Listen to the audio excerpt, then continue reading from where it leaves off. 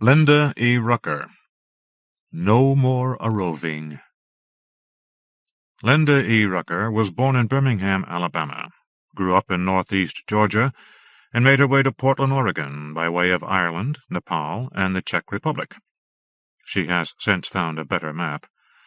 She has held, and continues to hold, much to her dismay, the usual motley assortment of writer's jobs, among them waitress, ESL teacher, research assistant, burrito maker, receptionist, proofreader, and monitor for the postal exam. Her two other published stories have both appeared in Britain's The Third Alternative magazine. With No More A-Roving, I was thinking of the kind of people you meet sometimes when you're travelling, explains the author. People who have been on the road for too many months or years and seem to have lost any sense of where they're going or why. Their lives have become little more than a random, disconnected series of occurrences, and they seem so jaded and dulled by their experiences. Yet it's as though they don't know what else to do with themselves any longer. I wondered what would happen if some of these people were mysteriously drawn to the same place, and what sort of place that would be. Parts of the western Irish coast feel like the end of the world to me. Also, I wanted to write something in the spirit of Robert Aikman, whom I admire greatly. I hope I succeeded. The Seagull Hostel wasn't mentioned in Paul's battered copy of Let's Go, but the Australians he'd drunk with back in Cork had recommended it to him, as had his last lift across the Dingle Peninsula. Now dusk had come and gone, and a good Irish mile or two out from town he'd begun to wonder if he hadn't been misled. The wind and the chill rain had redoubled their efforts against him, and the couple of cars out on the roads had flown past him in a spray of water. The backpack had seemed so light the first time he'd packed and hefted it. Now it sat like a ton of bricks across his shoulders and lower back. Perhaps he should hike back into town before it got too late, and blow his budget on some cramped, overpriced bed and breakfast. But there it was, after all, a signpost pointing him down a muddy lane to a rambling wooden structure. In the dark of the night it was merely an outline. It looked deserted. Paul swore under his breath as he approached it, but just as he was stepping up onto the porch, the door swung open before him. "Come in, love, you'll catch your death," and the dumpy middle-aged woman was pulling him in out of the elements. Paul's eyes took a few minutes to adjust to the room before him. Hostel sparse and dingy, a few old chairs, and a black-and-white television in one corner playing the theme to a soap opera. Sunny Australian voices ringing incongruously across the gloom. "Awful night for it," the woman commented needlessly. "Lucky you weren't knocked down by a car with no moon out there. Will you be wanting your own room or a bed in the dormitory, then?" "Dorm," he said. He'd get a night's sleep and head out in the morning. The Seagull, he realized now that he'd finally found it, was too far from town to suit him. Even a trip to the pub would require him to slog back through that endless wet rainy night. Hadn't the Australians described it as being closer in? Perhaps the name hadn't been the Seagull at all. Perhaps it had been the Sea Breeze or the Sea View. He might have missed his intended destination entirely in the storm. All the same, he might find someone interesting to talk to here, even a travelling companion. "Right, dear. £6.50. I'm Mrs. Ryan, and my girl Laura works from time to time, too. Kitchen's through that door there." She pointed. "We don't lock you out during the day, but we ask that if you'll be staying, you'll let us know by noon." Wandering past her down a short passageway and into the kitchen, he saw why he'd thought the place deserted. All the lit rooms were here at the back. Two girls sat giggling at a rough wooden table in the bare narrow room, spooning yogurt from tiny Yoplait containers. Paul lowered his backpack gratefully to the floor. He nodded at them, and they giggled in return. "I'm Paul," he said. "What's your names?" They were from Cork, they told him. Come here for work. Day in, day out, they gutted fish at one of the warehouses. 17 years old, and their faces were hard and flat, their accents so thick he had trouble understanding them. Their complacency depressed him. When he wasn't directly addressing them, they whispered to one another and giggled more. At what, he wondered? his relentless American desire to strike up a friendly conversation?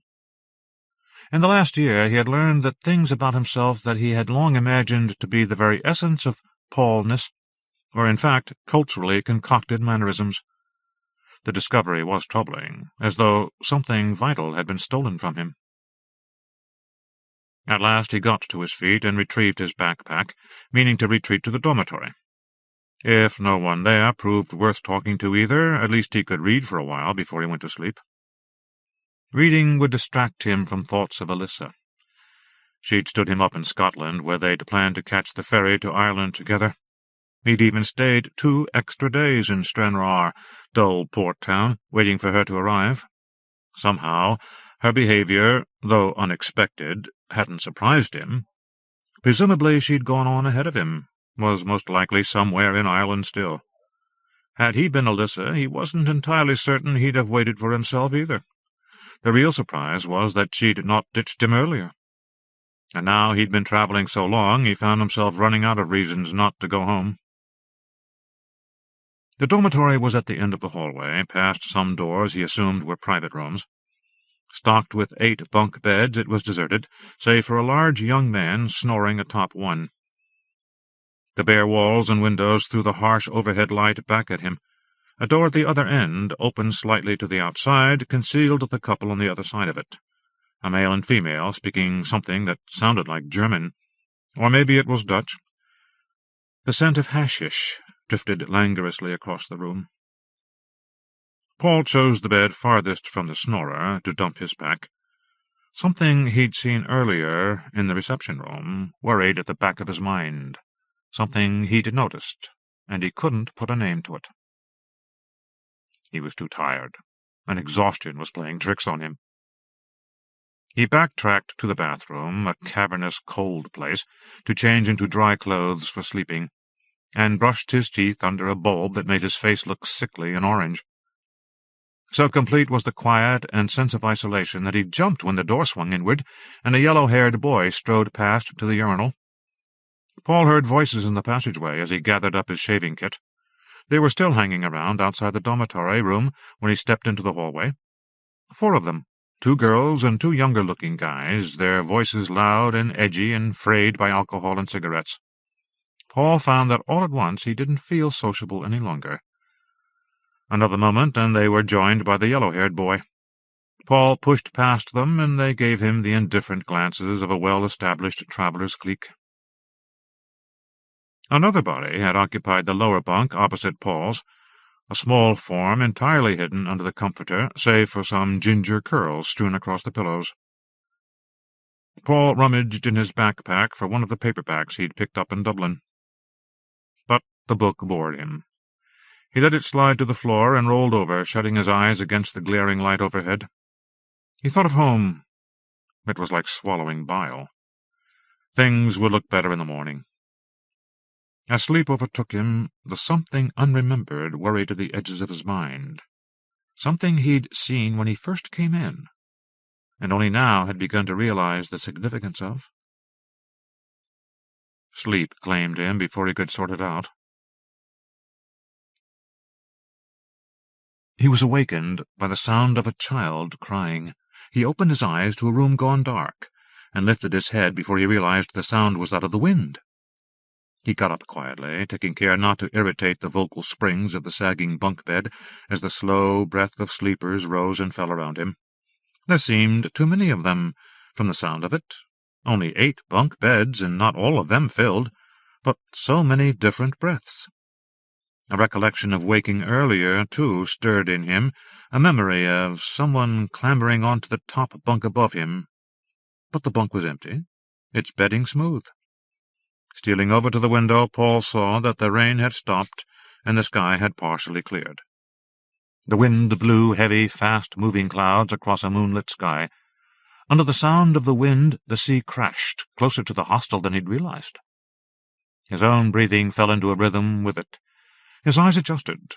Indeed, the sea lay just beyond, moonlight glinting off the water. Paul leaned closer, pressed his face against the glass as if that might aid his vision. Surely, he imagined, the tiny boat on the water, manned by several figures. Mere silhouettes in the moonlight. A rowboat. And somewhere out to sea, a distant glow, as if a lighthouse on some long deserted island kept its covenant to beam would-be sailors to safety.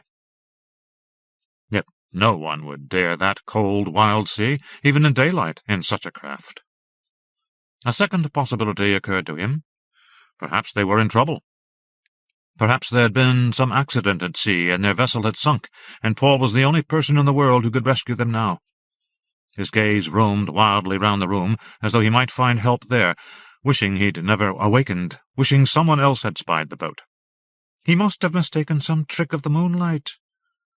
He would have to go outside, get closer to be certain. He felt his way along the wall till he found the door that had sat ajar earlier in the evening. He pulled hard on it, but it did not budge. Paul ran a hand over the knob, looking for some lock to be twisted, and above it in search of a deadbolt. Nothing. The surface of the knob and door were utterly smooth, yet as he tugged on the handle he felt not the slightest give. Panic settled over him like a dream. Back to the window. He must alert someone. But who? Would he wake someone in the room, race to the reception telephone, and phone the local police? But he no longer spied the boat. A trick of the light, indeed. He scanned the surface of the water, uncertain of what he was looking for. Sometimes, when he was very tired, dreams lingered like after-images. Surely that had happened tonight. The stillness closed round him again. Something in the hostel was not waiting for anything at all. He returned to his bed, where sleep came much later, and troubled. The next sound that awoke him was that of the heavy boy gasping his way through a round of calisthenics. In the harsher morning light, for the day dawned like slate, he saw that the boy was more of a man, at least in his late 20s or early 30s.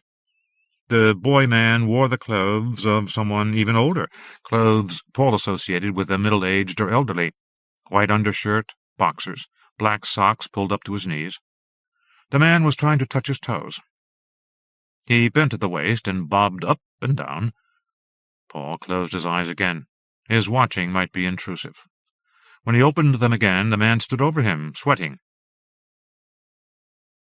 "Name's David," he said, sticking out a fat, sweaty palm for Paul to handle. "Welcome to the Seagull.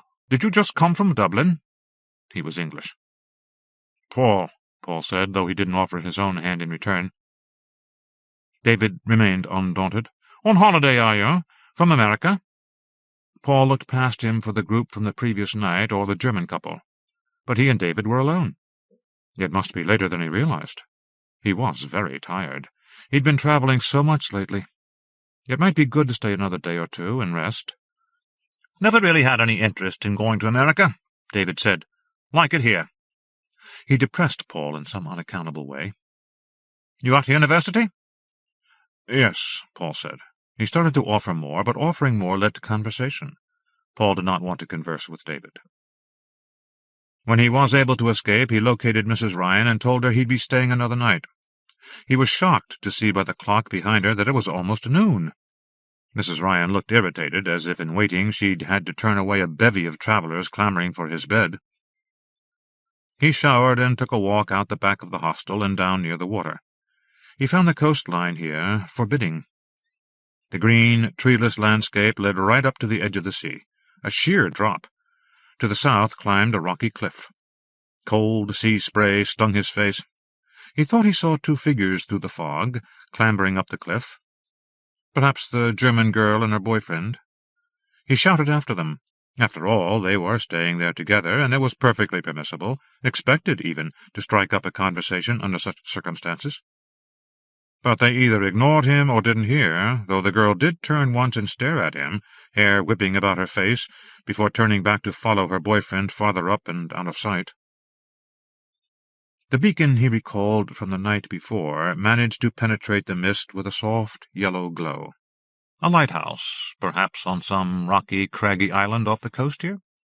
He would ask Mrs. Ryan about it later. If the light he'd seen was real, had the boat been as well? The dinghy caught his eye then, drawn up to the shore below, though he could see no way of getting down to it. Seeing it there surprised him. He'd have imagined that at some point high tide would obliterate the narrow stretch of beach, making it a gamble to leave anything there. And the choppy sea seemed hardly an ideal waterway for the poor craft. Paul shivered against the chill, and in the next moment recalled his dream of the night before.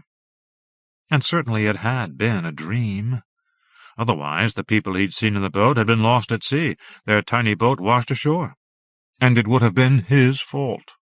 He tried to imagine it, adrift on that icy ocean, perhaps for days, perhaps worried that to come too close to the rocky cliffs dotting the shorelines there would break the boat up entirely, smash it against the rocks.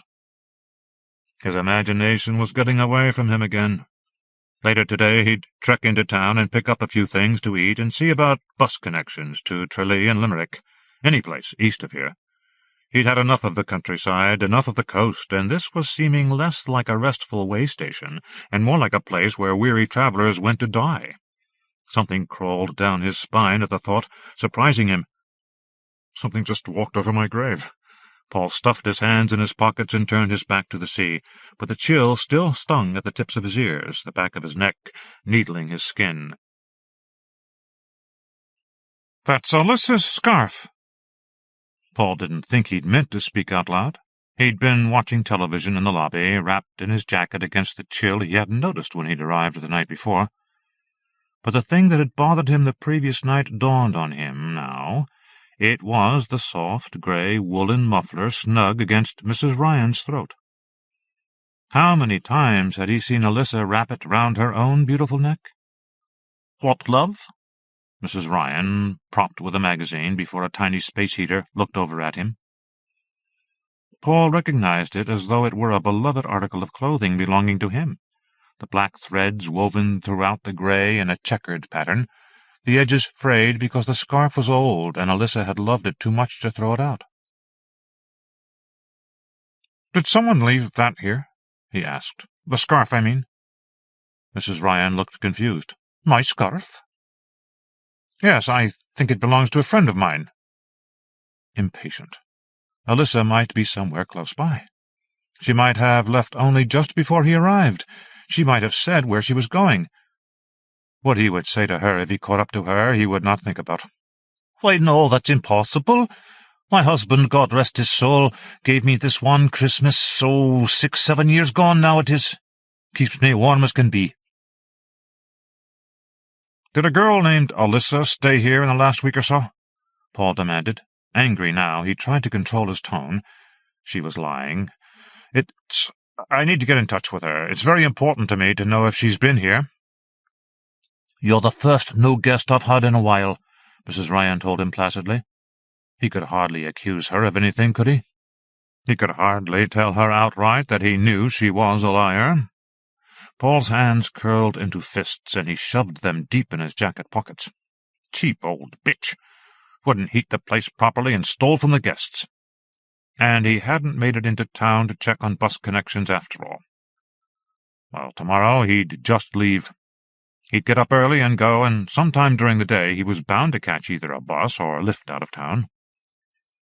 Paul pushed himself up from the chair and, without another word to Mrs. Ryan, stalked down the hallway to the dormitory.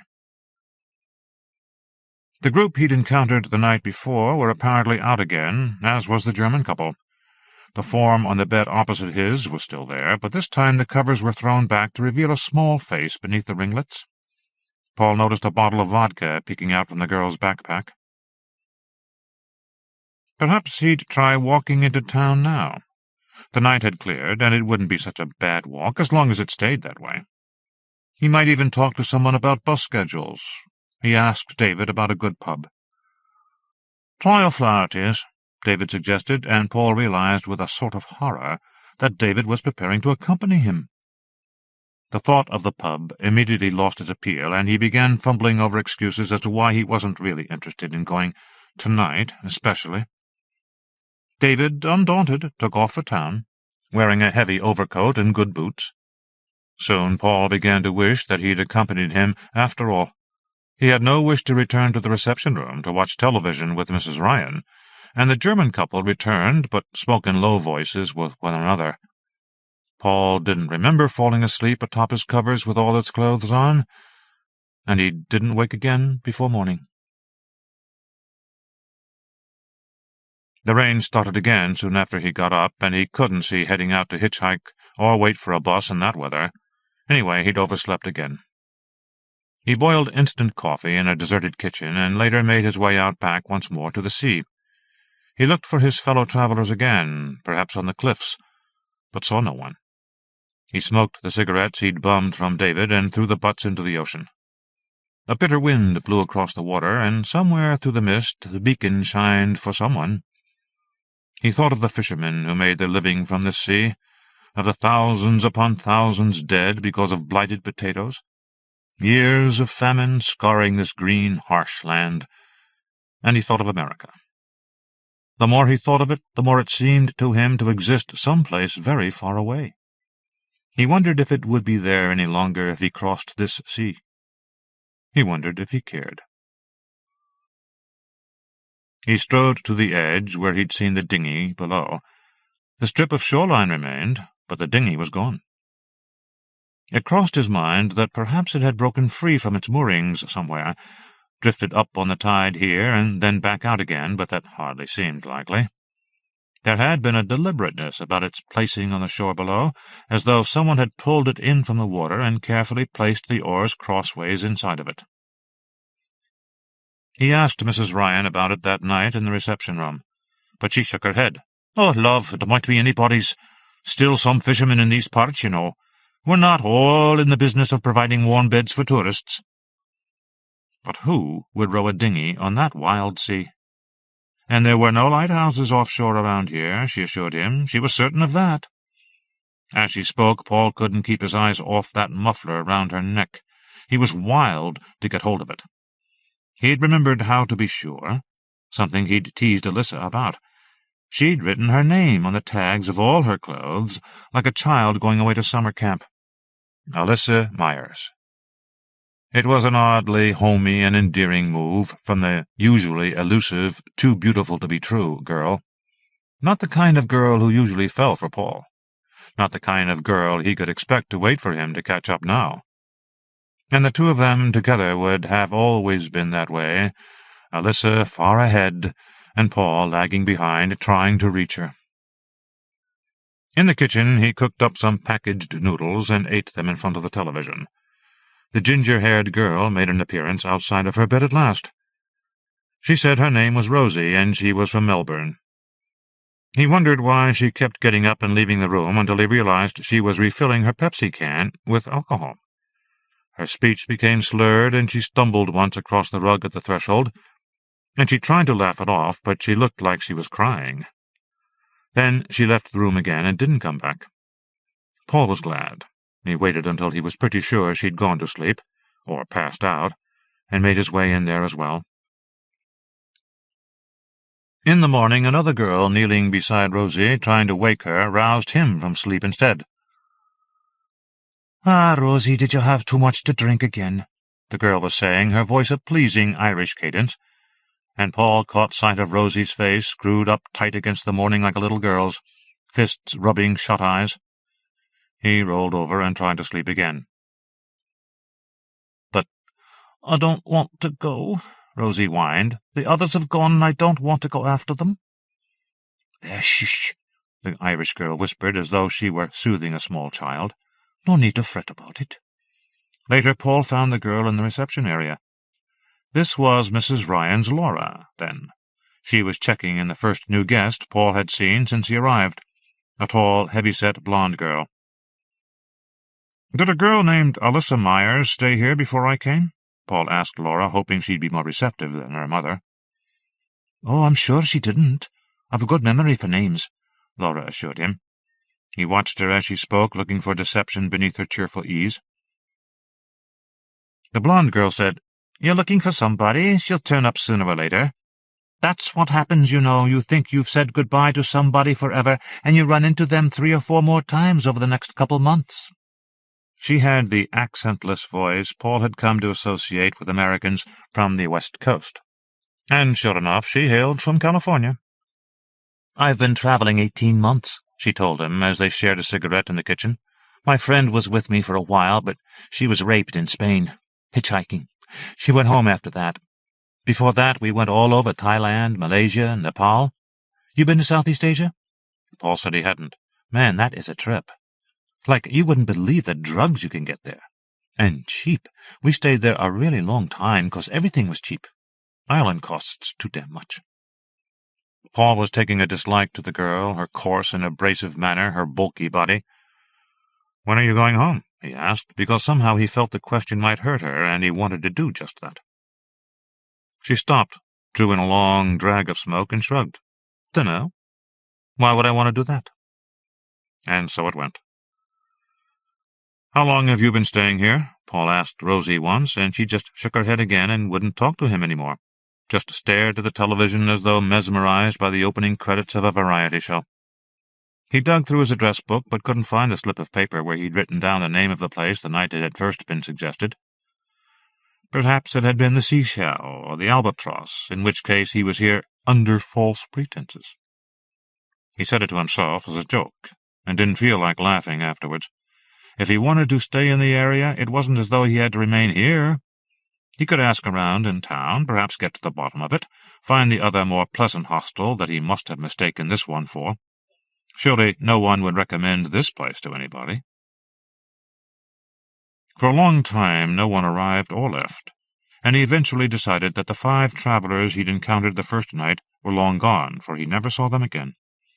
The German girl and boy spoke only to one another, even avoiding eye contact, so it was impossible to strike up a conversation naturally. Late one morning he caught sight of them climbing the cliffs again. He could catch up to them. Perhaps they'd been here long enough to remember Alyssa. They could hardly avoid him when it was only the 3 of them in that deserted landscape. And he was lonely. The other visitors depressed him. The cliffs were slick and dangerous, sprayed with seawater. The couple were far more sure-footed than he. He clambered across the rocks, ignoring caution, curiosity rendering him careless, and still kept them barely in sight. At last they seemed to slow a bit, so he was able to pick his way more carefully. A glorious view awaited him. Even in the gloom, or perhaps because of it, the seascape spread before him bespoke a beautiful desolation. It was in one of those moments, gazing about him, that he nearly lost them again. They had turned down a track, though, a path down the cliff. The way looked even more treacherous than the one he'd taken here. Paul might be able to follow them down, but he couldn't imagine making his way back up again. For a long moment he stood watching them helplessly. He realized that if they continued as they were going, they might reach the stretch of shoreline, if indeed it were possible to reach it at all. Surely that wasn't safe. The tides came in swiftly. They might be trapped, cut off, but his concern was not great enough to send him after them. Cowardice, he supposed. He winced as he thought the word, however accurate it might be. It was a trait he'd been able to conceal from Alyssa in the short time they'd known each other. It was just as well he'd lost her. She'd have found him out anyway. Paul waited until the couple re-emerged in a narrow, rocky spit of shoreline farther to his left. Until now he had not noticed the dinghy drawn up on the dry land there. The 2 of them shoved it off into the water, and the boy clambered in first, then helped the girl in. They both began to row, out to sea, away toward the light that beamed feebly but steadily somewhere in the mist. Eventually he lost track altogether of how many days he'd been at the hostel, and he approached Mrs. Ryan with some bills again. She took some of them and pushed back some change, which he pocketed. A thick haze had settled over everything, and Paul sensed October closing in on November. Dank winter would soon overcome the Emerald Isle. Now he woke shivering in the night. The comforter provided by the Seagull was insufficient against the chill of the unheated room. David began to have nightmares. Sometimes he would cry out in his sleep and thrash about. He still went out some evenings, always asking Paul to go along. But Paul had the feeling David wasn't going to the pub at all. He saw him in town on a trip he made in himself to purchase some supplies. David walked across the square with his overcoat flapping down around his ankles, and Paul called out to him, but David either didn't hear or ignored him. There were only the 4 of them left there, he and David, Rosie, and the American girl. He'd not noticed when the girls from Cork went away, but He had not seen them in a very long time. It no longer seemed curious to him that they rarely interacted, moving through the days as though each had erected an invisible but impenetrable barrier against the others. One day Paul found himself sitting on his bunk composing a letter to his sister. He broke down crying. He wanted to go home. He paced up and down the room, cursing this grey, inhospitable place, these people who flitted like ghosts here. He felt frantic to phone the airlines, to go screaming across the Atlantic and home again. He became panicked. Some nights before he'd dreamed of a mushroom cloud, and he wept, imagining this the last place left in all the world, and them the only people. He finished his letter to Robin, assuring her he'd be home soon. He just needed to make arrangements. As a matter of fact, he concluded optimistically, you'll probably already have heard from me by phone by the time you get this. The words would be a talisman. He gave the letter to Mrs. Ryan for posting. Afterwards he thought better of it, but when he asked her about it, she stared at him with stolid incomprehension and said, "Postman took it." She still wore that scarf twisted defiantly about her neck, and Paul realized he no longer needed to look at any sort of label on it to confirm that it belonged to Alyssa. And he'd lost so much time here there was no hope of ever catching up to her. "I'm heading back soon," he told David, who did his exercises faithfully this morning, as every morning. David lifted his head to look at him, red-faced. "You'll be leaving, then?" "Looks that way," Paul said. "Got to get back to school. See my family again. My sister was pregnant, last I heard. Probably I'm an uncle now." It felt funny to say it. He walked into town and checked the bus schedules, arranged to take one into Tralee and from there to Limerick. The lazy appeal of hitchhiking had vanished. He thanked Mrs. Ryan for her hospitality and informed her he'd be leaving early the next morning. The wind and the sea woke him in the night, just as they had the first night he'd spent here. This night, however, was moonless. No figures on the water to frighten him, no restless breathing in the room about him. But the sea was louder than ever before, the crashing of its waves palpably close, as though he could reach out through the window and dip his hand in those cold waters. Paul woke again at dawn, before the others, and slipped outside. He'd smoked his last cigarette the night before, and so he stood staring out at the water, nothing to do but gaze at the beam of light. He climbed up the cliffs, as the German girl and her boyfriend had done, and scrambled down the slick path to the shore. He found the dinghy waiting there for him, a solid wooden vessel, splintery planks for seats. At one time he wouldn't have trusted it to take him across a pond. But this was different. Paul zipped his coat tighter against the winds that blew in across the water, and pulled on gloves. Rowing was difficult when the cold numbed your hands, though he wasn't really sure how much rowing he would have to do. He pushed the boat most of the way into the water. He tried to climb in, still standing on dry land, but the boat tipped sideways and threatened to spill him into the sea as soon as he transferred all his weight. He would have to wade in up to his shins. He gasped as the icy waters lapped at his jeans and seeped through to his skin. Paul couldn't remember having handled a boat at all before. After a couple of false starts in which he merely bobbed on the water and went in circles, he got the hang of it. Strong, slow, steady strokes sent him gliding against the current, against the constant breaking of the waves in toward land. In the distance he could see it, the beam of light guiding his way. A chilling gust blew across him.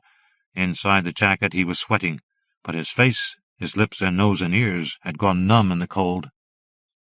Traveling, he'd always tried to remain on the move. Paul kept rowing. The wind stung his eyes and extracted tears. Soon his destination would become clear. The mist closed behind him, and the land slipped away, and the glow beckoned him onward in the grey winter morn. Graham Joyce. First, Catch Your Demon. Graham Joyce is a 4 times winner of the British Fantasy Society's August Derleth Award for Best Novel, for Dark Sister, Requiem, The Tooth Fairy, and Indigo. His other books include Dreamside, House of Lost Dreams, The Storm Watcher, the young adult science fiction novel Spider Bite, and the novella Leningrad Nights. In 2001, Subterranean Press published Joyce's chapbook Black Dust, while his novel Smoking Poppy appeared from Gollancz in the UK and pocketbooks in America. His latest novel, The Facts of Life, is from the same publishers. This story is set in the scorpion-infested house I lived in on the Greek island of Lesbos in 1988, the author remembers. Before I knew about the scorpions in the house, I was awakened one night by a bad dream and the word scorpion on my lips. I lit the oil lamp and saw 3 of the creatures on the wall, just as described in this tale. I must have known they were there because some dark instinct jolted me awake. I sat upright in bed. The shutters were closed against the sirocco heat, and there wasn't even the light from a single star. Fumbling for the matches I kept at the side of the bed, I lit an oil lamp. Not until then did I feel confident enough to swing my legs out of the bed without stepping on one of the disgusting things. I lit 2 other oil lamps, and the flame dancing behind each glass dispatched skittering shadows across the floor. Not helping at all. It was stifling. I opened the wooden shutters, and the heat rolled over me. It was 4 a.m. I looked under the bed. I looked behind the cupboard. I lifted the mat at the door. I knew they were there somewhere because a voice in my dreams had warned me, and I intend to take these things seriously. I didn't know whether to walk down to the water, to throw myself in, or try to go back to sleep. Then I saw them. 3 of them. My grandmother used to have 3 ceramic flying ducks on her living-room wall. In the 80s, it was ironic kitsch to display 3 Volkswagen Beetles, or 3 Supermen flying in strict formation. Such is our cleverness. But here, in my beach house on the Greek island of Carpathos, I'd managed to trump all that with 3 live scorpions. In ascending order: big, bigger, biggest. The largest not more than 6 inches away from where my dreaming head had slumbered moments earlier. We should trust our dreams. They are trying to help us. Well, I didn't like them, the scorpions. I'd heard they liked to get into shoes and other warm, moist places.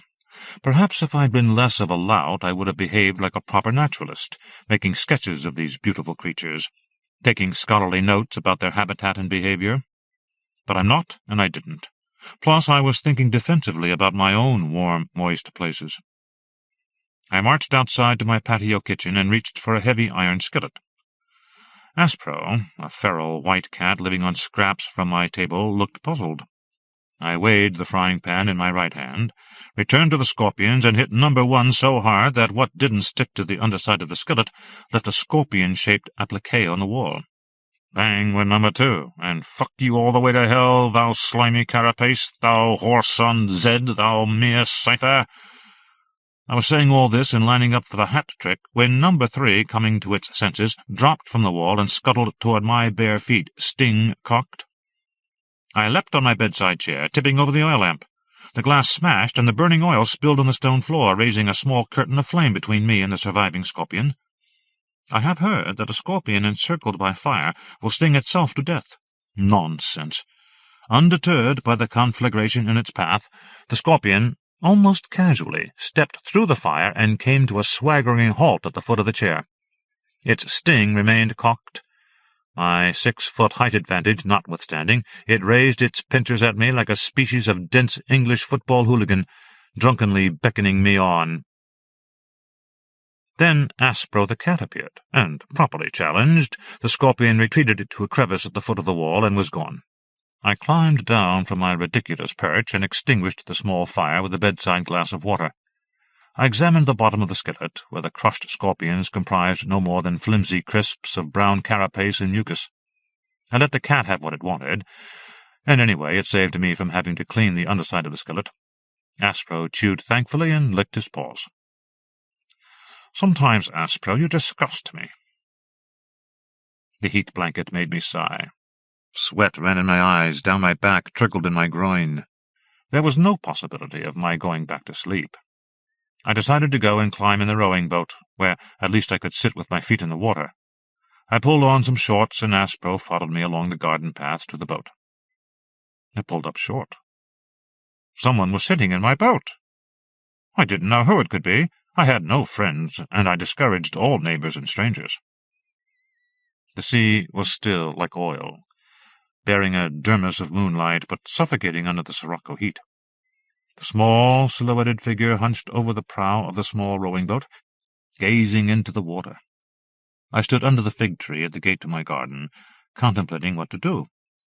Aspro looked up at me as if to say, "What next?" "You're in my boat," I said rather fiercely. "I don't like visitors, invited or otherwise. I don't like people bothering me. I expected the intruder to be startled, or to spin round, or to take fright in some way. But the figure continued to gaze into the water. "Yes?" It was a woman's voice. I took a few steps closer, and I pulled up for a second time. There was a naked woman in my boat. "You're in my boat," I repeated, stupidly. This time she turned languidly to face me. She sat with her knees drawn up together under her chin. "You don't mind?" It wasn't a question, it was a statement. Actually, I did mind. I didn't want anyone around my place. Least of all a woman. Least of all a naked woman. I had to make an effort to avert my eyes from her breasts and the plump curve of her legs. Her lustrous black hair was cut in a fashionable bob. Her dark eyes trawled me with sensual laziness. She made no effort to cover herself. Indeed, I couldn't see any clothes with which she might. "Look, if it really upsets you, I'll get out of your boat," she said. She stood up. Her skin was slightly wet. The weak moonlight slithered along her flanks like phosphorescence, and her pubic bush glimmered with droplets of seawater. I felt pity. "No, you don't have to get out. I was just startled to see you there." She sat down again. "I've been swimming to get out of the heat." "Alone? You shouldn't swim at night alone. There are currents." "You're concerned for me? That's nice. But I wasn't alone. I went swimming with my 2 sisters. But when I turned around, I couldn't find them." "Where? Where did you swim from?" She gestured vaguely in the direction of Mesahori, where the illumined, whitewashed church squatted on a freakish outcrop of rock. I doubted she'd swum that far, but I didn't say anything. "Go get some wine from your house. Let's drink together." I was taken aback by her commanding tone, so much so that I found myself returning to my kitchen for a bottle and 2 beakers. I also found her a towel. "I don't have a cooler," I said grumpily on returning to the boat. I tossed her the towel. "Does it bother you?" "Please, just cover up." "I meant, does it bother you living without electricity?" "Not at all. If you live without electricity, you let other things into your life. Cheers." "Cheers to you." Her name was Sasha. When she told me she was a writer, I felt my teeth grinding. The writers I have known have all been drunks, dreamers, deceivers, and frauds. That was just the successful ones. I should know. I was an editor. I was the one who had to deal with these whining, self-centered, immature psychopaths for a living. Anyway, after divulging this piece of information, she looked at me in anticipation of the usual questions. Perhaps she expected me to be interested, but I let it go. We smoked cigarettes and drank the wine. The moon's image floated unbroken on the water. After a while, Sasha produced a battered-looking reefer and asked me for a light. She took a deep toke before passing it to me. There was something disturbing about Sasha, something sexually ambiguous. She was simultaneously attractive and repulsive.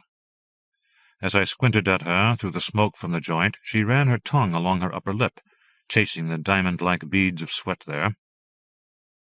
Meanwhile, I inhaled the smoke deeply and held it back for a long time, trying to impress myself. The smoke itself had a peculiar taste and odor. That is, another odor, beyond the obvious scent of the beneficial herb. I couldn't put my finger on it. "If you swam here," it suddenly occurred to me to ask, "how did you keep the reefer dry?" She took the joint and inhaled it passionately, holding my gaze until she blew out a plume of smoke. Then she winked.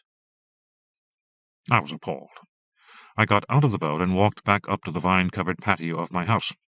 I had a hammock slung there, and I slumped into it. When I opened my eyes, she was sitting nearby in a wicker chair, with her knees drawn up under her chin. I don't know why I bothered to give her the towel. I had an unpleasant thought. "You should be careful," I said. "This place is infested with scorpions." "Excellent. Where? Show me." I was a little taken aback by this response, though I lazily indicated that they were crawling all over the shop. "Got a jar?" she said, springing to her feet.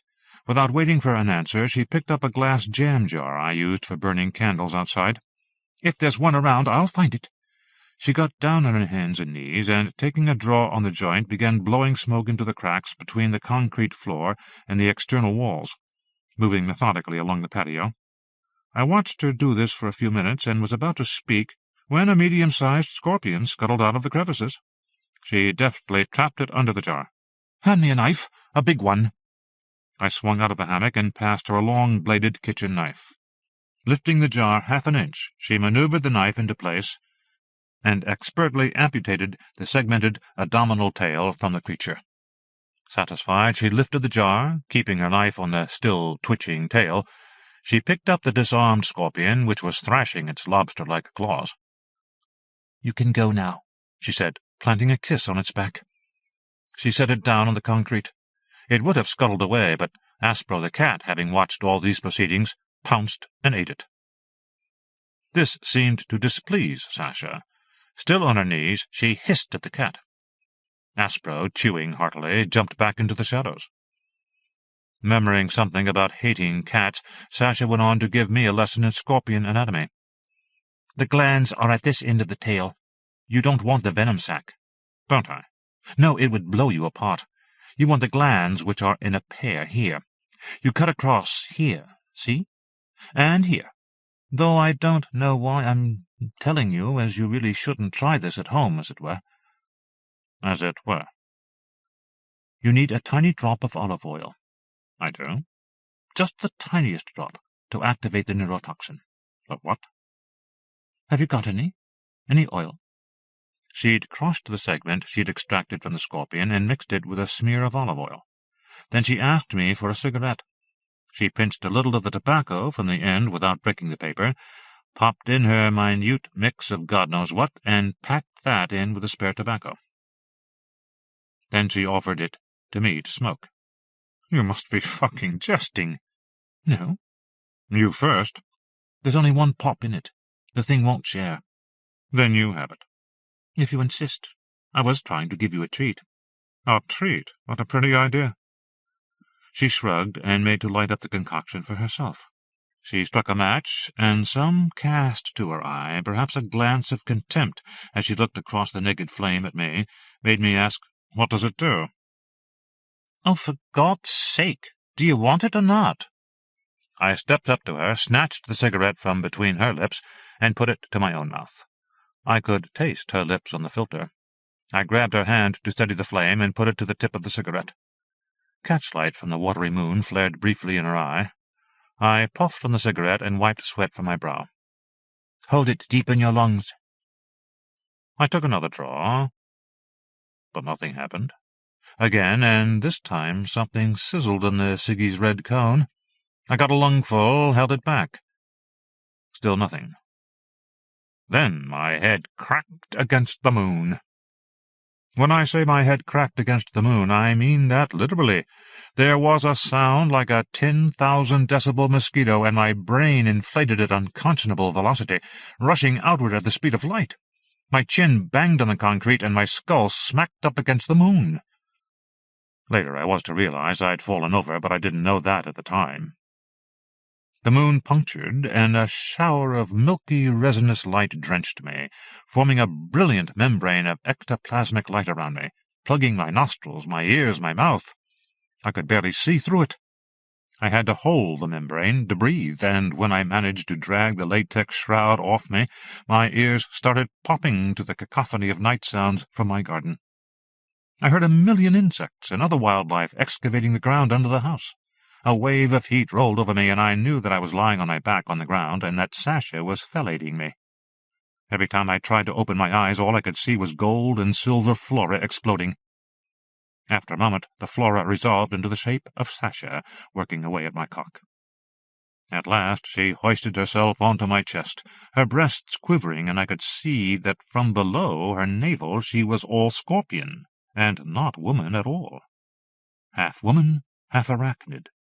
She had human arms in place of the scorpion's lobster-like claws, but her body trailed 8 legs. I shuddered and gagged. She wiped her mouth with the back of her hand and smiled at me.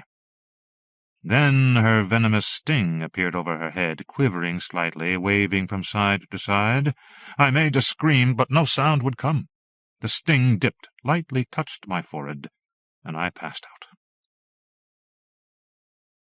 When I came round, it was morning, and the bright sunlight lancing through the open shutters hurt my eyes. Someone clattered a pot in my patio kitchen. I swung my legs out of bed, and my vision suffered from a slight strobe effect. My dick was rather sore, but apart from these things I felt quite well. I started to pull on some jeans that were lying on the floor.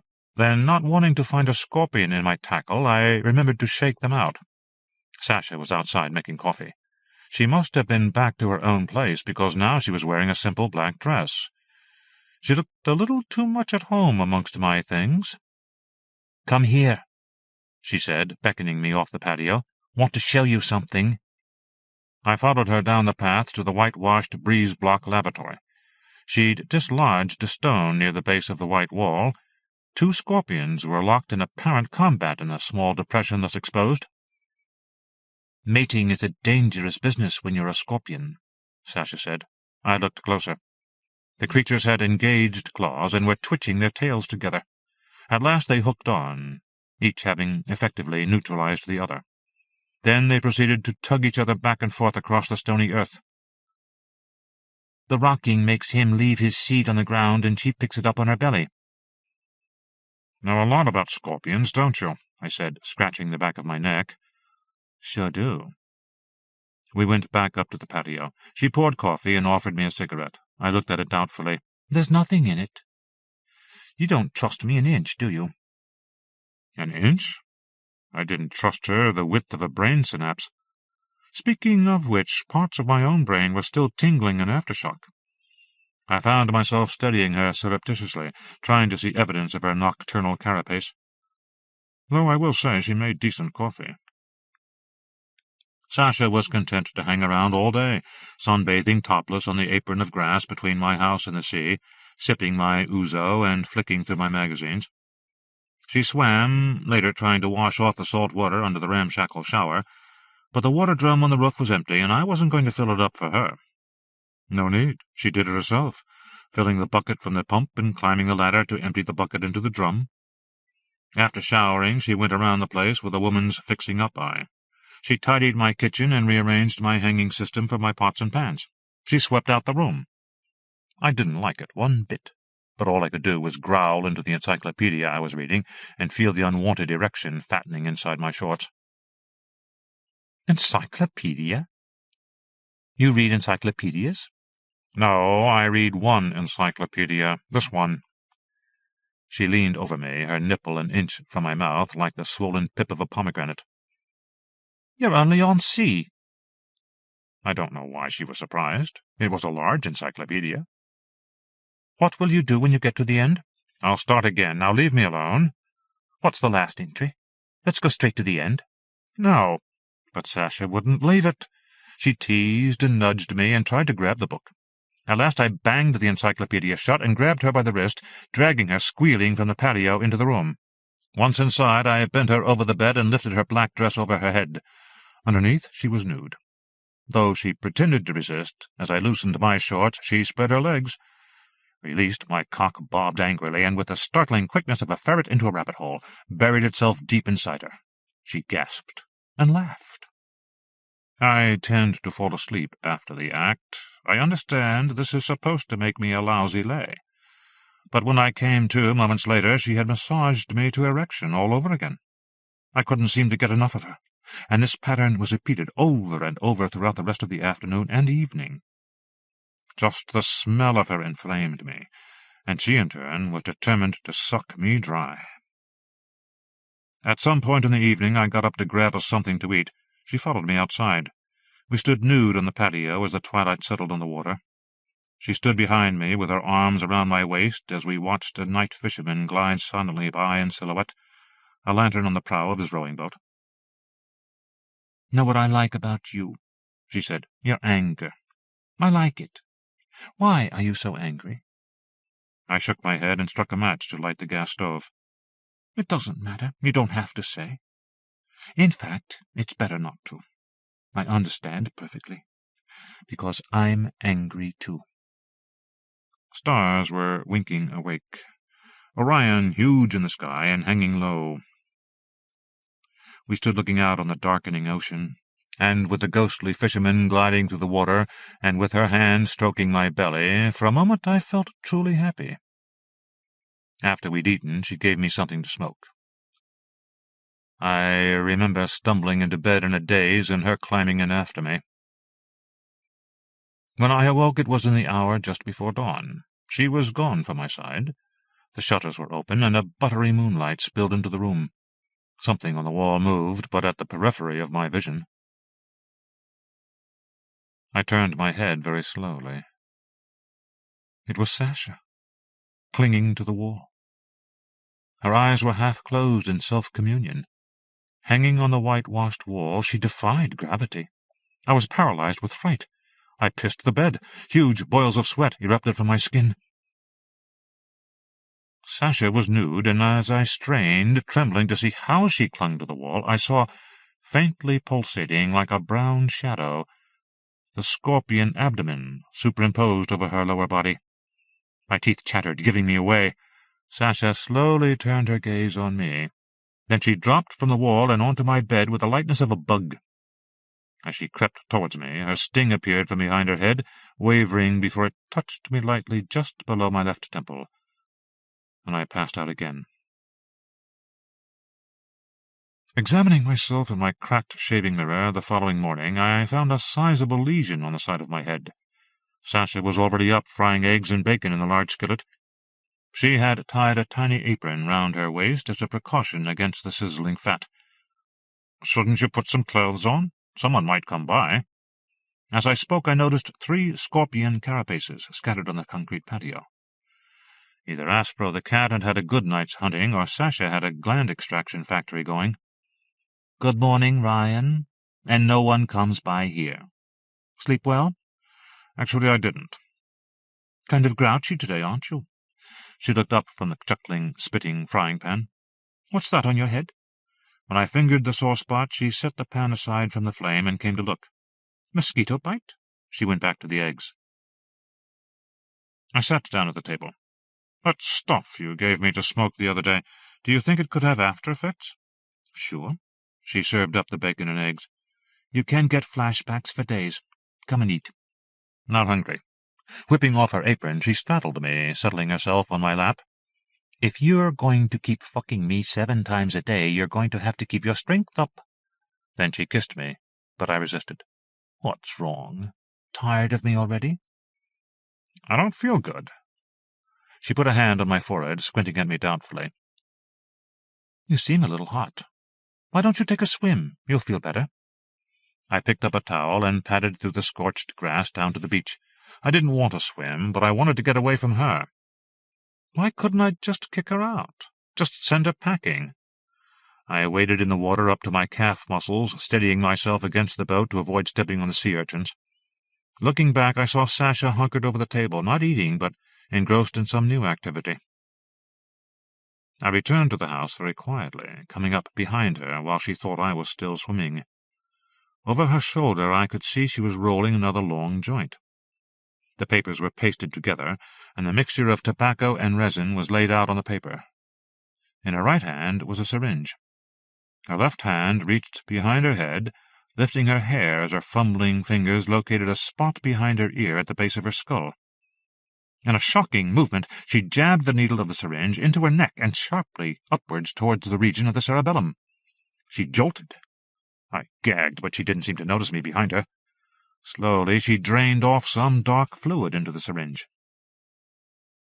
When she was done, she made as if to squirt the fluid from the syringe onto the contents of the joint. "What are you doing?"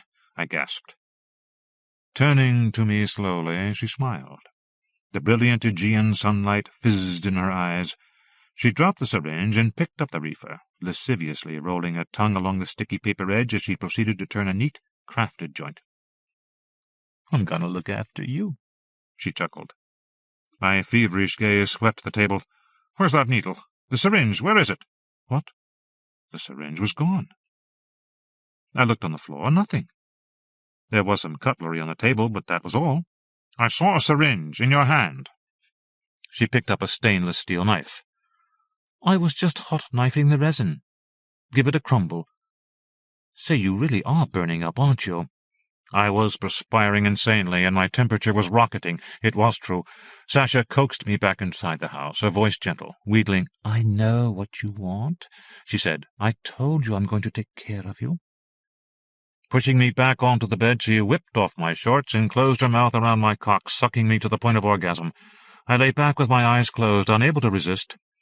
At the instant I ejaculated into her mouth, she produced the syringe from somewhere, and bringing it down hard from above her head before swinging it round in a curving thrust, jammed it into my buttock. I was still screaming when the hit came. The first thing that happened was that I felt a scorching heat, and my body crackled like cellophane in a fire. I was flung up in the air and out of the house. The roof blew outwards in a million tiny fragments.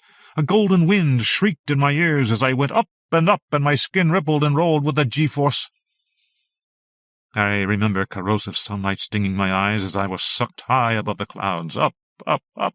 I went ripping up through the stratosphere, through night-shining clouds, and then on up into a sable darkness, passing through rises and falls of temperature, until finally I passed through an exit zone of the atmosphere itself and into space.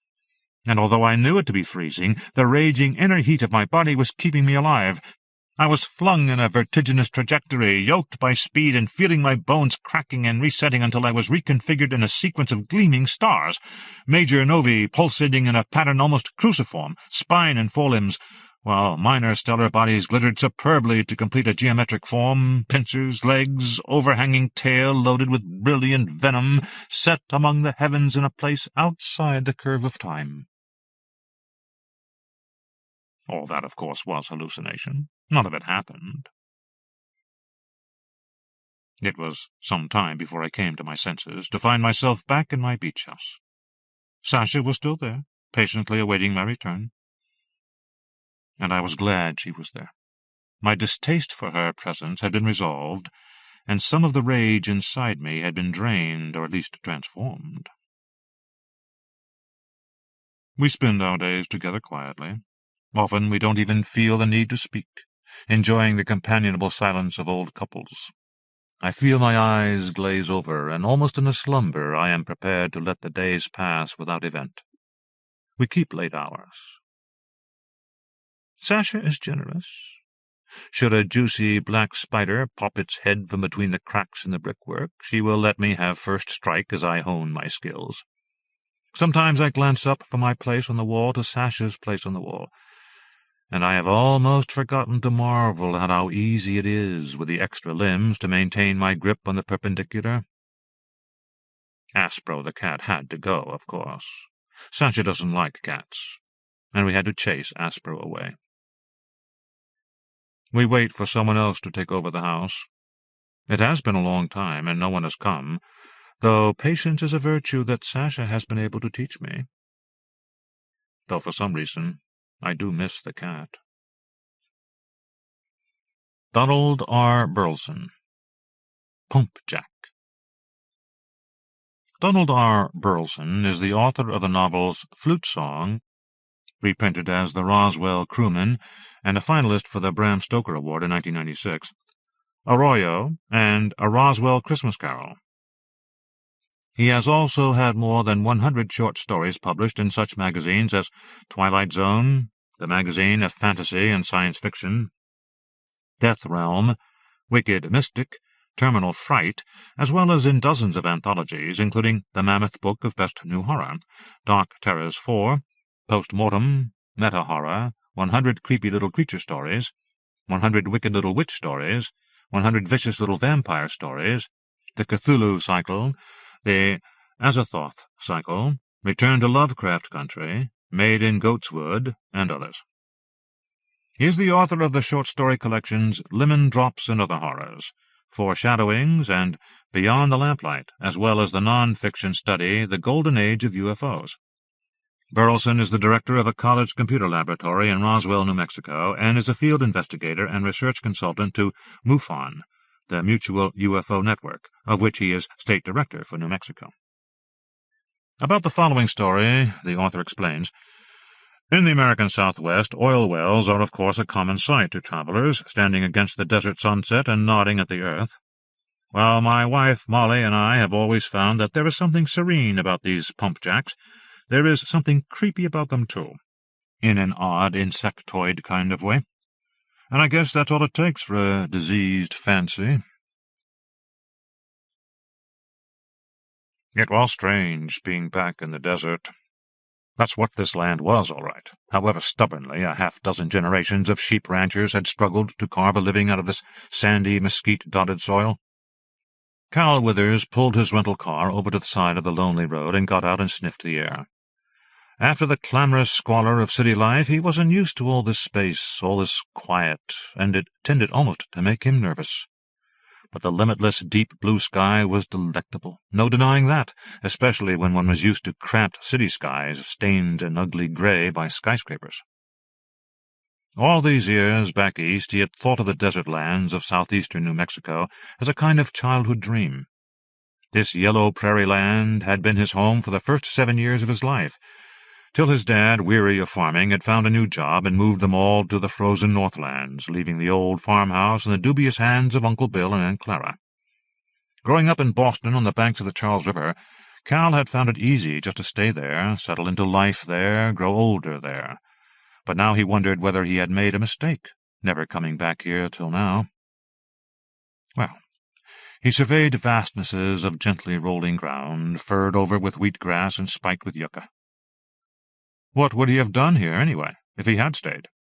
Would he have had the patience to coax a living out of this ground, tend ragtag herds of sheep, run a ranch like nearly all his family before him? He wondered. Probably not, the truth to tell. It took a different kind of mentality to live like that.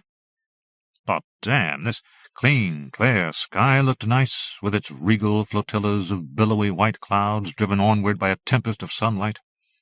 High above him, a hawk fell across the sky like a meteor, spread its wings, wheeled, and was gone, fluttering into the sun. Somewhere nearby, grasshoppers ratcheted lustily. Even in late October the air was warm and the land bristled with desert life. The place really brought back all the fond old memories.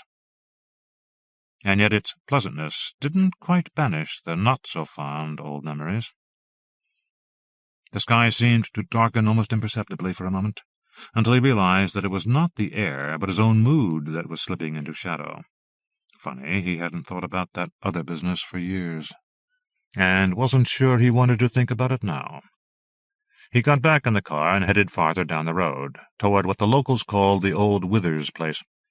If he had his bearings straight, the venerable wood-frame house wouldn't creep into view for several miles yet, and even then would only barely be visible from the road, a gabled gnome nestled back in a wilderness of chaparral. He would be there in a few minutes, and felt rather curious to see the old place again. But another sight greeted him first. Here and there, now, at great intervals on both sides of the road, stood the eternal profiles of little oil wells. There had never been any wells drilled on the Withers property, so far as he had ever heard, but you saw them all over the county, pretty much, here, there, one bundle of hope or another, pumping, imploring the ground for oil. These were the first wells he had seen in all the years since he was a child here. He stopped the car again, got out, leaned against a jagged post, and watched a nearby pump-jack, perhaps only 100 feet from the road. Somehow he had always found these things lulling, comforting, almost meditative to watch. Except when he remembered— But why dwell on that? Inane old stories, the wide-eyed foolishness of infancy. For now he was content to watch the grasshopper-like head of the pump-jack on the end of its long beam, nodding, nodding, nodding to the earth, piercing the desert soil again and again with its drilling rod like the proboscis of some strange, hungry insect. Off in the distance, humming among waving seas of chemiza, other insect heads slowly nodded and nodded, probing the dry earth to their own tune and the tune of the sighing wind. There was no other sound, no other motion. It was like a scene in a dream, a bit of theatre on a stage at the end of the earth. Rousing himself, he drove on down the road, finally spotting the old two-story house off at the end of a bumpy drive to the right. Arriving in a cloud of yellow dust, he parked beside a rocky ridge near the house and clumped up onto the creaky wooden porch. He had stopped in town for the key, but he needn't have bothered. The door was open. Out here, where one measured the distance to one's nearest neighbor in miles, what did it matter? At his push, the door swung inward with an osseous creak, intruding upon shadow. In the window beside the door, the truculent fat face of Uncle Bill hung, scowling. But no, this was only a crumpled place in the brittle paper shade, an imagined face staring, but not seeing, then not even staring. Uncle Bill and Aunt Clara were dead. If there was any certainty in the world, it was that their faces would not be present at dinner. Cal took a breath and stepped inside. He switched on a light and looked around. It wasn't quite as bad as he'd expected, but bad enough, though there was no way of knowing how much of the general neglect here was due to an aging Bill and Clara's laxness at housekeeping, and how much was due to the fact that the house had sat empty for several months. Good thing he had arranged for the power to be on, because the place was morbid enough even in the light. Sea-bottom mantles of dust swam everywhere, undulating, blanketing the furniture, obscuring corners and angles. Old papers, clothes, rags, and nondescript debris cluttered the corners, the floors. The house smelled sour, and Cal pulled up a shade and pried open a window. No question he had some cleaning up to do if he was ever going to sell this place. But who would buy it out here? He cleared a path through the clutter and went down the hall toward the back of the house to the kitchen. Amazing how clearly he remembered where everything was. Nothing much seemed to have changed all these years. The refrigerator was an addition, but the old stove was the same, only more battered-looking now. He hoped the butane tanks weren't empty, as he would have to bring his bag of groceries in from the car and do some cooking tonight. For now he had a lot to do, and figured he might as well be about it. Retrieving plastic trash bags from the car, he started making his way through the house, filling the bags, some with trash and some with things to take into Hobbs some time later to give to charity. Clothing, extra sets of dishes, a few books, countless odds and ends. What he was supposed to do with the furniture was a mystery. He didn't want any of this stuff himself. His own life had collected enough barnacle-clinging detritus without taking on anyone else's. By the time he had made an initial pass through all the downstairs rooms, he had filled several bags, and they stood bulging in a row along the porch now like a strange gaggle of plump children. There were only 2 bedrooms and a bathroom upstairs, and Cal could see to those tomorrow. It was nearly sundown, and he was getting hungry. Cooking a meal here wasn't quite the unpleasant chore he had somehow expected it to be. After washing his dishes, he tamped some tobacco into his pipe and strolled outside and down the drive toward the road, and sat on a rock and smoked. He wanted to see the desert sunset. Its explosion of color didn't disappoint him. In the west, long filaments of lithe cloud glowed red and gold and orange. Behind him, when he looked around, the distant windows of the old house gave the light back like pairs of feral eyes. For a few fleeting moments the effect of the sunset extended to the entire sky, painting wisps of cloud even on the opposite horizon in salmon-pink hues against the deepening blue, like pastel watercolors. Everywhere but in the west the colors faded quickly to purplish-black, but in the west it was another half-hour before the crimson oven-glow of the sky paled to a faint memory, then went out like embers. And then it was night. Real night. Night in the desert. It came back to him now what that was like. The sky became a great vaulted dome, frosted with stars. How open it was! How fathomless, an infinite black sea which one felt might come crashing down in titanic waves. One felt like an exhibit on black velvet here. The overarching window of heaven was open, and all the universe looked on by starlight. Not that the stars provided much in the way of light, he thought, getting up and making his way back to the path. Though he was facing the house now, he couldn't make out the faintest outline of it. Even the desert terrain immediately around him was the vaguest of ghost impressions, dark against dark. He rather wished the moon was out. As he started walking, the path somehow seemed rockier than before. In the inky dark, his feet from time to time stumbled against large stones. This in itself was disorienting, and besides, the path must have branched, because by the time he had trudged through stony sand long enough easily to take himself back to the porch steps, he wasn't back there, but was staring out only at more blackness, more night. Surely this was at least approximately the way back to the house, though he might have been a little confused in the dark. He eased forward, feeling his slow way with his feet on what he hoped was still the path.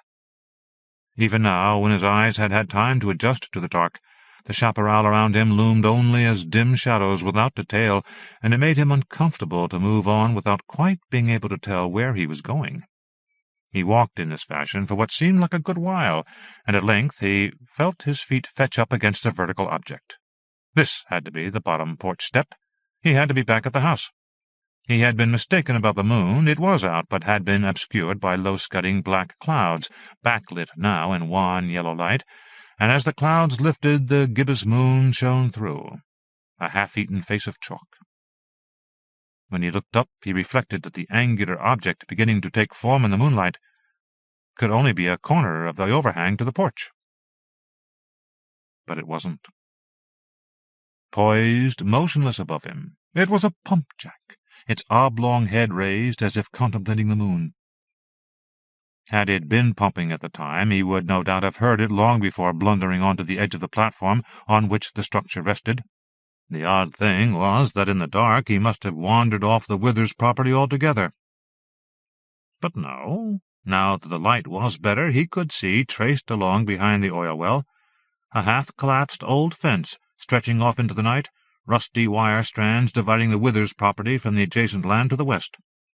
And the pump-jack was on this side of the fence. Did the fence, some yards back, look trampled down? How could it be? He must have been mistaken about the location of the pump-jack. Suddenly the sight of it, that sardonic metal head atop its walking beam, filled him with nameless panic, and it wasn't until he had backed away from it and sprinted across the chaparral to the house and bounded up the steps, past the procession of trash-bags and through the door, and had slammed and latched the door behind him. It wasn't until then that he thought consciously about what it was that was bothering him. Pulling the brittle shades down to shut out the night, he realized now that it must have been bothering him all along, ever since he saw the area again, maybe even before. It was the old story of Pump-Jack, with a capital P and a capital J. It had never been clear to him, either when he was a child or later, whether this bizarre story was merely a family foible or a folk tale of wider currency. In any case, Uncle Bill and Grandpa Willis used to terrify him with endless accounts of Pump-Jack, the wayward oil well that wouldn't keep to its proper place, but tore out of its moorings and moved around at night, seeking, Uncle Bill warned him with great solemnity, seeking someone to punish. Bad little children were its favorite feast. And if it caught you, Grandpa intoned ominously as Aunt Clara fluttered her hands, well, sir, if it caught you, it would pounce upon you with its uprooted metal feet and drive its pumping rod straight into your heart like a giant mosquito, and suck your body dry of blood, leaving you lying desiccated upon the sand, dry and dead as a lizard. Cal snorted, going around and pulling more shades down, though he was not sure why he did so, since no one would be likely to be peering in at him, out here in the middle of nowhere in the dark of night. Pump-Jack and his nocturnal feastings, perfectly delightful tales to tell an impressionable child. What in the world was wrong with Grandpa and Uncle Bill and the others? At least his own father had disapproved of such frightful storytelling. His father just might have been one of the few sane people in the family when you got right down to it.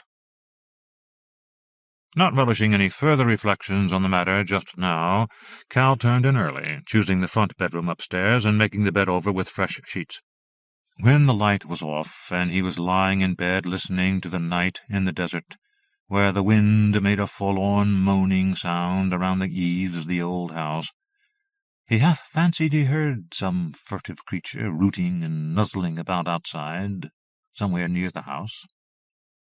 But he fell asleep before he could worry about it, and apparently dreamed of things strange and vaguely disturbing, though he couldn't quite remember them in the morning.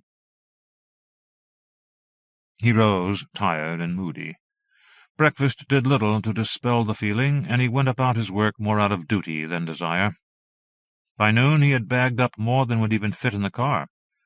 He packed as many bags as he could into the back seat and front passenger seat, and drove the 50 miles into town. The real estate agent was typical of the profession, eager to help in any way possible, blithely confident that the property would sell quickly. "Don't you worry about a thing, Mr. Withers." Afterward, Cal disposed of his trash and his charity items, had lunch at a diner, and spent a good portion of the afternoon just idling about town, before he realized that he was making excuses to himself to delay going back out to the ranch. Preposterous, of course. There was no reason to avoid driving back out, and indeed he should have done so earlier, as there was a good bit of work left to do today, and little of the afternoon left to do it in. He pointed the car back out into the desert and was bumping back up the rocky drive before sunset. Desert sunsets were incomparable, but he wouldn't go out and watch that spectacular event this evening. Why not? Some corner of his mind niggled. Because, his answer was, there is simply no point in it. I saw the sunset last night, and tonight I have more pressing things to do. But he found himself not doing them. There was indeed a great deal more in the house to bag up, including 2 closets full of clothes that he hadn't even approached yet. But at dinner-time he hadn't tended to any of it, and after his cheerless meal he felt even less like bothering. There was no particular hurry, he thought, pulling the shades down again and shutting out the encroachment of night that yawned limitless beyond the windows. Why not just grab a good book from his suitcase and settle into the easy chair in the front parlor? He'd been working hard enough, and travel itself had been tiring. He deserved a night off. He eased himself into the chair with a copy of Bleak House he'd been promising himself for weeks to start on, and he switched on a lamp and began to read. Mud in the streets, he read, as if the waters had but newly retired from the face of the earth, and it would not be wonderful to meet a megalosaurus, 40 feet long or so, waddling like an elephantine lizard up Holborn Hill. With no intended slight to Dickens, Cal's attention had already begun to wander, because although he found himself looking away from the page and thinking back over this Dickensian image, or what should have been this image, the passage had changed in some insane way of its own accord, and it would not be wonderful to meet Pump Jack, 20 feet long, waddling like a bug up the hill from Hobbs, he reflected, and chided himself the next moment. Balder-dashing nonsense! Cretinous drivel! It was a sad comment on something or other, if a man couldn't keep his mind from— What was that sound? He sat still, holding his breath, listening. Nothing. More nonsensical— No, there it was again, like something bumping and scraping around outside, near the porch. Probably some animal looking for food, he thought, though this evening there were no bags on the porch to tempt any 4-legged scavengers. Sighing, Cal got up to find out what was going on. When he stepped out onto the porch and switched on the light out there, he could have sworn that something large and of indeterminate shape scuttered away just beyond the reach of the light. Now, come on, this was getting to be absurd. If somebody was trying to— He had to go out and have a look around. Getting his jacket, he went down the steps and paced about the area near the house, but saw nothing, at first. Then off on the horizon, something, he thought, something moved in the moonlight. He walked in that direction, puzzling it over in his head. What was he so distraught about? Some lunatic folk tale designed to scare children into submission? It had nothing to do with him now. Maybe he had deserved a bit of censure from time to time when he was a kid. You don't listen too good, do you, boy? Eh? Late for supper again. Think you'd know better by now, and after dark, too? Why, old Pump Jack just loved to hunt 'em down kids like you. Yeah, well, put a lid on it, Uncle Bill. Somebody already did put a lid on you, as I recall, and about time, too. Thinking this rather uncharitable thought, Cal made his way, through the mesquite and yucca and cactus, to the spot where he thought he had seen something. But nothing moved here now, except crescents of mesquite beans waving in the wind. Nothing. Wait. Out there, farther off. Something was moving, by God. Maybe it was a coyote. But it had given the impression of being bigger than that. He loped across the sandy ground toward it, but when he arrived, again there was nothing to see but the austere, moonlit trappings of the desert terrain. Then again, farther out, another glimpse, or imagined glimpse, of movement. He ran on, determined to find out. Sable clouds drew themselves over the moon like ragged eyelids, and he began to have trouble seeing where he was going. Slowing to a walk, he felt his way tentatively forward, having no desire to blunder into a cluster of prickly-pear cactus or sharp-spiked yucca, and no desire to put his foot in a rattlesnake hole. Now and again a bony bit of moon would slip out from behind the cover of cloud, but it was only enough to confuse him more, as things looked different when he caught sight of them in momentary moonlight to how he had expected them to look. Where the land, he imagined, sloped down, it really sloped up, or where he thought there was an unobstructed way, a ridge of rock jutted in mute defiance. Cal kept moving, increasingly wondering why he was out here, what he was doing. Even in the context of that ridiculous childhood legend, what should he have to fear? He'd done nothing to be punished for. Had he? Nothing except, perhaps, moving away. Did the gods of the desert resent one for doing that? He really must be getting daffy even to entertain such a thought. He hadn't been paying attention to where he was going, and now, as the moon came back out, he found himself standing in the very shadow of a great pumpjack, its motionless head angled above him. Was this the same one, in the same place? He couldn't tell. There didn't seem to be any fence nearby, and he had only a very uncertain idea as to where he was. But in any event, the chase was over. Idiotic! Imagine some animal scavenger makes some noise up near the house, and good old Cal goes running about the desert chasing phantoms like a madman or a fool. He sat down on a rock near the pumping platform and heaved a sigh of relief. He looked up at the profile of the pumpjack, bizarre and cold-looking in the wan light, but harmless. "Well, Jack, here's one old boy you're not going to terrorize. The desert may be a strange place sometimes, but it's not that damned strange." He waited. "How's about it, Jack? Aren't you going to say anything?" The pumpjack sat silent, an absurd insectoid shape against a starry sky. "That's what I thought." Cal slapped his knees and got up off the rock and laughed outright. The laugh, however, caught in his throat. Whether it was the sight or the sound, he couldn't have said, but nothing that came afterward, right down to the end, would disturb him any more than that first impression, that first moment. The moment when the great oblong head, perched atop its neck of steel, bestirred itself with an unthinkable metallic groan and turned, coldly predatory in the pallid moonlight, turned to look at him.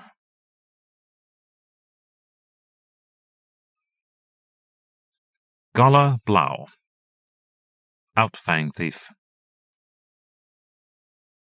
Gala Blau was born in Germany, and divides her time between London and Berlin, where she designs jewelry and is a sometimes singer with the band Scheintot. The following story was her first published fiction, and she has a new tale, The Routine, in the third alternative, She is also currently planning her first novel.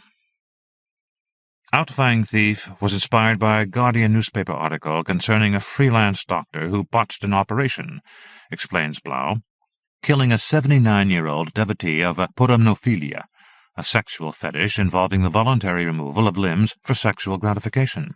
I kept the idea of a mercenary doctor, but changed the fetish to acrotomophilia, which is a fetish enjoyed by those who prefer to have sex with amputees. The story is 0% autobiographical. At the moment the car slid out of control, Sarah Running had been trying to find a radio station that might carry some news of her crime. She had been driving for hours, risking the M6 all the way from Preston. Though she had seen a number of police vehicles, the traffic had been sufficiently busy to allow her to blend in, and anyway, Manser would hardly have guessed she would take her ex-husband's car. Michael was away on business in Stockholm and would not know of the theft for at least another week. But Manser was not stupid. It would not be long before he latched on to her deceit. As the traffic thinned and night closed in on the motorway, Sarah's panic grew. She was convinced that her disappearance had been reported and she would be brought to book.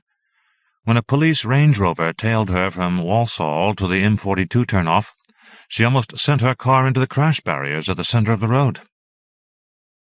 Desperate for cover, she followed the signs for the A14. Perhaps she could make the 130 miles to Felixstowe tonight and sell the car, try to find a passage on a boat, lose herself and her daughter on the continent. In a day they could be in Dresden, where her grandmother had lived, a battered city that would recognize some of its own and allow them some anonymity. "Are you all right back there, Laura?" In the rearview mirror, her daughter might well have been a mannequin. Her features were glacial. Her sunglasses formed tiny screens of animation as the sodium lights fizzed off them. A slight flattening of the lips was the only indication that all was well. Sarah bore down on her frustration. Did she understand what she had been rescued from? Sarah tried to remember what things had been like for herself as a child, but reasoned that her own relationship with her mother had not been fraught with the same problems. "It's all okay, Laura. We'll not have any more worries in this family, I promise you." All that before she spotted the flashing blue and red lights of 3 police vehicles blocking her progress east. She turned left onto another A-road bound for Leicester. There must have been an accident. They wouldn't go to the lengths of forming a roadblock for her, would they? The road sucked her deep into darkness. On either side, wild hedgerows and vast oily swells of countryside muscled into them. Headlamps on full beam, she could pick nothing out beyond the winding road apart from the ghostly dusting of insects attracted by the light. Sarah, though, felt anything but alone. She could see, in the corner of her eye, something blurred by speed, keeping pace with the car as it fled the police cordon. She took occasional glances to her right, but could not define their fellow traveller for the dense tangle of vegetation that bordered the road. "Can you see that, Laura?" she asked. "What is it?" It could have been a trick of the light, or something silver reflecting the shape of their car. Maybe it was the police. The needle on the speedometer edged up to 80. They would have to dump the car somewhere soon, if the police were closing in on them. "Keep a lookout for a B&B, okay?" She checked in the mirror. Laura's hand was splayed against the window, spreading mist from the star her fingers made. She was watching the obliteration of her view intently. Sarah fumbled with the radio button. Static filled the car at an excruciating volume. Peering into the dashboard of the unfamiliar car, trying to locate the volume control, she perceived a darkening in the cone of light ahead. When she looked up, the car was drifting off the road, aiming for a tree. Righting the swerve only took the car more violently in the other direction. They were still on the road, but only just as the wheels began to rise on the passenger side. "But I wasn't drifting off the road, was I?" Sarah caught sight of Laura, expressionless, as she was jerked from one side of the car to the other, and hoped the crack she heard was not caused by her daughter's head slamming against the window. "I thought it was a tree, big and black. It looked just like a tree, but... And then she couldn't see much because the car went into a roll and everything became part of a violent, circular blur, and at the center of it were the misted, friendly eyes of a woman dipping into her field of view. But, how can a tree have a face?" She was conscious of the cold and the darkness. There was the hiss of traffic from the motorway, soughing over the fields. Her face was sticky, and at first she thought it was blood, but now she smelled a lime tree. and knew it was its sap being sweated onto her. 40 meters away, the road she had just left glistened with dew. She tried to move and blacked out. Fingers sought her face. She tried to bat them away, but there were many fingers, many hands. She feared they might try to pluck her eyes out and opened her mouth to scream, and that was when a rat was pushed deep into her throat. Sarah came out of the dream, smothering on the sodden jumper of her daughter, who had tipped over the driver's seat and was pressed against her mother. The flavor of blood filled her mouth. The dead weight of the child carried an inflexibility about it that shocked her. She tried to move away from the crushing bulk, and the pain drew grey veils across her eyes. She gritted her teeth, knowing that to succumb now was to die, and worked at unbuckling the seat-belt that had saved her life. Once free, she slumped to her left, and her daughter filled the space she had occupied. Able to breathe again, she was pondering the position in which the car had come to rest, and trying to reach Laura's hand when she heard footsteps. When she saw Manser lean over, his big, toothy grin seeming to fill the shattered window frame, she wished she had not dodged the police. They were preferable to this monster. But then she saw how this wasn't Manser, after all. She couldn't understand how she had made the mistake. Manser was a stunted, dark man with a face like chewed tobacco. This face was smooth as soapstone and framed by thick, red tresses. A woman's face. Other faces, less defined, swept across her vision. Everyone seemed to be moving very fast. She said falteringly, "Ambulance?" But they ignored her. They lifted Laura out of the window to a cacophony of whistles and cheers. There must have been 100 people. At least they had been rescued. Sarah would take her chances with the police. Anything was better than going home. The faces retreated. Only the night stared in on her now, through the various rents in the car. It was cold, lonely, and painful. Her face in the rearview mirror, all smiles. He closed the door and locked it, cocked his head against the jamb, listened for a few seconds. Still breathing. Downstairs he read the newspaper, ringing a few horses for the afternoon races. He placed 1,000-pound bets with his bookies. In the ground-floor washroom he took a scalding shower, followed by a nice cold one, just like James Bond. Rolex oyster, Turnbull Nassau shirt, Armani. He made 4 more phone calls. Jez Nolden, his driver, to drop by in the Jag in 20 minutes. Pamela, his wife, to say that he would be away for the weekend. Jade, his mistress, to ask her if she'd meet him in London. And then Chandos, his police mole, to see if that bitch Sarah Running had been found yet. Sarah dragged herself out of the car just as dawn was turning the skyline milky. She had drifted in and out of consciousness all night, but the sleep that had arrived within the last half-hour was the spur she needed to try to escape. She sat a few feet away from the car, taking care not to make any extreme movements, and began to assess the damage to herself. A deep wound in her shoulder had caused most of the bleeding. Other than that, which would need stitches, she had got away with pretty superficial injuries. Her head was pounding, and dried blood formed a crust above her left eyebrow, but nothing seemed to be broken. After quelling a moment of nausea when she tried to stand, Sarah breathed deeply of the chill morning air and looked around her. A farmhouse nestled within a crowd of trees seemed the best bet. It was too early for road users. Cautiously at first, but with gathering confidence, she trudged across the muddy, furrowed field towards the house, staring all the while at its black, arched windows, for all the world like a series of open mouths, shocked by the coming of the sun. She had met Andrew in 1985 in the Preston Library they both shared. A relationship had started, more or less, when their hands bumped against each other while reaching for the same book. They had married a year later, and Sarah gave birth to Laura then, too. Both of them had steady, if unspectacular, work. Andrew was a security guard, and she cleaned at the local school and for a few favoured neighbours. They eventually took out a mortgage on their council house on the right-to-buy scheme and bought a car, a washing machine, and a television on the Never Never.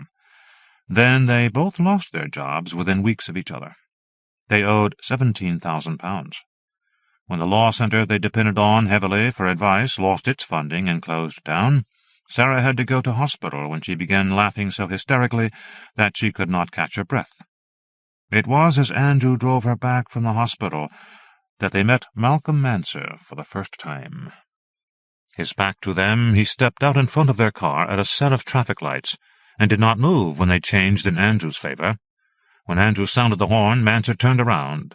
He was wearing a long nubuck trench coat, black Levi's, black boots, and a black T-shirt without an inch of give in it. His hair was black, save for wild slashes of grey above his temples. His sunglasses appeared to be sculpted from his face, so seamlessly did they sit on his nose. From the trench coat he pulled a car jack and proceeded to smash every piece of glass and dent every panel in the car. It took about 20 seconds. "Mind if I talk to you for a sec?" he asked genially, leaning against the crumbled remains of the driver's side window. Andrew was too shocked to say anything. His mouth was very wet. Tiny cubes of glass glittered in his hair. Sarah was whimpering, trying to open her door, which was sealed shut by the warp of metal. Manser went on. "You have 206 pieces of bone in your body, fine, sir. If my client, Mr. Anders, does not receive 17 grand plus interest at 10% a day, which is pretty bloody generous if you ask me, by the end of the week I will guarantee that after half an hour with me your bone tally will be double that.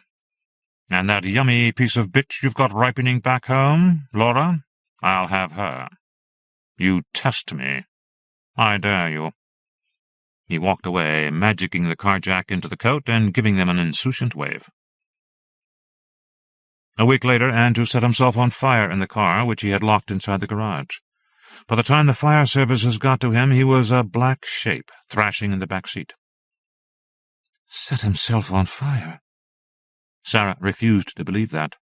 She was sure that Manser had murdered him.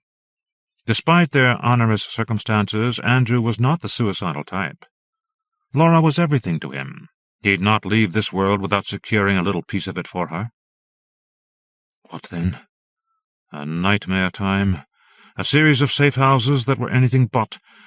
Early morning flits from dingy addresses in Bradford, Cardiff, Bristol, and Walsall.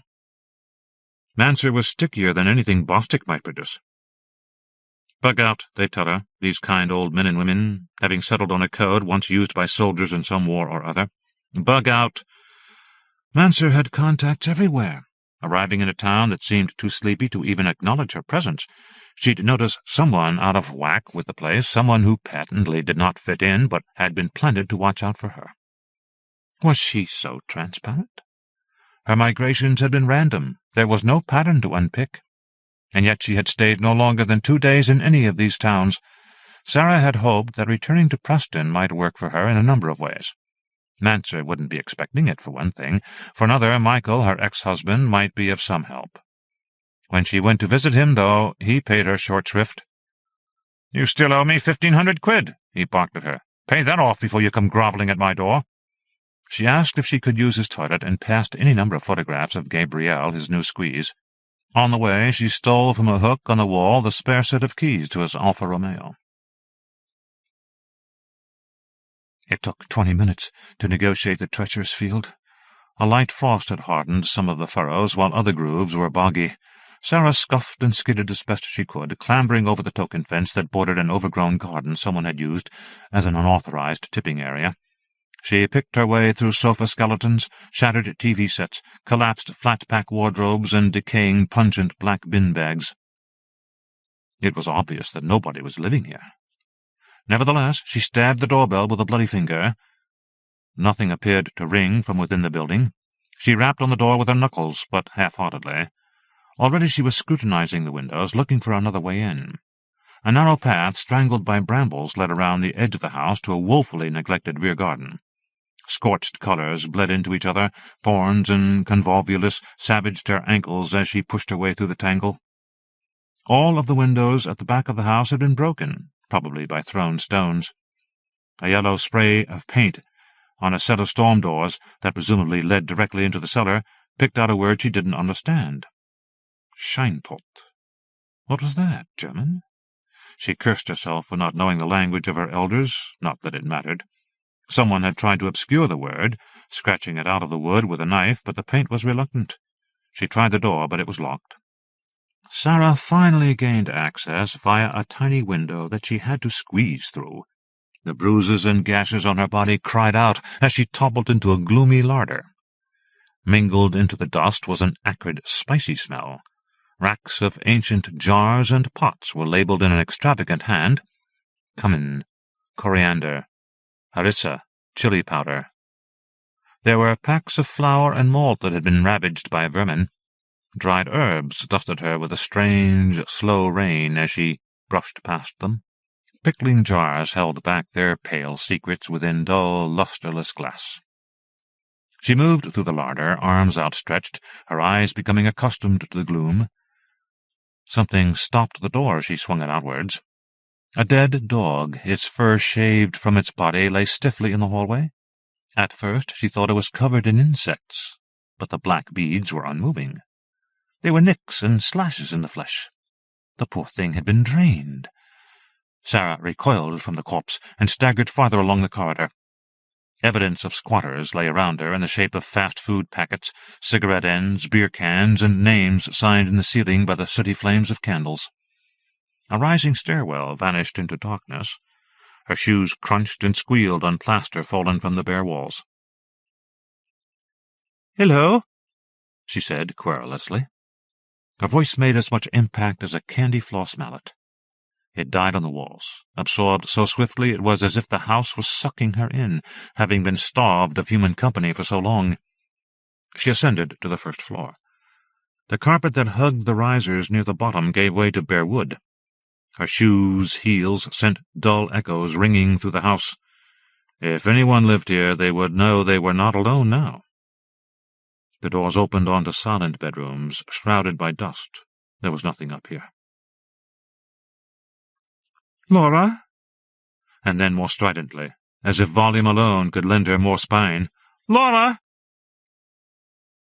Downstairs she found a cozy living room with a hearth filled with ashes. She peeled back a dust cover from one of the sofas and lay down. Her head pounded with delayed shock from the crash and the mustiness of her surroundings. She thought of her baby. It didn't help that Laura seemed to be going off the rails at the time of their crisis.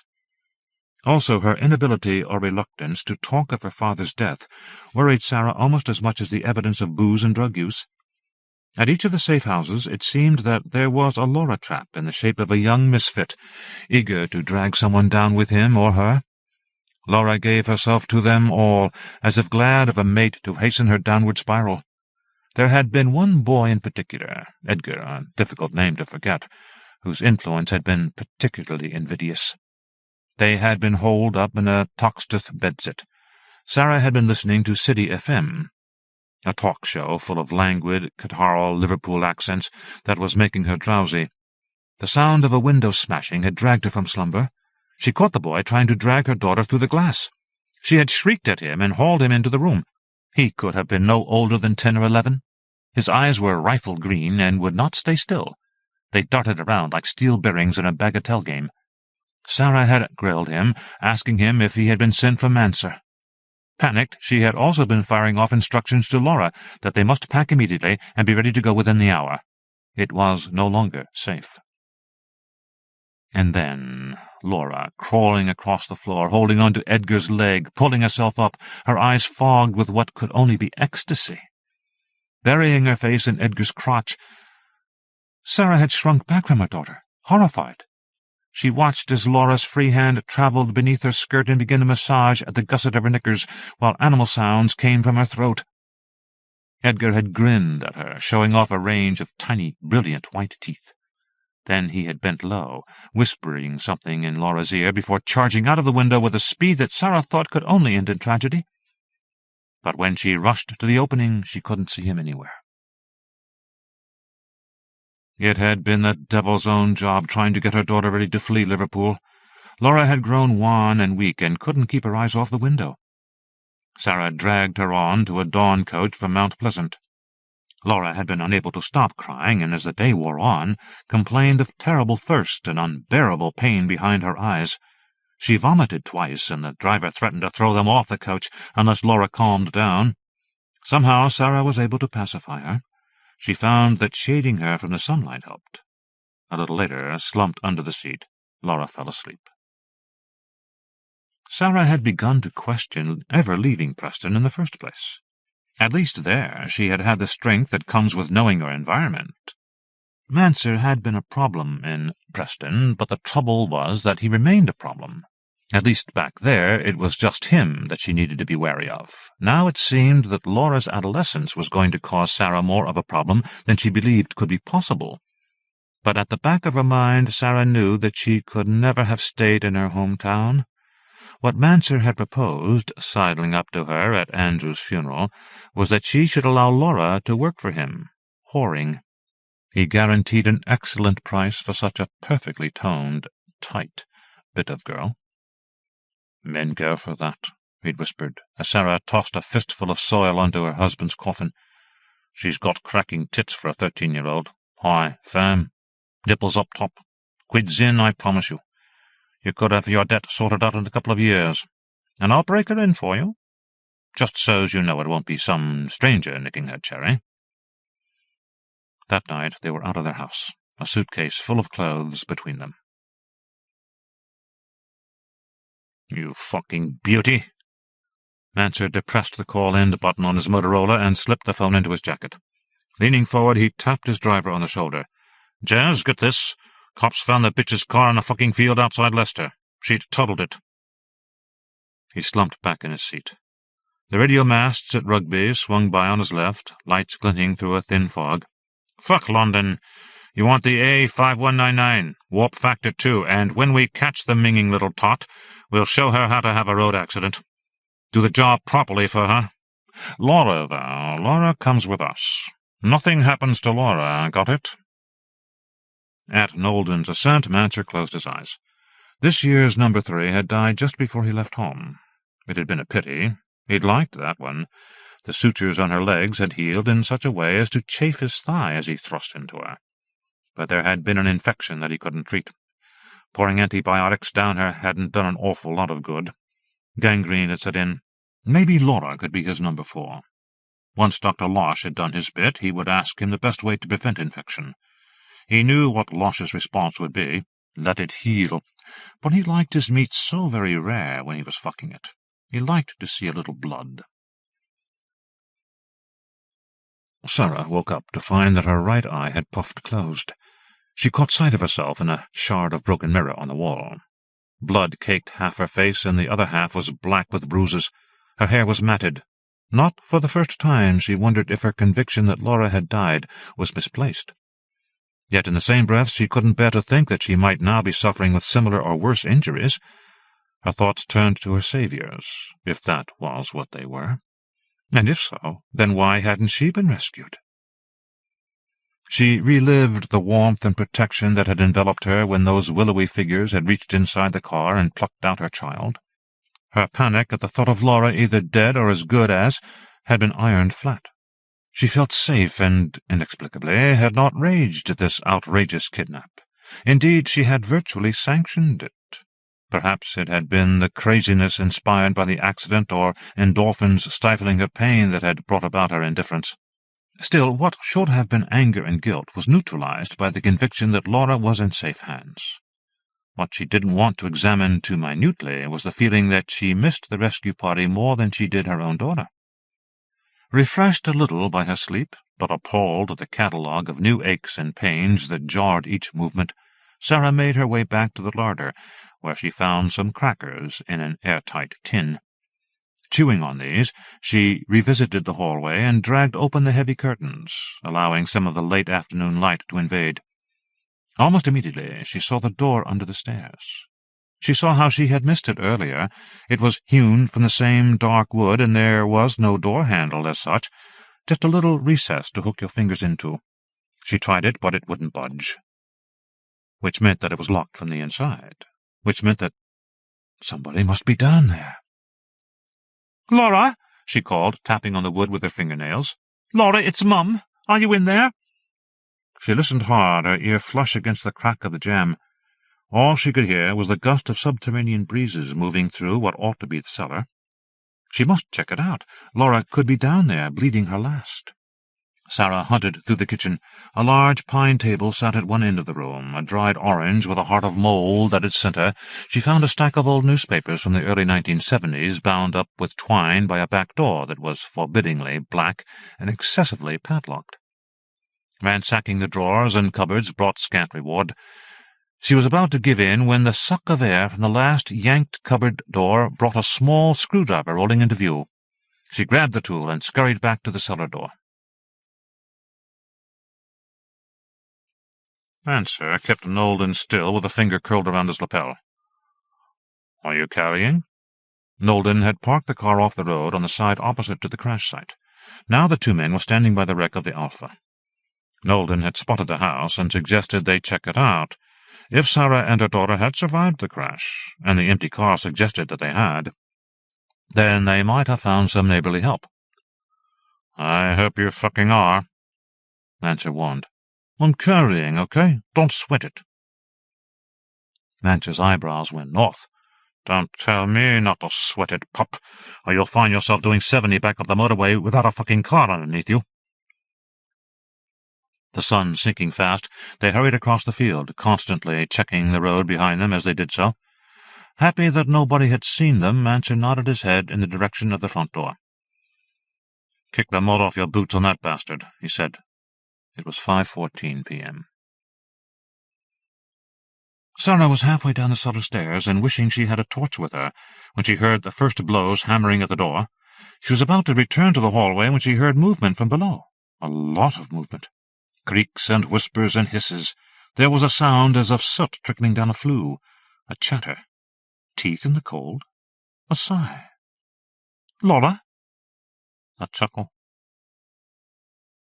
The door gave in just before Nolden was about to. His face was greasy with sweat, and hoops of dampness spoiled his otherwise pristine shirt. "Gun," Manser said, holding out his hand. Nolden passed him the weapon, barely disguising his disdain for his boss. "You want to get some muesli down you, mate?" Manser said. "Get yourself fit."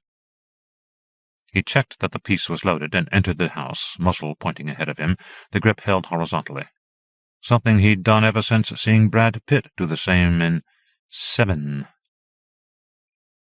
"Knock, knock," he called out. "Daddy's home." Just before all hell broke loose, Sarah heard Laura's voice, firm and even, say, "Do not touch her." Then she was knocked back on the stairs by a flurry of black leather, and she was aware only of bloody-eyed, pale-skinned figures flocking past her. And teeth.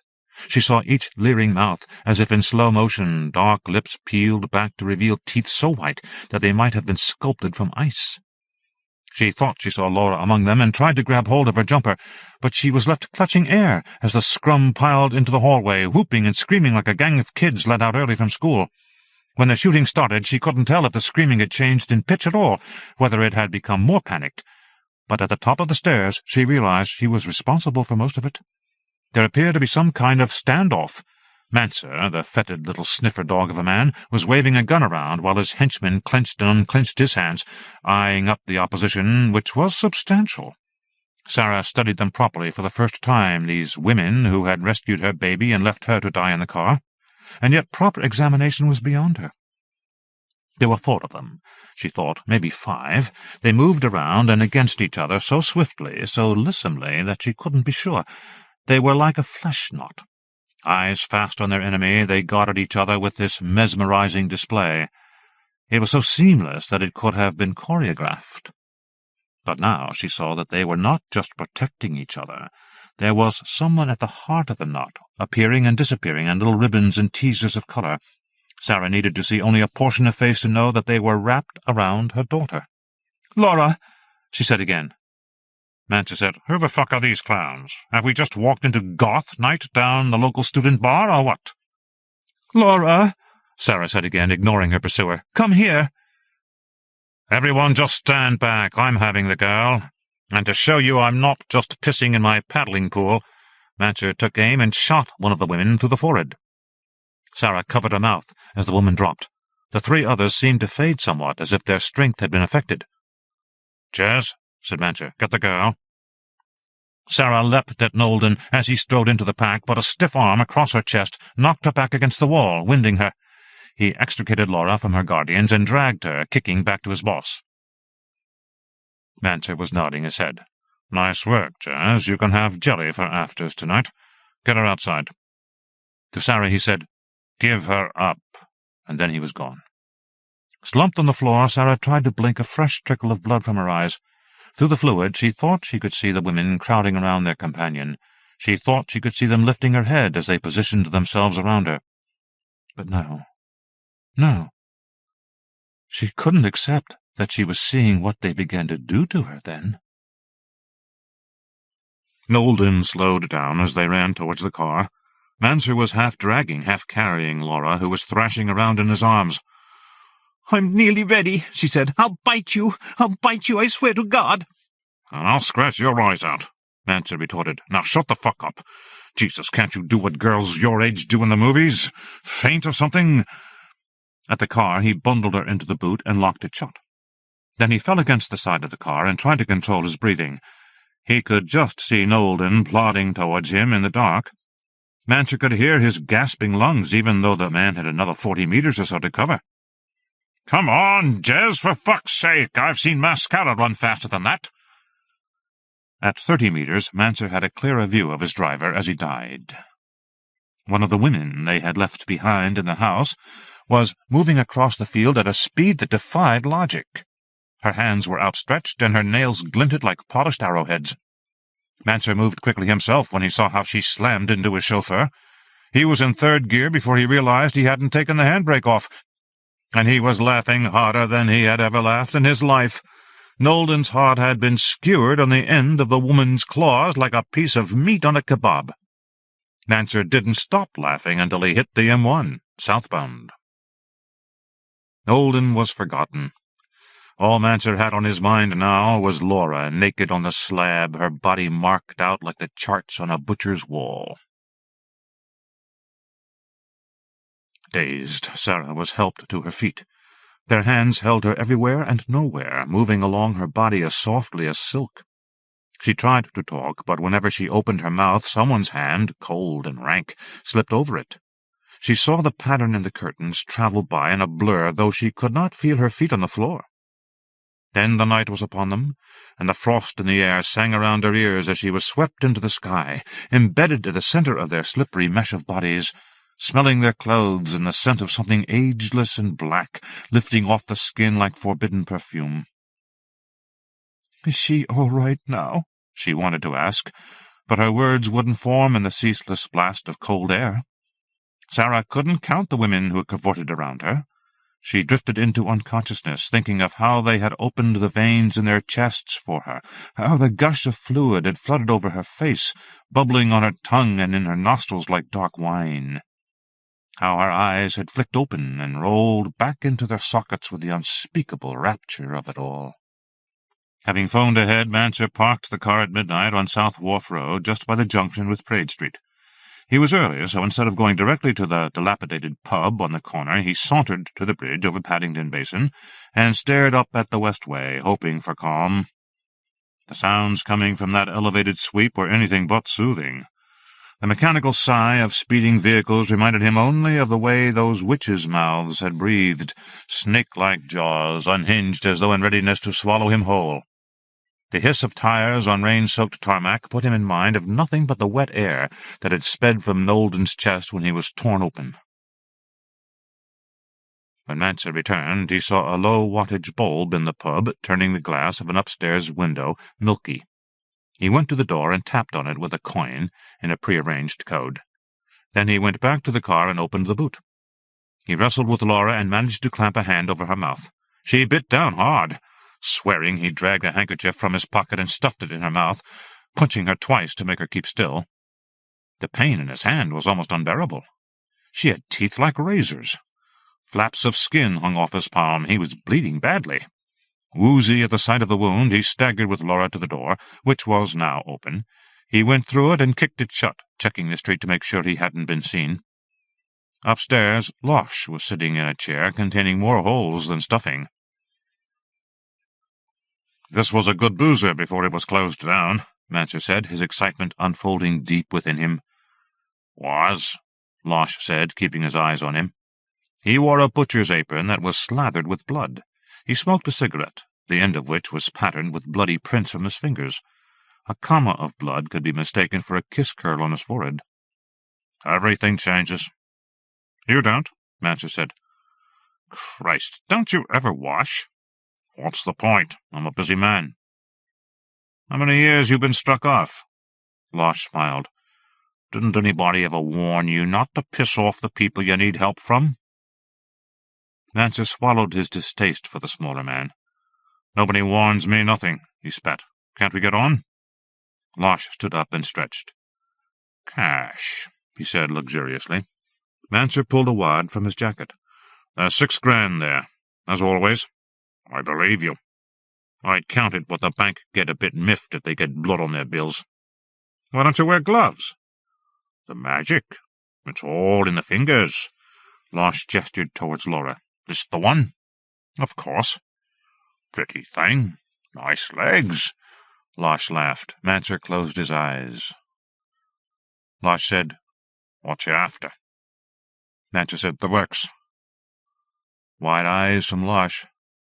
"Then let's call it 8, thou." A pause. Mancher said, "I don't have it with me. I can get it tomorrow. Keep the car tonight as collateral." Losh said, "Done." The first incision. Blood spurted up the apron, much brighter than the stains already painted upon it. A coppery smell filled the room. The pockets of the pool table upon which Laura was spread were filled with beer towels. "Soft tissue?" Mancher's voice was dry. He needed a drink. His cock was as hard as a house brick. "As much off as possible." "She won't last long," Losh said. Mancher stared at him. "She'll last long enough." Losh said, "Got a number 5 in mind already?" Mancher didn't say a word. Losh reached behind him and picked up a Samsonite suitcase. He opened it and pulled out a hacksaw. Its teeth played with the light and flung it in every direction. At least Losh kept his tools clean. The operation took 4 hours. Mancher fell asleep at one point and dreamed of his hand overpowering the rest of his body, dragging him around the city while that mouth that slavered and snarled at the center of his palm cupped itself around the stomachs of passers-by and devoured them. He wakened, rhymed with perspiration, to see Losh chewing an errant hangnail and tossing his instruments back into the suitcase. Laura was wrapped in bath towels that had once been white. They were crimson now. "Is she okay?" Mancher asked. Losh's laughter in reply was infectious, and soon he was at it too. "Do you want the offcuts?" Losh asked, wiping his eyes and jerking a thumb at a bucket tastefully covered with a dishcloth. "You keep them," Mancher said. "I've got to be off." Losh said, "Who opened the window?" Nobody had opened the window. The lace curtains, fluttering inward, were being pushed by a bulge of glass. Losh tore them back just as the glass shattered in his face. He screamed and fell backwards, tripping on the bucket and sprawling on the floor. To Mancher, it seemed that strips of the night were pouring in through the broken window. They fastened themselves to Losh's face and neck and munched through the flesh like a caterpillar at a leaf. His screams were low and already being stifled by blood as his throat filled.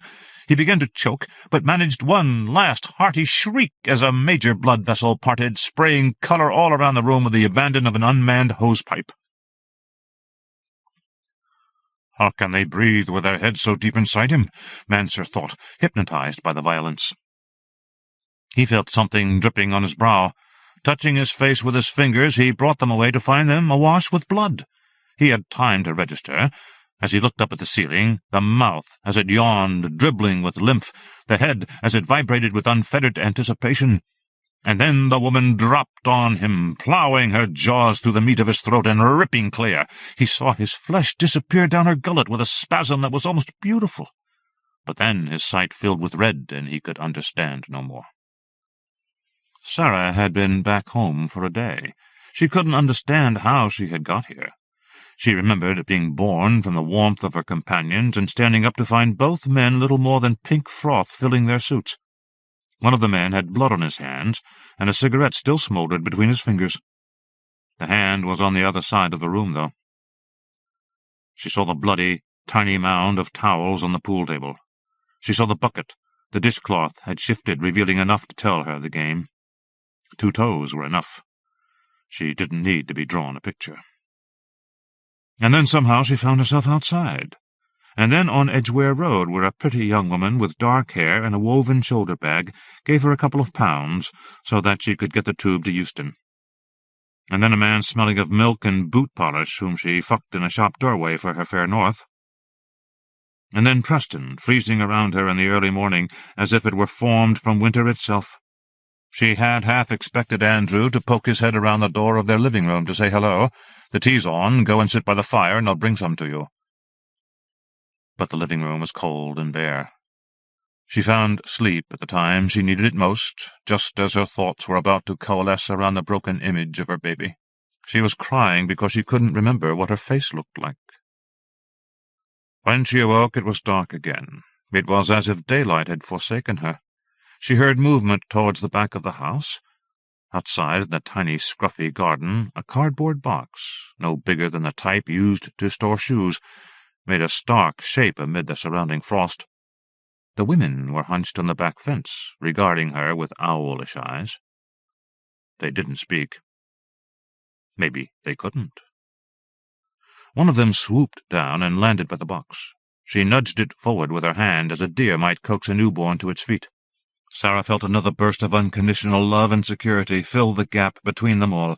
Then they were gone, whipping and twisting far into the sky, the consistency, the trickiness of smoke. Sarah took the box into the living room with her and waited. Hours passed. She felt herself grow more and more peaceful. She loved her daughter, and she hoped Laura knew that. As dawn began to brush away the soot from the sky, Sarah leaned over and touched the lid. She wanted so much to open it and say a few words, but she couldn't bring herself to do it. In the end, she didn't need to.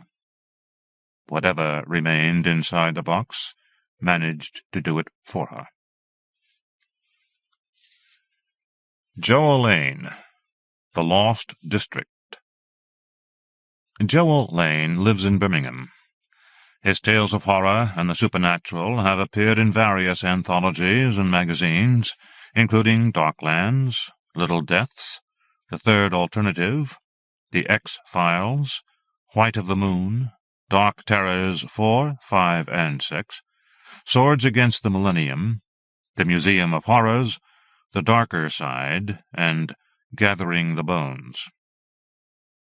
He is the author of a collection of short stories, The Earth Wire, Edgerton Press, 1994, a collection of poems, The Edge of the Screen, Arc, 1999, and 2 novels, From Blue to Black, Serpent's Tale, 2000, and The Blue Mask, Serpent's Tale, 2002.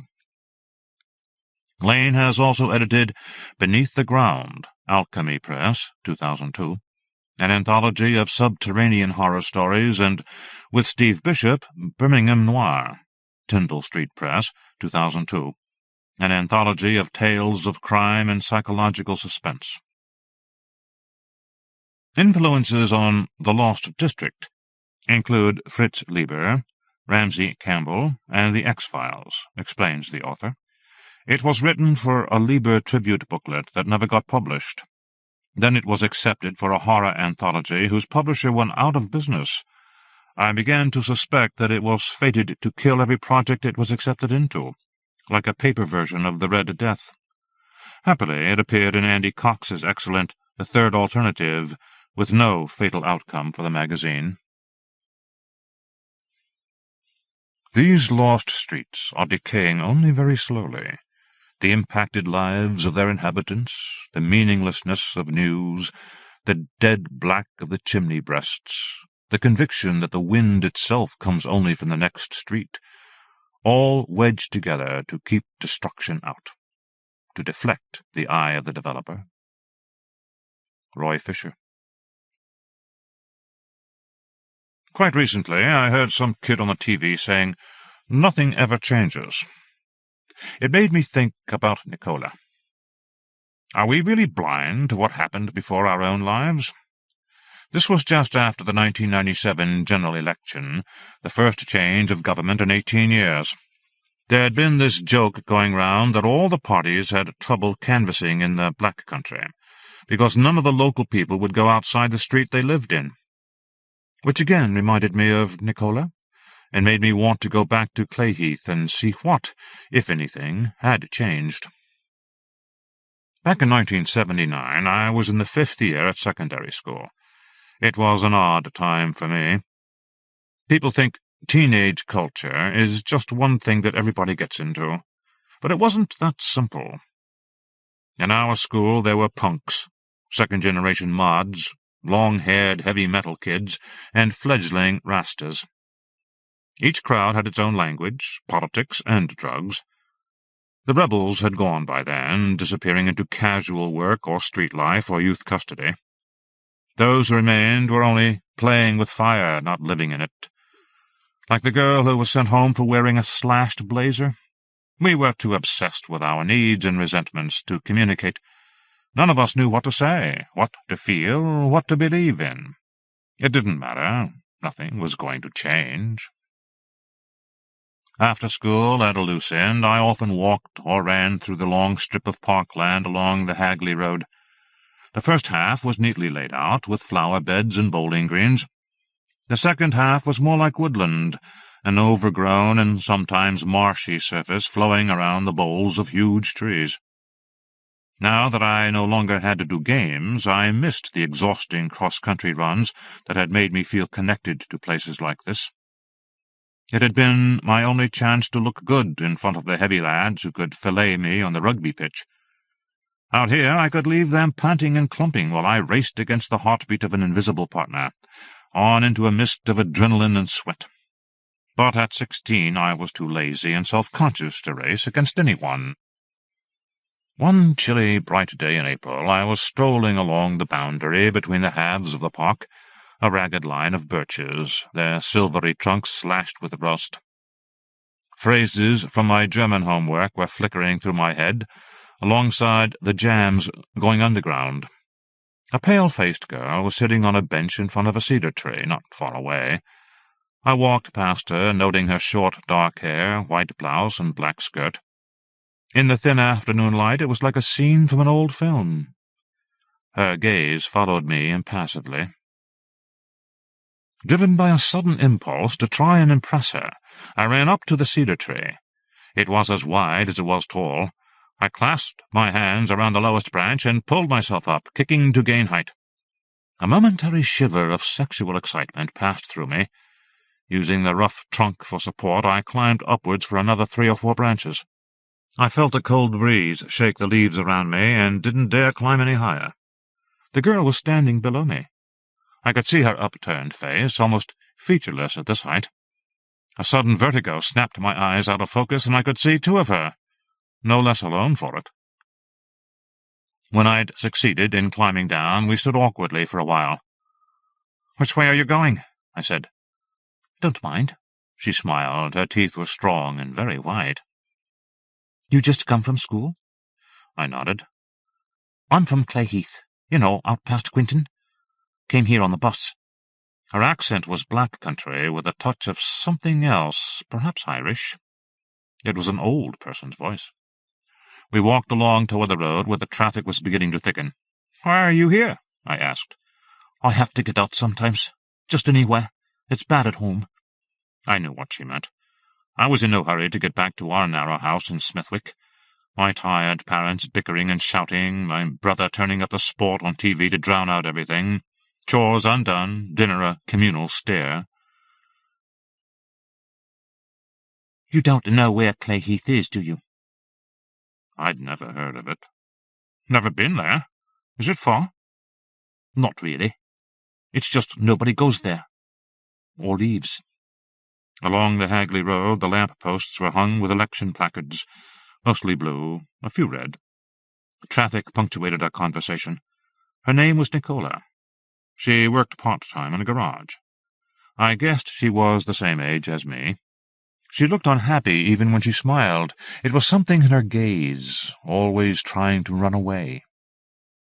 Her skin, stretched tight over her cheekbones, was as pale as a Chinese paper lantern. I wanted to make her blush. When we reached her bus stop, Nicola said, "What are you doing on Sunday?" I shrugged. "Do you want to come to Clayheath?" She gave me directions that involved catching a local train to Netherton, then taking the number 147 bus as far as the swimming baths. She'd wait for me there. "Promise you won't let me down?" I promised. We stared at each other nervously until the Quinton bus arrived. Then Nicola leaned forward and kissed me, her eyes shut. Her lips were so soft I could hardly feel them, just her teeth and a whisper of breath. When the bus drove away, I turned round and walked back into Bearwood. After a while, I realized I'd passed my stop and was in a street I didn't recognize. All the shops had closed. The train to Netherton stopped at Sandwell, Blackheath, Cradley Heath, and some other towns or districts I'd never heard of. The gaps between towns were a mixture of rural and industrial features, forests, waste ground, factories, scrapyards, canals. Parts of the line ran close to the backyards of terraced houses, where clothes jittered on washing lines and blurred figures moved behind windows. I pictured Nicola in such a room, brushing her hair. The only other people in the train carriage were 3 teenagers, not much older than me, who'd got on at Blackheath. The 2 girls sat behind me, whispering to each other. The boy sat in front of me, on the other side. He was wearing a brown jacket that he'd pulled up so it covered his head. After a few minutes of sitting like this, leaning sharply forward, he twisted his face around and snarled, "I wouldn't vote for the Labour." The girls didn't respond. His pale, staring face rose above the seat like a mask. "I said I wouldn't vote for the Labour, bastard!" Then he relapsed into his leaning posture, forehead pressed against the back of his seat, jacket pulled over his ears. The bus stop was in a narrow, old-fashioned high street with half-timbered buildings and wooden pub signs. The approaching streets were the usual black country mixture of small factories, houses, and less easily identified buildings.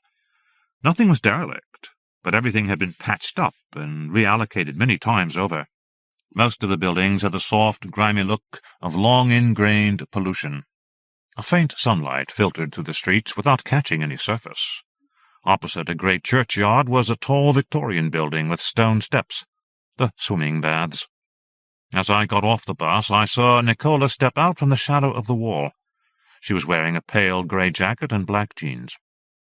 I walked towards her, wondering if I should kiss her or wait for a better opportunity. Her pale hand gripped my arm, her lips brushed my cheek. "Glad you made it here," she said. We walked together through the centre of Clayheath, if a place so marginal could be said to have a centre. All around us were raw traces of industry 100 years old. Canals just below road level, a brickworks wearing a loose scarf of smoke, black cast-iron railings ornamented with crudely worked flowers, walls studded with blue-green pieces of clinker from glass manufacture. By contrast, the houses themselves were coldly uniform, narrow grey terraces arranged in regular grids like the lines on a chessboard. The district seemed overcast, though the sky was dead white. Nobody much was around.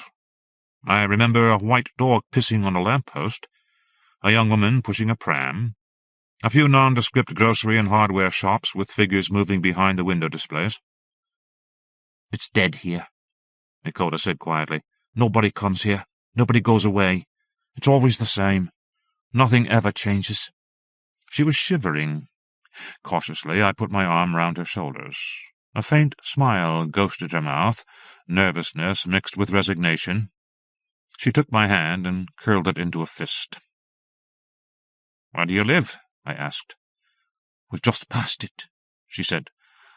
I remembered a street of narrow terraces, unlit basement windows behind iron railings like display cases in a museum. "Don't matter. We can't go there." The houses at the end of the street were derelict, windows smashed, doors clumsily boarded over. Ahead, a new expressway crossed a stretch of canal where rotting barges clung to the towpath.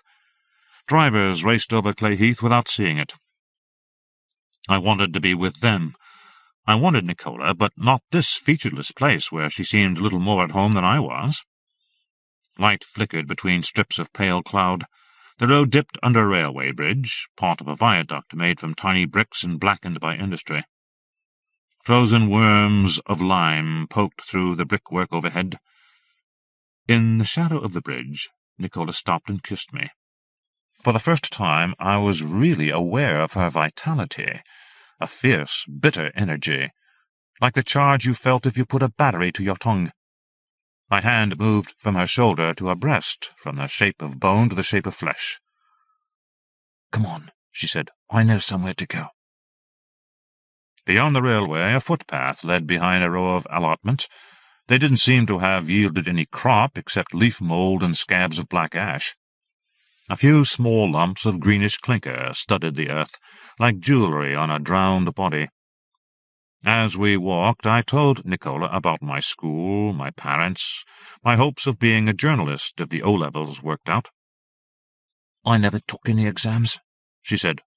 "I was ill, and then it was too late. Makes no difference around here." Her voice seemed more accented than it had been in Bearwood, the vowels flattened, worn out. In front of us, the outlines of buildings repeated themselves as if the sun were a cheap Xerox machine. "I like it here, away from the houses. It's here, too, but you have to have room to be yourself." I didn't know what she meant. Ahead of us now, I could see the sun setting through trees, warm petals of orange and pink that belied the growing chill. A park. We stumbled through some undergrowth, skirting a pond that was crusted with grey flakes. The trees around it were short and wide, their branches tangled together. There was a smell of decaying wood and fungus. Nicola tripped and fell. I knelt to help her up. "Are you okay?" She stared into my eyes. I put my arms around her. After a while, we spread our coats beneath us on the mossy ground. It was too cold to undress, but we arranged our clothes to allow our bodies as much contact as possible. I remember the slow warmth of her, the sudden, incredible heat. Then it was over. As I wiped her thighs with a tissue, I thought of all the times I'd wiped my residues from the centerfold of a magazine. She showed me how to give her pleasure with my fingers, and I felt less guilty. As we covered ourselves, Nicola laughing softly, I had an unmistakable sense of being watched. Going from the waste ground to the park was like stepping back into the town. The edge was marked by a straight line of poplar trees, their shadows like the bars of a giant cage. We held hands as we shuffled through the grass. Nicola was still laughing, and I realized that something like love was keeping pace with us. Then she stopped, the smile dissolving from her face like smoke. "All laughing," she said. "All laughing, all dust, all nothing." I kissed her, as if sex were a bandage for all kinds of unease and despair. You can be a lot older than 16 and still do that. Dusk was beginning to isolate the town, reducing it to a cluster of lights surrounded by industrial wasteland. Perhaps it wasn't a town after all. I was still wondering what was the matter with Nicola as we returned from the uncomfortably tidy park to the grey streets. A cat waddled past us like a drunk. "Can't you feel it?" she said.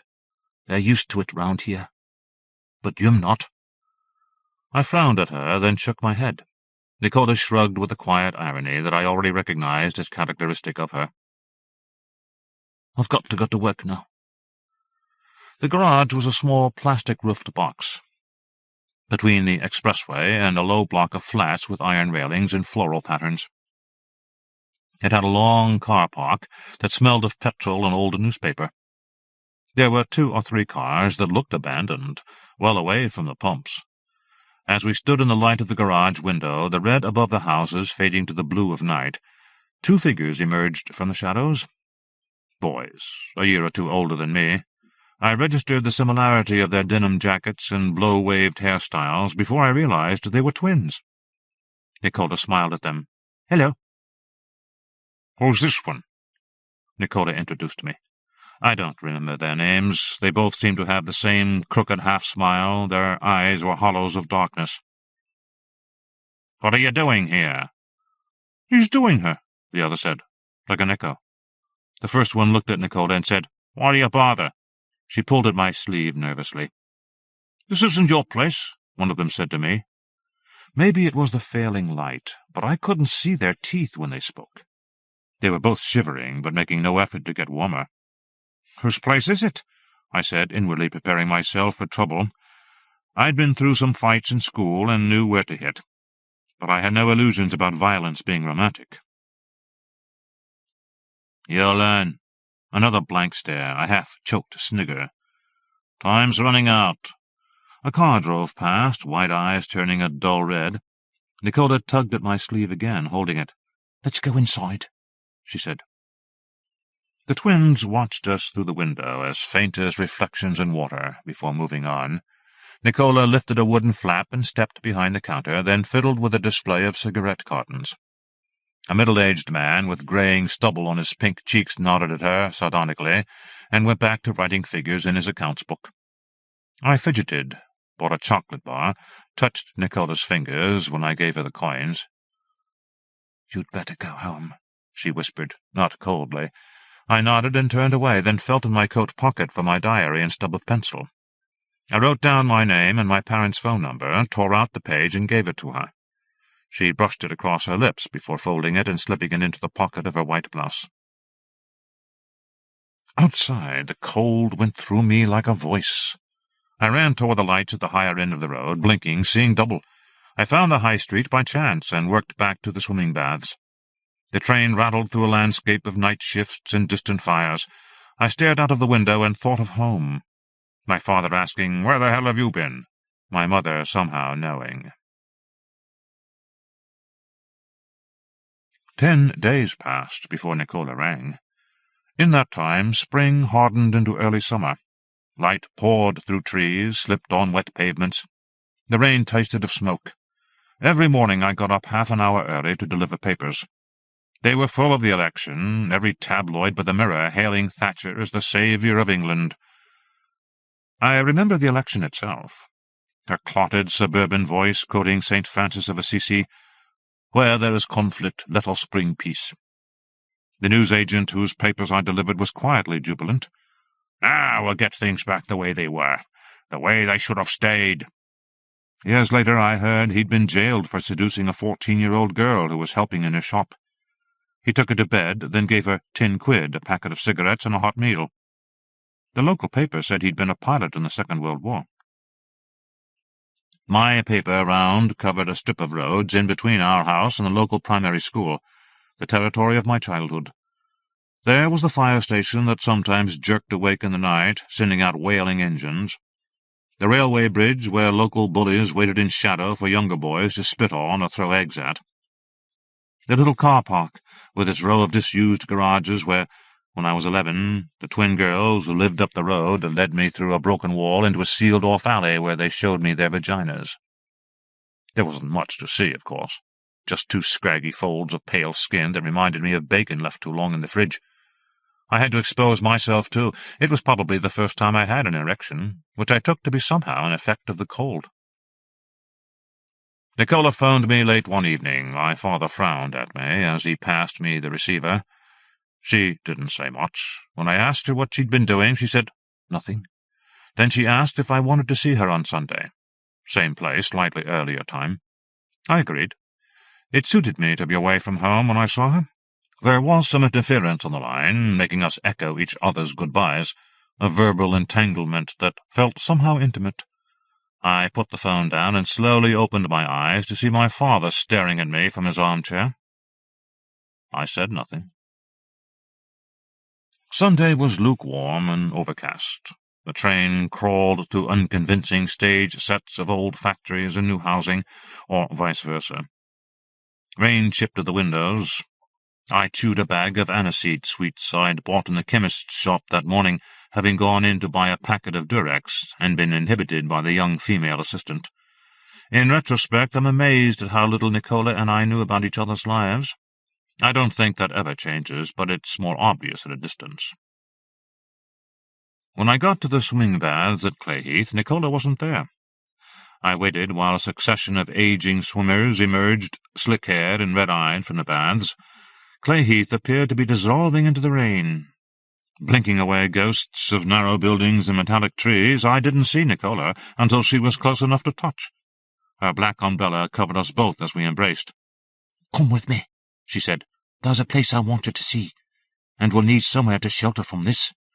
As we walked along the high street, the umbrella a patch of darkness just above our line of sight. I slipped an arm around her pale jacket. She was tense, braced against the cold. Around us the wind tore up scraps of light. Nowhere seemed to be open. The narrow streets looked more compact than ever, as if the spaces between buildings had closed up, the district shrinking into itself. We walked past the edge of the park, the line of poplar trees like huge railings. There were no leaves on their symmetrical branches. I had noticed that before.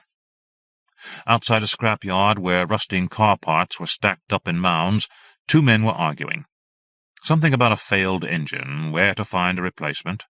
I couldn't understand most of what they were saying, though it wasn't really dialect. It was like ordinary words in mouths that weren't quite alive. A dog started barking from behind the wire fence as Nicola and I passed. The sound echoed along the street. The sky felt as close as an iron lid. "They've shut down the junior school," Nicola said quietly. "Not enough children to go there. It's been closed for years." She pronounced closed with a break in the first vowel, almost making 2 syllables. "But some of us who were there, you know, we miss it. So we go back." She laughed silently. I didn't see the joke. I somehow never did with her. We kept walking as the trees disappeared and more of the buildings began to seem derelict, their windows smashed or boarded. The canal network was visible every few blocks, crossed by narrow bridges underlying the street plan like a map-maker's grid. The premature darkness of the rain clouds had begun to clear when we reached the school. It was like a smaller version of the swimming baths, a thin, Victorian, red-brick structure with an elaborate carved lintel above the door. The green chain-link fence on either side of the rusty gates was twisted and torn in several places, as if small animals had broken in. A thin strip of concrete playground ran across the front of the school and down the left-hand side. The windows were unbroken, but furred with whitewash on the inside.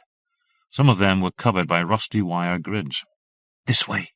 Nicola tugged my hand and led me along the side of the building, which was protected by spiked railings. At the back, 2 large dustbins were lying side by side. One railing was missing. Nicola squeezed through, and I followed. To one side of the boarded-up door, an iron grille covered the basement window. The bars had been forced apart, the glass removed. Nicola smiled at me. Cautiously, but with a skill that suggested experience, she lowered herself feet first into the gap. It swallowed her eagerly. Her knuckles were white above the bars as her feet kicked in empty air. Then she fell, landing with a soft thud that I hoped was cushioned by more than dust. She climbed to her feet, breathless, and took something off a shelf. An electric torch. The battery's weak, but not dead. As I worked my way through the bars to join her, I had a sudden conviction that we were being watched. Not by human eyes, perhaps. A hidden camera, an electronic security system, or a guard dog that had been trained not to bark before it attacked. Then I was falling, too abruptly for vertigo, flailing in a sheet of damp air before landing on several thicknesses of rough sacking stitched with dust. Nicola's torch cast a circle of pale light, wide but fading quickly from the center. I could see a boiler and a series of pipes, lagged with dusty whitewashed bandages. Some used condoms littered the floor. It was very quiet. Nicola shone the torch in my face, dazzling me. When my vision cleared, the torch was off. By the grey light of the basement window, I could see Nicola removing her blouse. We stripped naked, then wrapped ourselves in our coats. The near darkness helped me to relax, slow down. It was just the way a wet dream is. I mean all the different things superimposed, as if an hour were folded over or spliced into each minute, or as if we both had many bodies to make love with, time and again. A pigeon moaned outside as we finally separated and fumbled for our clothes. Dressed, Nicola was different, at once more confident and less self-possessed.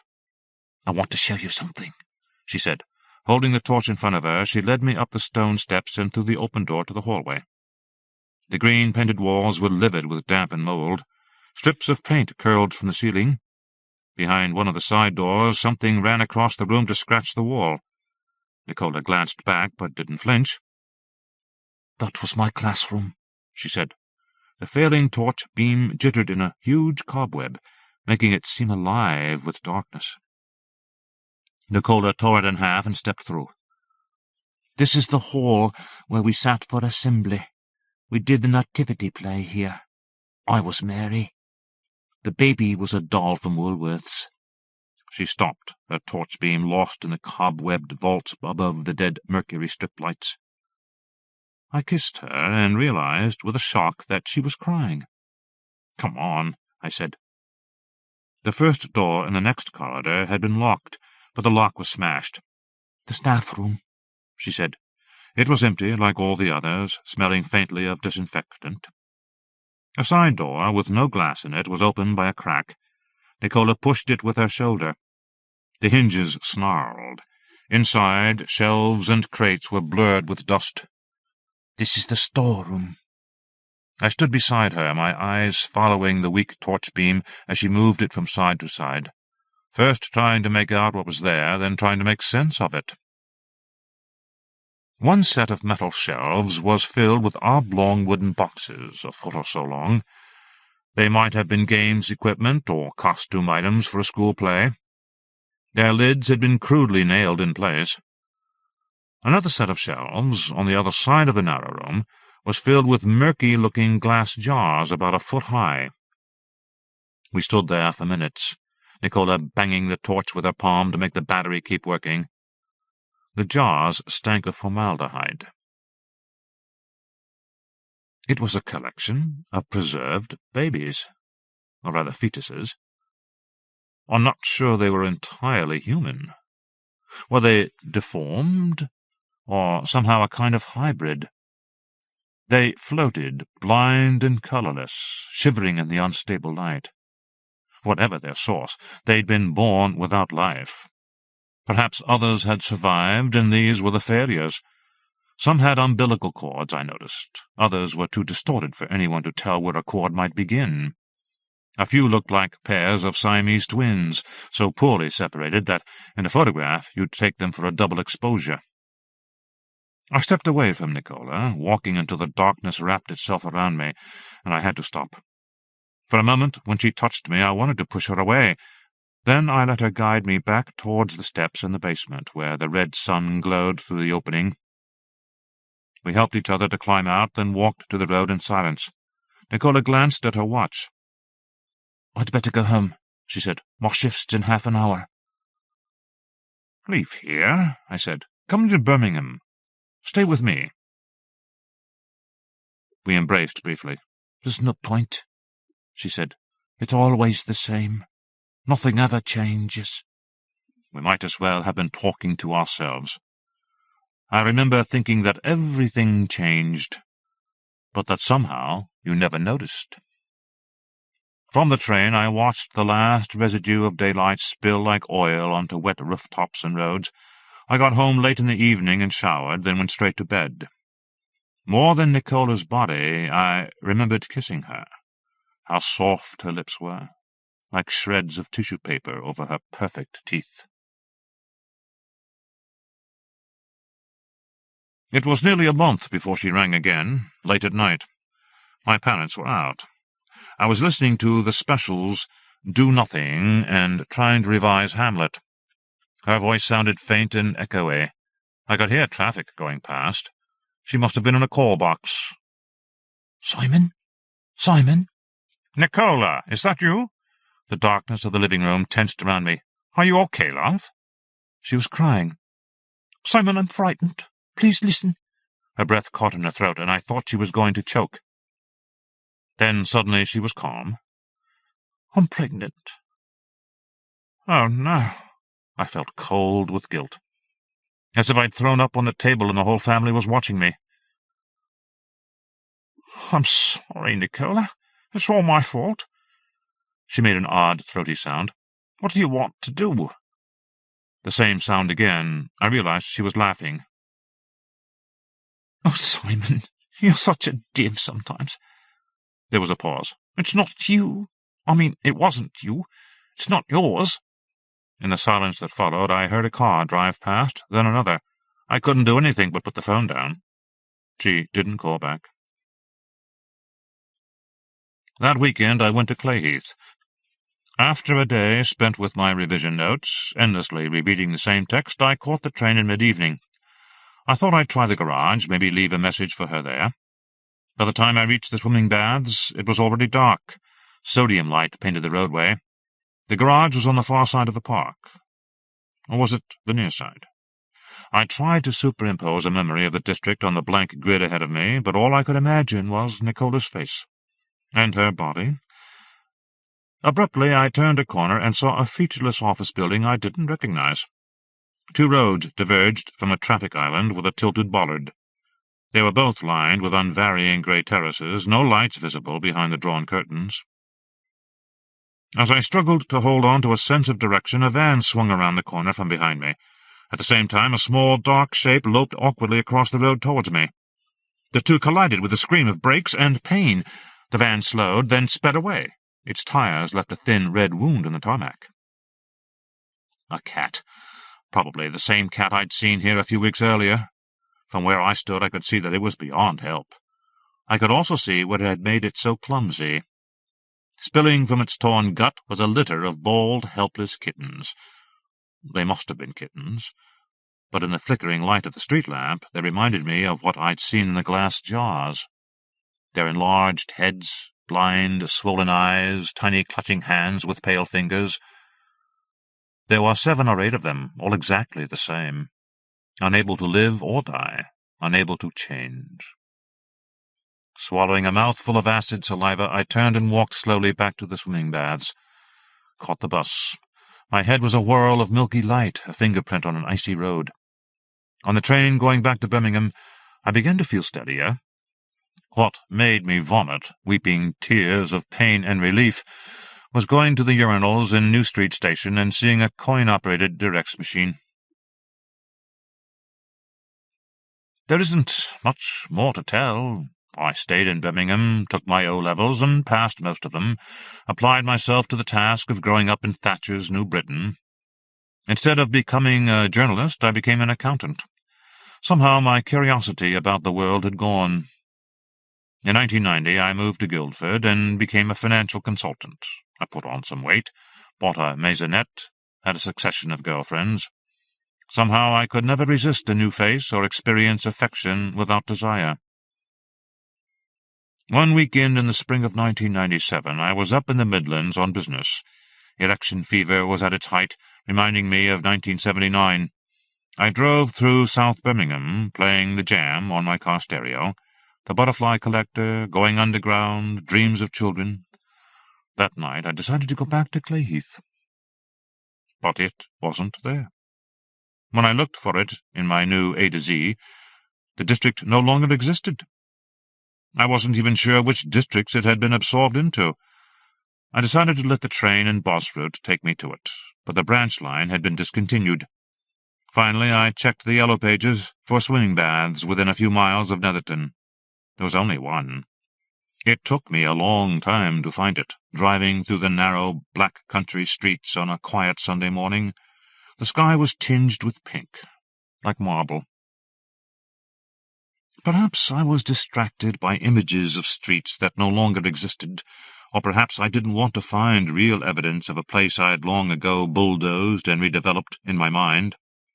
But at last I drove up a long, straight road, behind a bus that stopped outside a tall Victorian building with a carved lintel and several deep steps. My neck stiffened, as if I had a chill. I parked the Audi and got out. Apart from that building, nothing was the way I remembered it. In place of the crowded terraces, a jumble of housing blocks and prefabricated industrial units sprawled between the pitted roads. I couldn't see the park, nor any trees at all.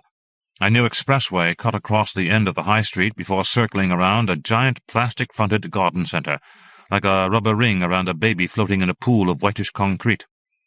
I turned back towards the swimming baths. It wasn't only the image of Nicola that made me start to cry at that moment. It was the knowledge of how I'd been then and ever since. 18 years of selfishness and waste. I blinked, rubbed my eyes, and stared at my hands. Then I started running towards the car. 10 minutes later I was speeding along the Halesowen Road into an acid sunlight, telling myself that what I'd seen had meant nothing. For those few moments, as I'd walked past the steps outside the old baths, I'd seen my hands somehow turn into hands that weren't left and right, that weren't mirror images of each other. They were the same hand twice, both palms up, both thumbs pointing to the right. Nothing ever changes. We just tell ourselves it does. Richard A. Lupoff. Simeon Dimsby's Workshop.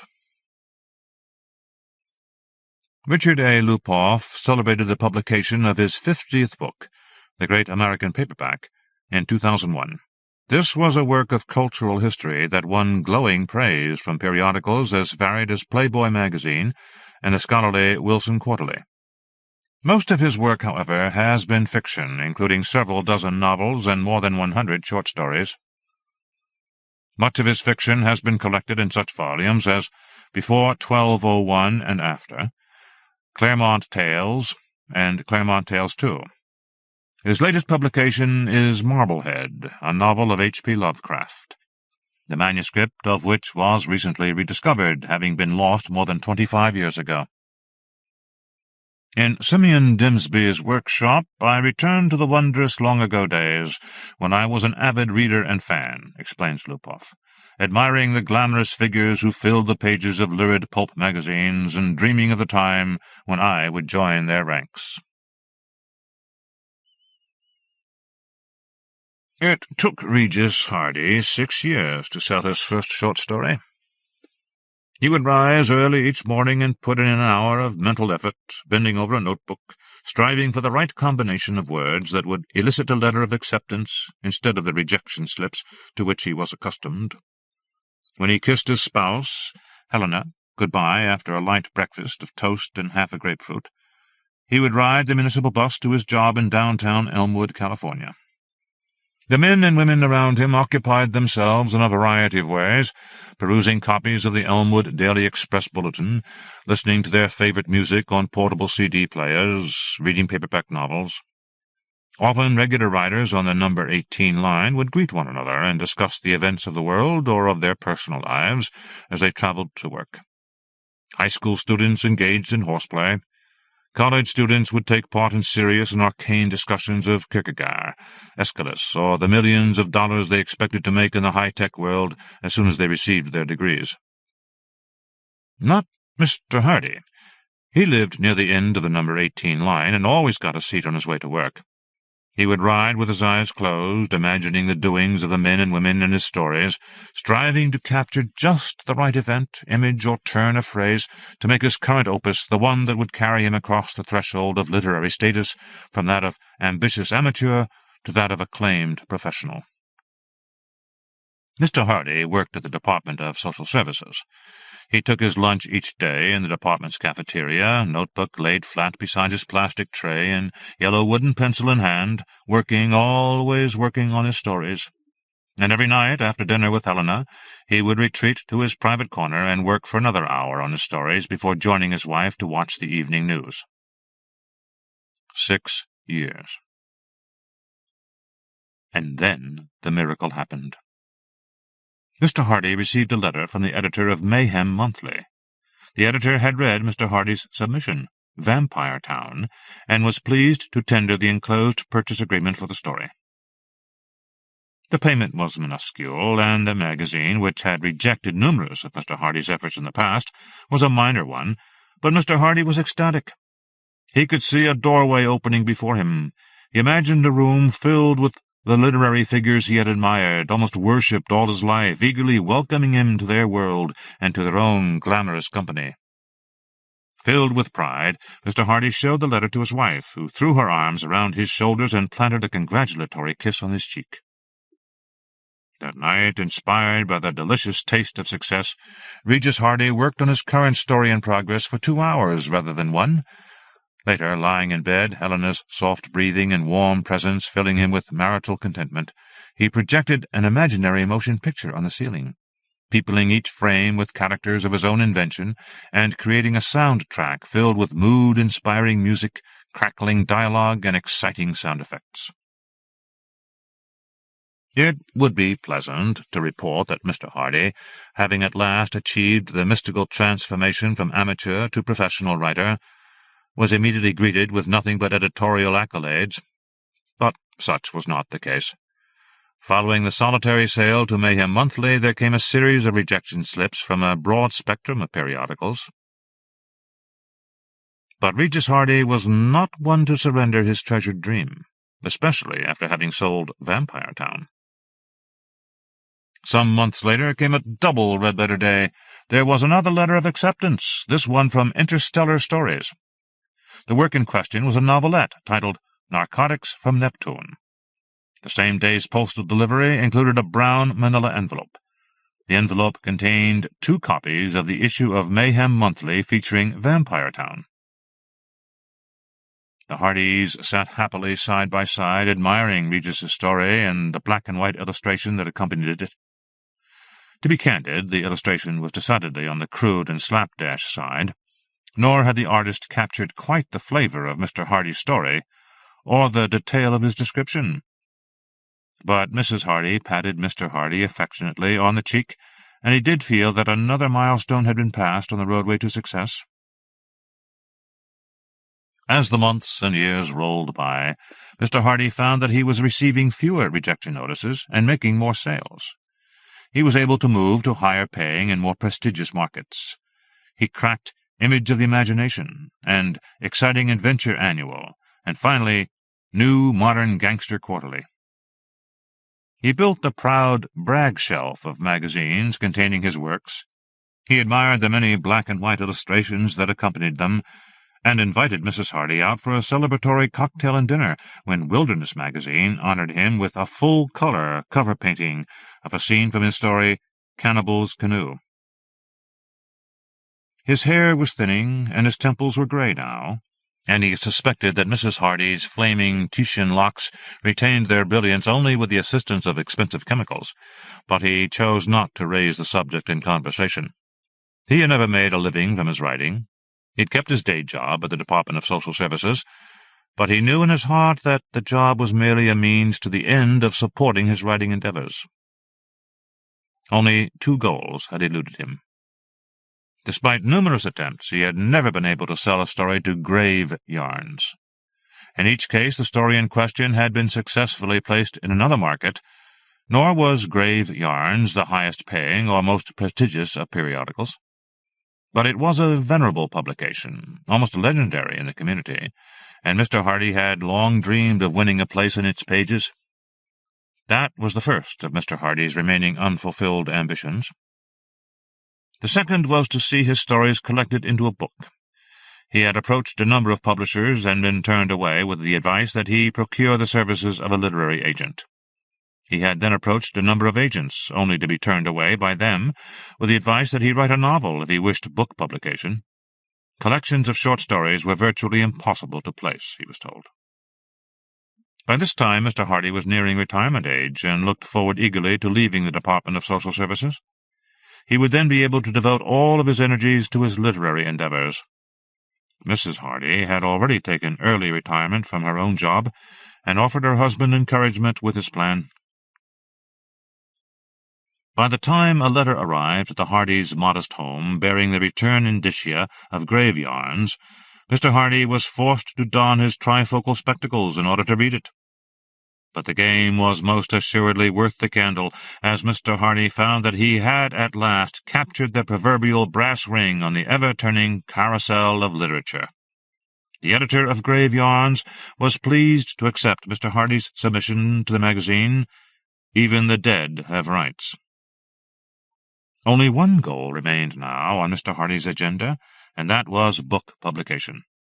He had not been wholly frustrated in even this enterprise, for several times his stories had been included in anthologies. These books, some colourful and some drab, some of them beautifully bound in jacketed volumes and others cheaply made paperbacks, held a special place of honour in the Hardy living room. But a collection devoted entirely to his own works was a dream, the realization of which continued to elude Mr. Hardy. And then Mr. Hardy received a letter from a publisher unfamiliar to him. Surely this was one he had never contacted, nor even read of in the trade journals to which he assiduously subscribed. The writer of the letter introduced himself as the proprietor of a new firm, Mantigore Press. He was seeking to publish the works of deserving but previously overlooked authors. He had been an admirer of Mr. Hardy's atmospheric and effective prose for some years, and if Mr. Hardy found himself in a position to place a collection of his stories with a new company, Mantigore Press was prepared to issue a contract immediately, and to offer a small but realistic advance payment against royalties to be earned. The letter was signed Auric Mantigore. Regis Hardy was so excited that his wife had to spend the better part of an hour calming and soothing him. He then responded to Auric Mantigore's letter with a quick and enthusiastic reply in the affirmative. Thus it was that, in due course, Mantigore Press announced the impending publication of Return to Elmwood, the collected stories of Regis Hardy. Mantigore Press was headquartered in the city of Repentance, Maine, some 3,000 miles from Elmwood, California. At first Mr. Hardy conducted his business with Mantigore by postal means, but when Auric Mantigore informed him that the distinguished artist and resident of Repentance, Simeon Dimsby, had been engaged to create a jacket painting and interior illustrations for Return to Elmwood, Mr. Hardy could contain himself no longer. Over a modest evening meal he broached his plan to his wife. "We are both now retired, Helena. Our pensions are small but adequate to our needs, and we have some savings. I would like to travel to Repentance, Maine, to meet Auric Mantigore and the great Simeon Dimsby. I intend to write to Messrs. Mantigore and Dimsby and propose such a meeting. If they are amenable to my plan, I would be most pleased to have your company on the trip, and to arrange for your inclusion in our festive gathering." There were tears in Helena Hardy's eyes as she voiced her approval of her husband's notion. Even before watching the evening news on that occasion, Regis Hardy penned letters to Auric Mantigore and Simeon Dimsby, broaching his plan. While similar in content, the two letters were not identical. That addressed to Simeon Dimsby included a paragraph in which Mr. Hardy expressed his admiration for Dimsby's work. Many artists had attempted to capture the essence of Regis Hardy's stories, but none had fully succeeded, at least in his opinion. But he was confident of Dimsby's ability to do so, and hoped fervently to meet the great illustrator. Not long after writing to Mantigore and Dimsby, Regis Hardy received responses from both. Mantigore explained that he was a busy man whose responsibilities occupied him for many hours each day. Further, he was obliged, by commercial considerations, to spend most of each month travelling. Consequently, he suggested that Hardy and Dimsby make such arrangements as they saw fit. If available, Mantigore would join them. If unable to do so, he would nonetheless offer his best wishes. Regis Hardy was mildly disappointed by Auric Mantigore's letter, but he was positively elated when he read Simeon Dimsby's. The artist had developed a great fondness for Hardy's stories, and was most enthusiastic about Return to Elmwood. He had already created preliminary sketches for his illustrations, and worked out what he referred to as his concept for the dust jacket painting. He indicated a date by which he hoped to have the final versions of the drawings in hand, and suggested that Regis Hardy come to his, Dimsby's, home and workshop on that date. Further correspondence confirmed that Mrs. Hardy would also be welcomed at the Dimsby domain, and that if it were convenient for the Hardys, the invitation would be so timed as to include dinner at the Dimsby home. Mrs. Dimsby was an accomplished chef, Simeon Dimsby asserted, and would be pleased to prepare her finest dishes for the Hardys. Regis Hardy could barely contain his joy. He dispatched an enthusiastic reply, jotted the date of the proposed dinner party in his desk planner, and made a note to phone a local travel agent and book a flight for himself and his wife to the airport nearest Repentance, Maine. It was fortunate for Regis Hardy's peace of mind that Simeon Dimsby worked rapidly, for even so Mr. Hardy found himself counting the days until his and Mrs. Hardy's flight, like a child counting days until a birthday, or Christmas, or the end of the school year.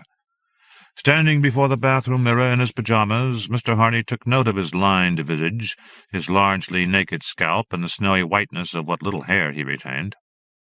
He was an old man, but in his chest his heart leaped like that of an eager and joyous youth.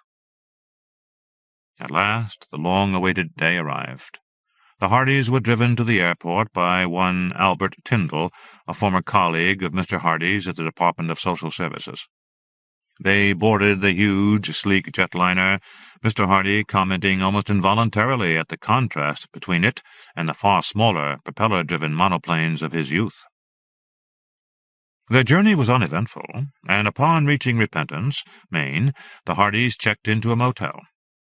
This was a locally owned affiliate of an international chain. It was well managed in accord with corporate guidelines. The Hardys' room was comfortably appointed in a standardized and impersonal style. Mrs. Hardy remarked that they might as easily have been in Brazil, Syria, or Thailand, or even on the moon, had there been motels on the moon, for all the local character of their lodgings. Mr. Hardy telephoned the home of Simeon Dimsby. Mrs. Dimsby took the call, reiterated the invitation to dine that evening, and even offered the services of her husband to pick up the Hardys at their motel. Mr. Hardy expressed gratitude for the offer, but indicated that he and his wife would take a cab to the Dimsby's house. Dusk was falling when the driver pulled to the curb at the address Regis Hardy had given him. The warm autumnal afternoon had yielded to a chill breeze with the disappearance of the sun, and an early moon was rising red and menacing above the eastern horizon. Mr. and Mrs. Hardy stood side by side, gazing at the tall frame structure. A brightness flickered in the front window, as if electrification had somehow bypassed the Dimsby house, and its occupants relied on old-fashioned oil lamps for illumination. An unexpected chill caused Mr. Hardy to shudder almost imperceptibly. He took his wife's hand and advanced, opening a protesting gate in a waist-high iron fence. The lawn surrounding the house had not been mowed in a very long time. The wooden stairs that led to the front porch creaked with each of Mr. and Mrs. Hardy's steps. A search for a doorbell or knocker having failed, Mr. Hardy rapped tentatively on the wooden panel with his knuckles. At once the door swung back.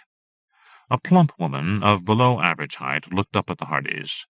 The roundness of her face was offset by the grey hair which she had pulled back into a bun. She wore a patterned house dress and cloth apron.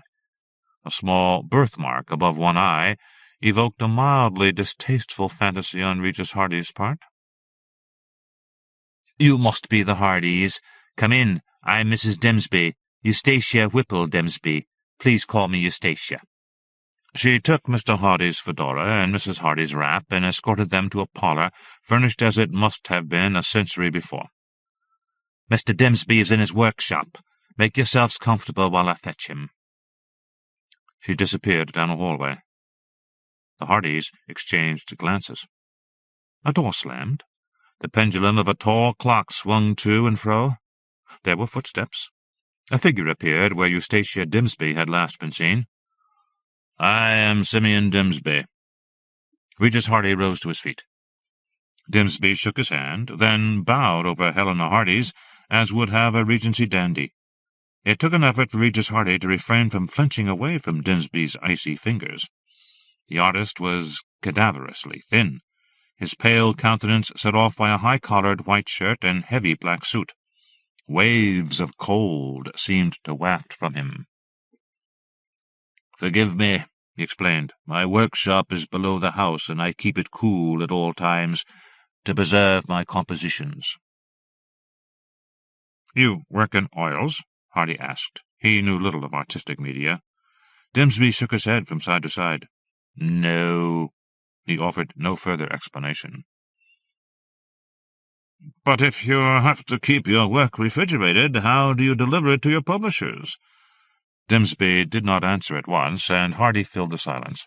That is, your pictures are so fine, both your black-and-white illustrations and your paintings. Helena and I have admired them for a long time. I was thrilled when Mr. Mantigore told me you were to illustrate my book, Return to Elmwood. But what do you use for ink? For paint? Wouldn't it spoil? Such is the wonder of modern invention, Dimsby explained. He had crossed the room and opened what appeared to be an 18th-century cupboard. He turned with a graceful decanter in one hand and 2 round-bellied snifters in the other. The day has taken a chilly turn, has it not? Won't you each try some brandy to warm yourselves while Mrs. Dimsby prepares our dinner? Each of the Hardys accepted a snifter of shimmering, copper-coloured liquid. As Regis Hardy held it before his face, the fumes of the liquor rose with a pleasant sharpness and warmth. It was delicious on his tongue. From the corner of his eye he observed his wife sampling the beverage. "You were speaking of technology," Hardy addressed his host. "Yes." "And won't you have some brandy yourself?" Hardy asked. "I do not," Dimsby said. After a brief silence he resumed. "My compositions would, decompose if exposed to heat," he explained, laughing at his own play on words. "Therefore I scan them into a computer and deliver them to my publishers in the form of electronic files." Hardy nodded. "A shame. I was hoping— That is, I had thought, maybe, once Return to Elmwood is completed, that you might be willing to part with one of your originals. It would have a place of honour in our house, wouldn't it, dear? Especially if we might purchase, if Mr. Dimsby would consider parting with, the jacket painting." His wife agreed that, yes, a Dimsby original would be treasured in the Hardy home. "Alas, I fear that would be impossible," Simeon Dimsby commiserated. "But perhaps after dinner you would enjoy a tour of my workshop. You may have some comments on the renderings I have done for Return to Elmwood." Before he could say more, his wife returned from the kitchen and summoned them to the dinner table. The Dimsby dining-room, like the parlour, could have served as the set for a period motion picture, but there was no sense of artificiality or unreality to the room. Rather, upon entering its confines, one had the impression of having stepped backward in time. Mrs. Dimsby bustled into the kitchen and returned bearing a large platter. It was covered with a green, shimmering mass of interwoven strips that reminded Mr. Hardy of marine vegetation that he had seen on past visits to the Pacific Ocean near his home. Mrs. Dimsby set the platter in the center of the gleaming linen cloth that covered the table. Mr. Dimsby asked if the Hardys would object to the old-fashioned practice of saying grace prior to dining. They did not. Mr. Dimsby then folded his grey, bony hands in a manner unfamiliar to the guests. He lowered his head and closed his eyes, murmuring what Regis Hardy took to be his devotion. Mr. Hardy had no notion of Simeon Dimsby's ethnic heritage or his religious affiliation. The prayer was in a language unfamiliar to Hardy, a disquieting mixture of sibilants and gutturals. As the prayer ended, the room seemed to shudder. Accustomed as he was to occasional small earthquakes in California, Regis Hardy was unalarmed by the minor trembler, despite never having heard of earthquakes in Maine. The green substance proved to be a preprandial salad. Its flavor was mildly unpleasant, the dressing of an odd, gelatinous consistency, and its odor peculiarly marine, but Mr. Hardy managed to down a small portion of it, as did his wife. Mrs. Dimsby removed the platter and salad plates. Mr. Dimsby said, "The main course is Mrs. Dimsby's specialty, an old family recipe handed down ever since colonial times here in Repentance. In fact, local legend has it that the dish was a favorite of the aboriginal inhabitants. Unlike other native peoples, they neither died out nor moved away, but were assimilated by the settlers. Or perhaps, more accurately, one might say that the settlers were assimilated by the local inhabitants.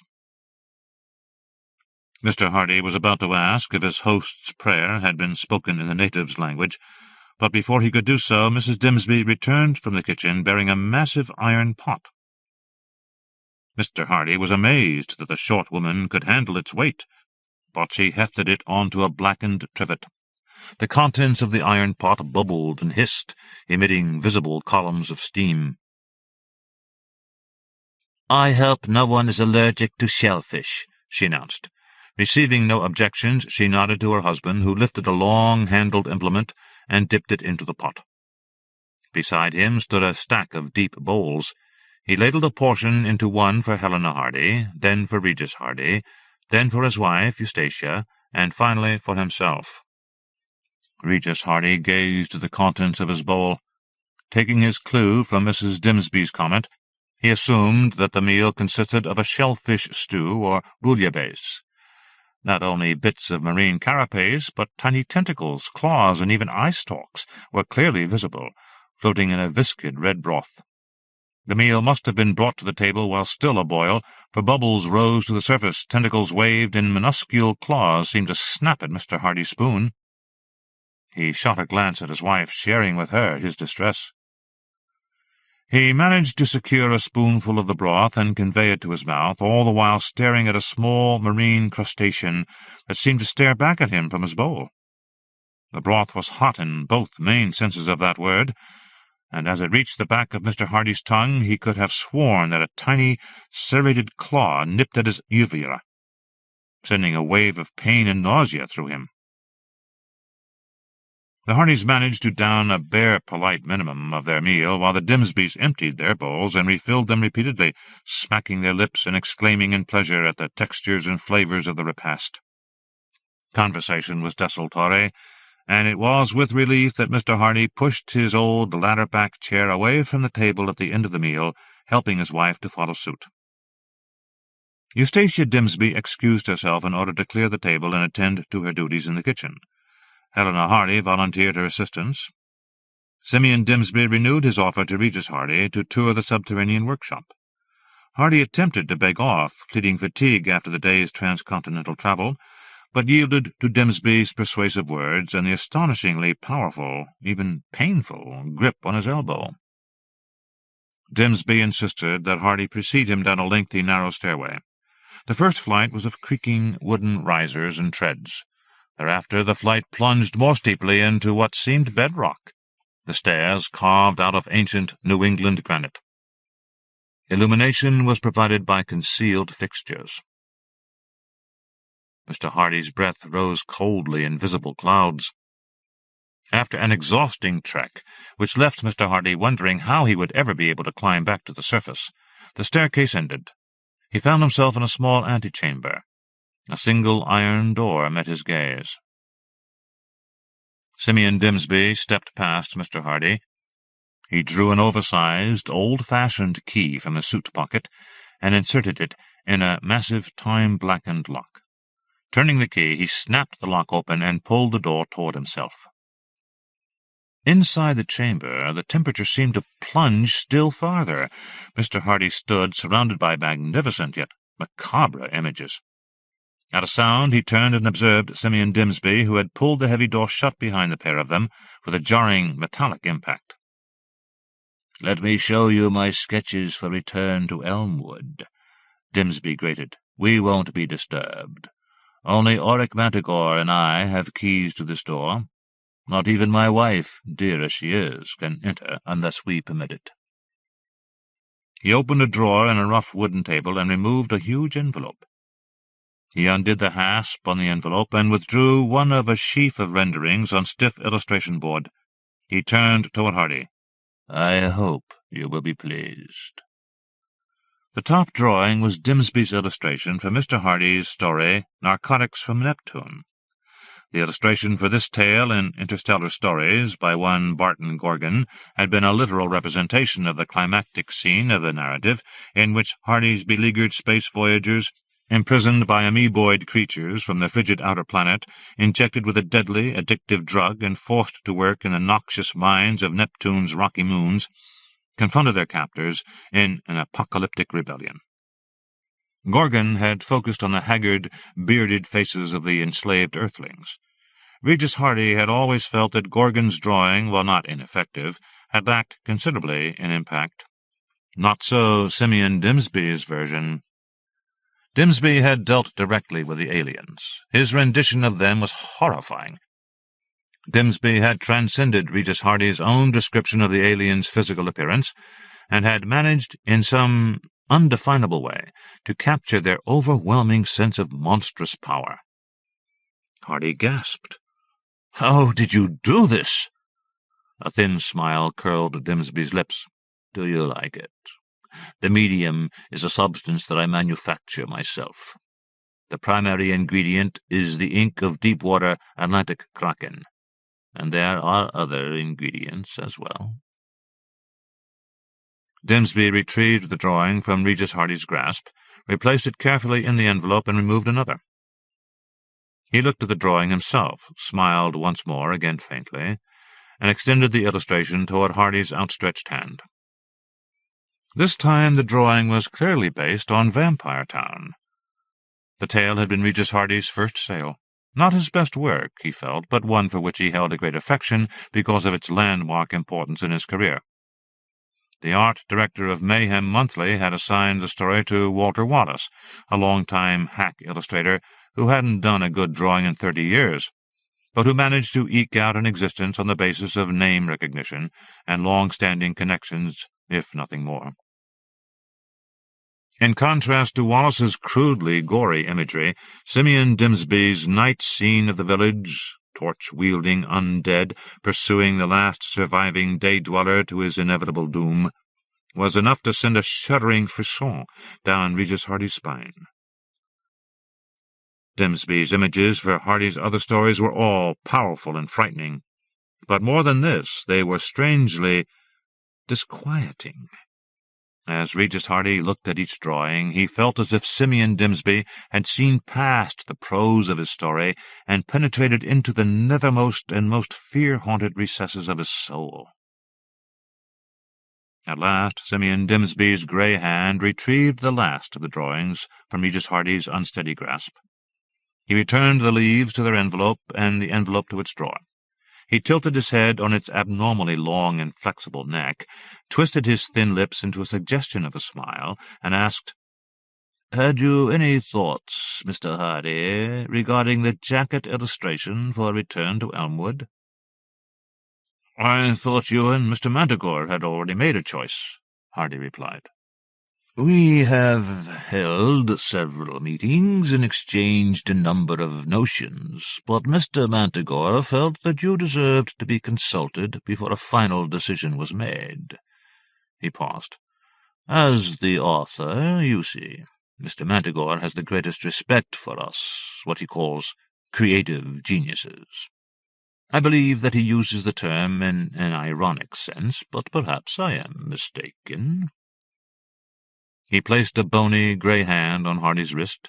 His grip was amazingly strong, and his hand was frighteningly cold. "Did you have a medium in mind?" Hardy asked. "I mean, I'm pretty ignorant where art is concerned, but I've heard of oils, watercolours, something called gouache." "You're not as uninformed as you pretend, Mr. Hardy." The artist still had hold of the author's wrist. He leaned closer, peering into Hardy's face. In Dimsby's eyes, Hardy saw distant flames dancing, yet the eyes seemed oddly ice-like, almost crystalline, and the flames emitted chill instead of warmth. I don't really know," Hardy managed to stammer. Dimsby said, "Well, then, let me show you some of the materials I have left from my last painting." He released Hardy's wrist, and Hardy shrank back, breathing a sigh of relief. Dimsby knelt in front of a safe-like storage cabinet. He twirled the lock that held it shut, then pulled the heavy door toward himself. "A pity that Mr. Manticore has been unable to join us," he commented. As if on cue, there sounded a grating noise from the heavy lock on the iron door to Simeon Dimsby's workshop. The great iron door swung back. Regis Hardy had never met Auric Manticore, never seen a photograph of the publisher, yet even so there was no doubt in his mind as to the identity of the newcomer. Auric Manticore was almost abnormally short, little more than 4 feet tall, yet he was built as massively as the iron safe that Simeon Dimsby had just opened. He might have been a blood relative of Dimsby's wife. "Mr. Hardy," he said, "I'd know you anywhere." He strode into the room. "Your spouse was upstairs with Mrs. Dimsby. Just moments ago I had the pleasure of making her acquaintance." In the brighter illumination of Dimsby's studio, a small but disturbing birthmark was visible on Manticore's forehead. "Auric," Hardy heard Dimsby saying, "have you dined?" Manticore grinned broadly. He drew an oversized bandana from his pocket and wiped a speck of red from the corner of his mouth. "Yes," he said. "Well, then, I was about to show Mr. Hardy the kind of materials I use for my colour work." "Were you indeed?" Manticore responded. "Then my timing is apt, is it not?" He slipped his suit coat from his shoulders and laid it carefully aside, drawing a large, glistening blade from an inside pocket. Dimsby lifted a huge iron pot from the safe. It resembled the one Eustacia Dimsby had used in her kitchen, but was larger. Far larger. Dimsby placed it carefully on a work table very near to Regis Hardy. The author knew even before he peered into it what he would see, but he could not keep from looking. His impulse to retch was forgotten in the terror and pain that he felt as Simeon Dimsby seized him by the elbows, his grip like ice-cold iron. Auric Manticore said, "I am so happy that I got to meet you this once, Mr. Hardy. I do so admire your work. You can rest assured that Manticore Press will do its very best with Return to Elmwood. I give you my word, we're going to make your book a success. We're going to cook up something really spicy to help put it over." He nodded, as if in pleased agreement with himself. "And yet you may rest assured it will be in the best of taste." Thomas Ligotti, our temporary supervisor. In 1997, Thomas Ligotti received the Horror Writers Association's Bram Stoker Award for superior achievement for his novella The Red Tower, and both the Bram Stoker and British Fantasy Awards for his short story collection The Nightmare Factory. His other books include Songs of a Dead Dreamer, Grimscribe, His Lives and Works, Noctuary, The Agonizing Resurrection of Victor Frankenstein and Other Gothic Tales, In a Foreign Land, in a Foreign Town, and I Have a Special Plan for This World. The author describes our temporary supervisor as an extrapolation of the nightmare of the contemporary working world. It is included in his latest collection from Dertro, Teatro Grotesco, which also features the companion tale to this piece, My Case for Retributive Action. Also recently published is My Work Is Not Yet Done, 3 Tales of Corporate Horror, which includes a previously unpublished short novel. Crampton, a Screenplay, is a further title from Dertro, co-written with Brandon Trenz. I have sent this manuscript to your publication across the border, assuming that it ever arrives there, because I believe that the matters described in this personal anecdote have implications that should concern even those outside my homeland and beyond the influence, as far as I know, of the Quine organization.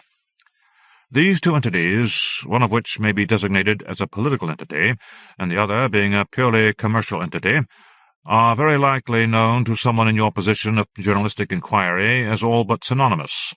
Therefore, on this side of the border, one might as well call himself a citizen of the Quine organization, or a Q-Org national.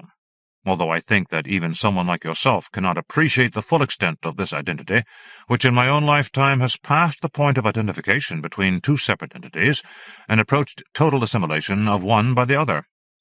Such a claim may seem alarmist or whimsical to those on your side of the border, where your closest neighbors, I know this, are often considered as a somewhat backward folk who inhabit small, decaying towns spread out across a low-lying landscape blanketed almost year-round by dense greyish fogs. This is how the Quine organization, which is to say, in the same breath, my homeland, would deceptively present itself to the world. And this is precisely why I am anxious, for reasons that are not always explicit or punctiliously detailed, to relate my personal anecdote. To begin with, I work in a factory situated just outside one of those small, decaying towns, layered over with fogs for most of the year. The building is a nondescript, one-story structure constructed of cinder blocks and cement.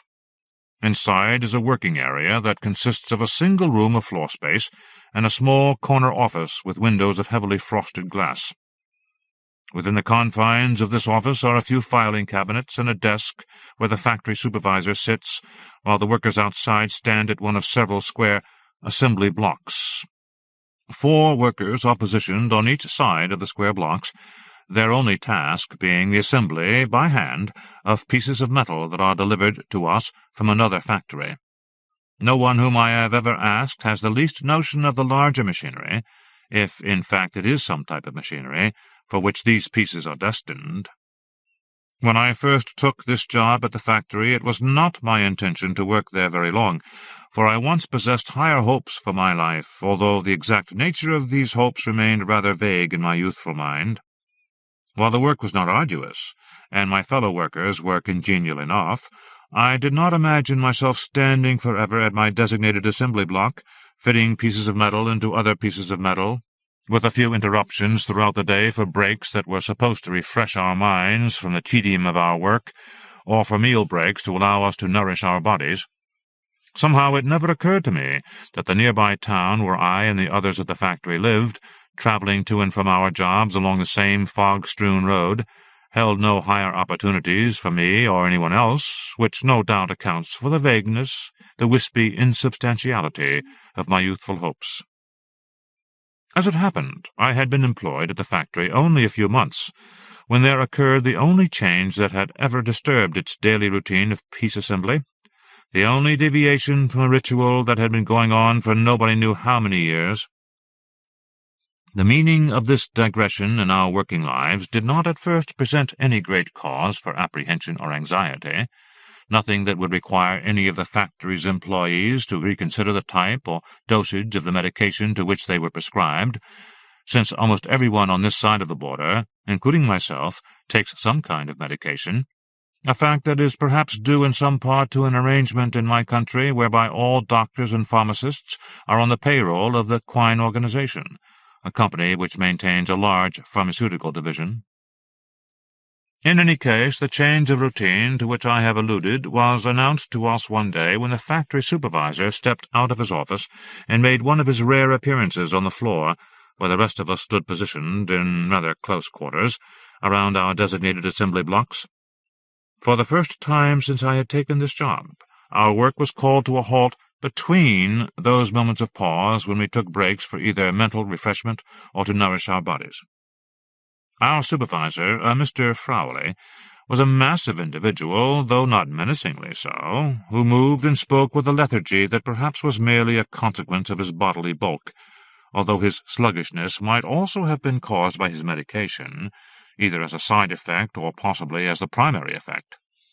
Mr. Frowley laboriously made his way to the central area of the factory floor and addressed us in his slow-mannered way. "I am being called away on company business," he informed us. "In my absence, a new supervisor will be sent to take over my duties on a temporary basis. This situation will be in place tomorrow when you come to work. I can't say how long it will last."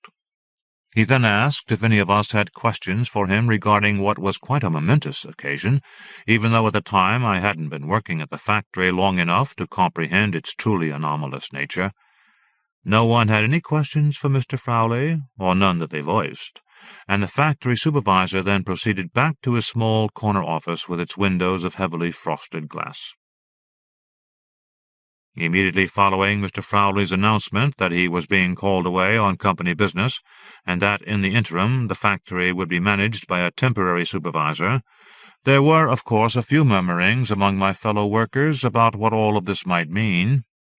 Nothing of this sort had ever happened at the factory, according to the employees who had worked there for any substantial length of time, including a few who were approaching an age when, I presumed, they would be able to leave their jobs behind them and enter a period of well-earned retirement after spending their entire adult lives standing at the same assembly blocks and fitting together pieces of metal.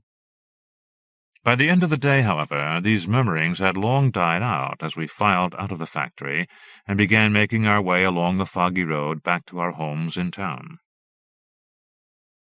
That night, for no reason I could name, I was unable to fall asleep, something which previously I had had no trouble doing after being on my feet all day, assembling pieces of metal together in the same configuration one after the other. This activity of assemblage now burdened my mind as I tossed about in my bed, with the full weight of its repetitiousness, its endlessness, and its disconnection from any purpose I could imagine. For the first time I wondered how those metal pieces that we assembled had come to be created, my thoughts futilely attempting to pursue them to their origins in the crudest form of substance which, I assumed, had been removed from the ground and undergone some process of refinement, then had taken shape in some factory or series of factories before they arrived at the one where I was presently employed. With an even greater sense of futility, I tried to imagine where these metal pieces were delivered once we had fitted them together as we had been trained to do, my mind racing in the darkness of my room to conceive of their ultimate destination and purpose. Until that night I had never been disturbed by questions of this kind. There was no point in occupying myself with such things, since I had always possessed higher hopes for my life beyond the time I needed to serve at the factory in order to support myself. Finally, I got out of bed and took an extra dose of medication. This allowed me at least a few hours of sleep before I was required to be at my job. When we entered the factory each morning, it was normal procedure for the first man who passed through the door to switch on the cone-shaped lamps that hung down on long rods from the ceiling. Another set of lights was located inside the supervisor's office, and Mr. Frawley would switch those on himself when he came in to work around the same time as the rest of us. However, that morning the lights within the supervisor's office were not yet on. Since this was the first day that a new supervisor was scheduled to assume Mr. Frawley's duties, if only on a temporary basis, we naturally assumed that, for some reason, this person was not yet present in the factory. But when daylight shone through the fog beyond the narrow rectangular windows of the factory, which included the windows of the supervisor's office, we now began to suspect that the new supervisor, that is, our temporary supervisor, had been inside his office all along. I use the word suspect because it was simply not possible to tell, in the absence of the office lights being switched on, with only natural daylight shining into the windows through the fog, whether or not there was someone on the other side of the heavily frosted glass that enclosed the supervisor's office. If the new supervisor that the Quine organization had sent to fill in temporarily for Mr. Frawley had in fact taken up residence in the office situated in a corner of the factory, he was not moving about in any way that would allow us to distinguish his form among the blur of shapes that could be detected through the heavily frosted glass of that room. Even if no one said anything that specifically referred either to the new supervisor's presence or absence within the factory, I saw that nearly everyone standing around their assembly blocks had cast a glance at some point during the early hours of the day in the direction of Mr. Frawley's office.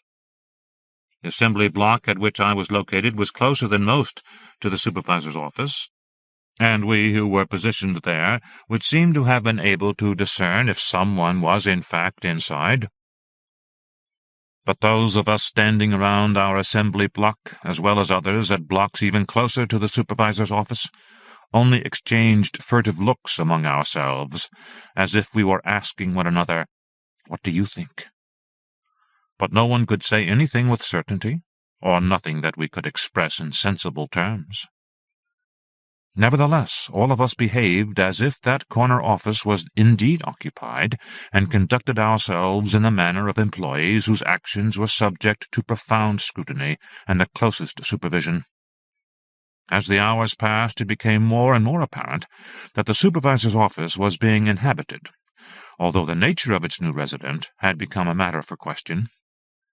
During the first break of the day there were words spoken among some of us to the effect that the figure behind the heavily frosted glass could not be seen to have a definite shape or to possess any kind of stable or solid form. Several of my fellow workers mentioned a dark ripple they had spied several times moving behind or within the uneven surface of the glass that enclosed the supervisor's office. But whenever their eyes came to focus on this rippling movement, they said, it would suddenly come to a stop, or simply disperse like a patch of fog. By the time we took our meal break, there were more observations shared, many of them in agreement about sighting a slowly shifting outline, some darkish and globulent form, like a thunderhead churning in a darkened sky. To some it appeared to have no more substance than a shadow, and perhaps that was all it was, they argued, although they had to concede that this shadow was unlike any other they had seen, for at times it moved in a seemingly purposeful way, tracing the same path over and over behind the frosted glass, as if it were a type of creature pacing about in a cage. Others swore they could discern a bodily configuration, however elusive and aberrant. They spoke only in terms of its head part or arm protrusions, although even these more conventional descriptions were qualified by admissions that such quasi-anatomical components did not manifest themselves in any normal aspect inside the office. "It doesn't seem to be sitting behind the desk," one man asserted, "but looks more like it's sticking up from the top, sort of sideways, too."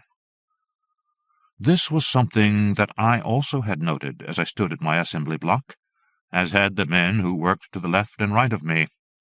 But the employee who stood directly across the block from where I was positioned, whose name was Blecker, and who was younger than most of the others at the factory, and perhaps no more than a few years older than I was, never spoke a single word about anything he might have seen in the supervisor's office.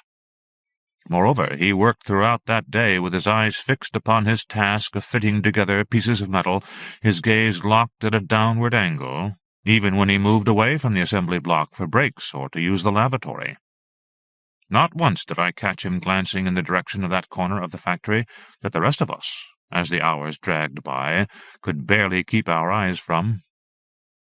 Then, toward the end of the work-day, when the atmosphere around the factory had been made weighty by our spoken words and unspoken thoughts, when the sense of an unknown mode of supervision hung ominously about us, as well as within us, such that I felt some inner shackles had been applied that kept both my body and my mind from straying far from the position I occupied at that assembly block, Blecker finally broke down. "No more," he said, as if speaking only to himself. Then he repeated these words in a louder voice and with a vehemence that suggested something of what he had been holding within himself throughout the day. "No more!" he shouted, as he moved away from the assembly block and turned to look straight at the door of the supervisor's office, which, like the office windows, was a frame of heavily frosted glass. Blecker moved swiftly to the door of the office, without pausing for a moment, not even to knock or in any way announce his entrance. He stormed inside the cube-shaped room and slammed the door behind him. All eyes in the factory were now fixed on the office in the corner. While we had suffered so many confusions and conflicts over the physical definition of the temporary supervisor, we had no trouble at all seeing the dark outline of Blecker behind the heavily frosted glass, and could easily follow his movements. Afterward, everything happened very rapidly, and the rest of us stood as if stricken with a kind of paralysis one sometimes experiences in a dream. At first, Blecker stood rigid before the desk inside the office, but this posture lasted only for a moment. Soon he was rushing about the room, as if in flight from some pursuing agency, crashing into the filing cabinets, and finally falling to the floor. When he stood up again, he appeared to be fending off a swarm of insects, waving his arms wildly to forestall the onslaught of a cloudy and shifting mass that hovered about him like a trembling aura. Then his body slammed hard against the frosted glass of the door, and I thought he was going to break through, but he scrambled full about and came stumbling out of the office, pausing a second to stare at the rest of us, who were staring back at him. There was a look of derangement and incomprehension in his eyes, while his hands were shaking. The door behind Blecker was left half open after his furious exit, but no one attempted to look inside the office. He seemed unable to move away from the place where he stood with a half-open office door only a few feet behind him. Then the door finally began to close slowly behind him, although no visible force appeared to be causing it to do so, however deliberately it moved on its hinges. A little click sounded when the door pushed back into its frame, but it was the sound of the lock being turned on the other side of the door that stirred Blecker from his frozen stance, and he went running out of the factory. Only seconds later the bell signaling the close of the workday rang with all the shrillness of an alarm, even though it was not quite time for us to leave our assembly blocks behind us. Startled back into a fully awakened state, we exited the factory as a consolidated group, proceeding with a measured pace, unspeaking, until we had all filed out of the building. Outside there was no sign of Blecker, although I don't think that anyone expected to see him. In any case, the greyish fog was especially dense along the road leading back to town, and we could hardly see one another as we made our way home, none of us saying a word about what had happened, as if we were bound by a pact of silence. Any mention of the Blecker incident would have made it impossible, at least to my mind, to go back to the factory, and there was no other place we could turn to for our living. That evening I went to bed early, taking a substantial dose of medication to ensure that I would drop right off to sleep and not spend hour upon hour with my mind racing, as it had been the previous night, with thoughts about the origins, somewhere in the ground, and subsequent destination, at some other factory or series of factories, of the metal pieces I spent my days assembling.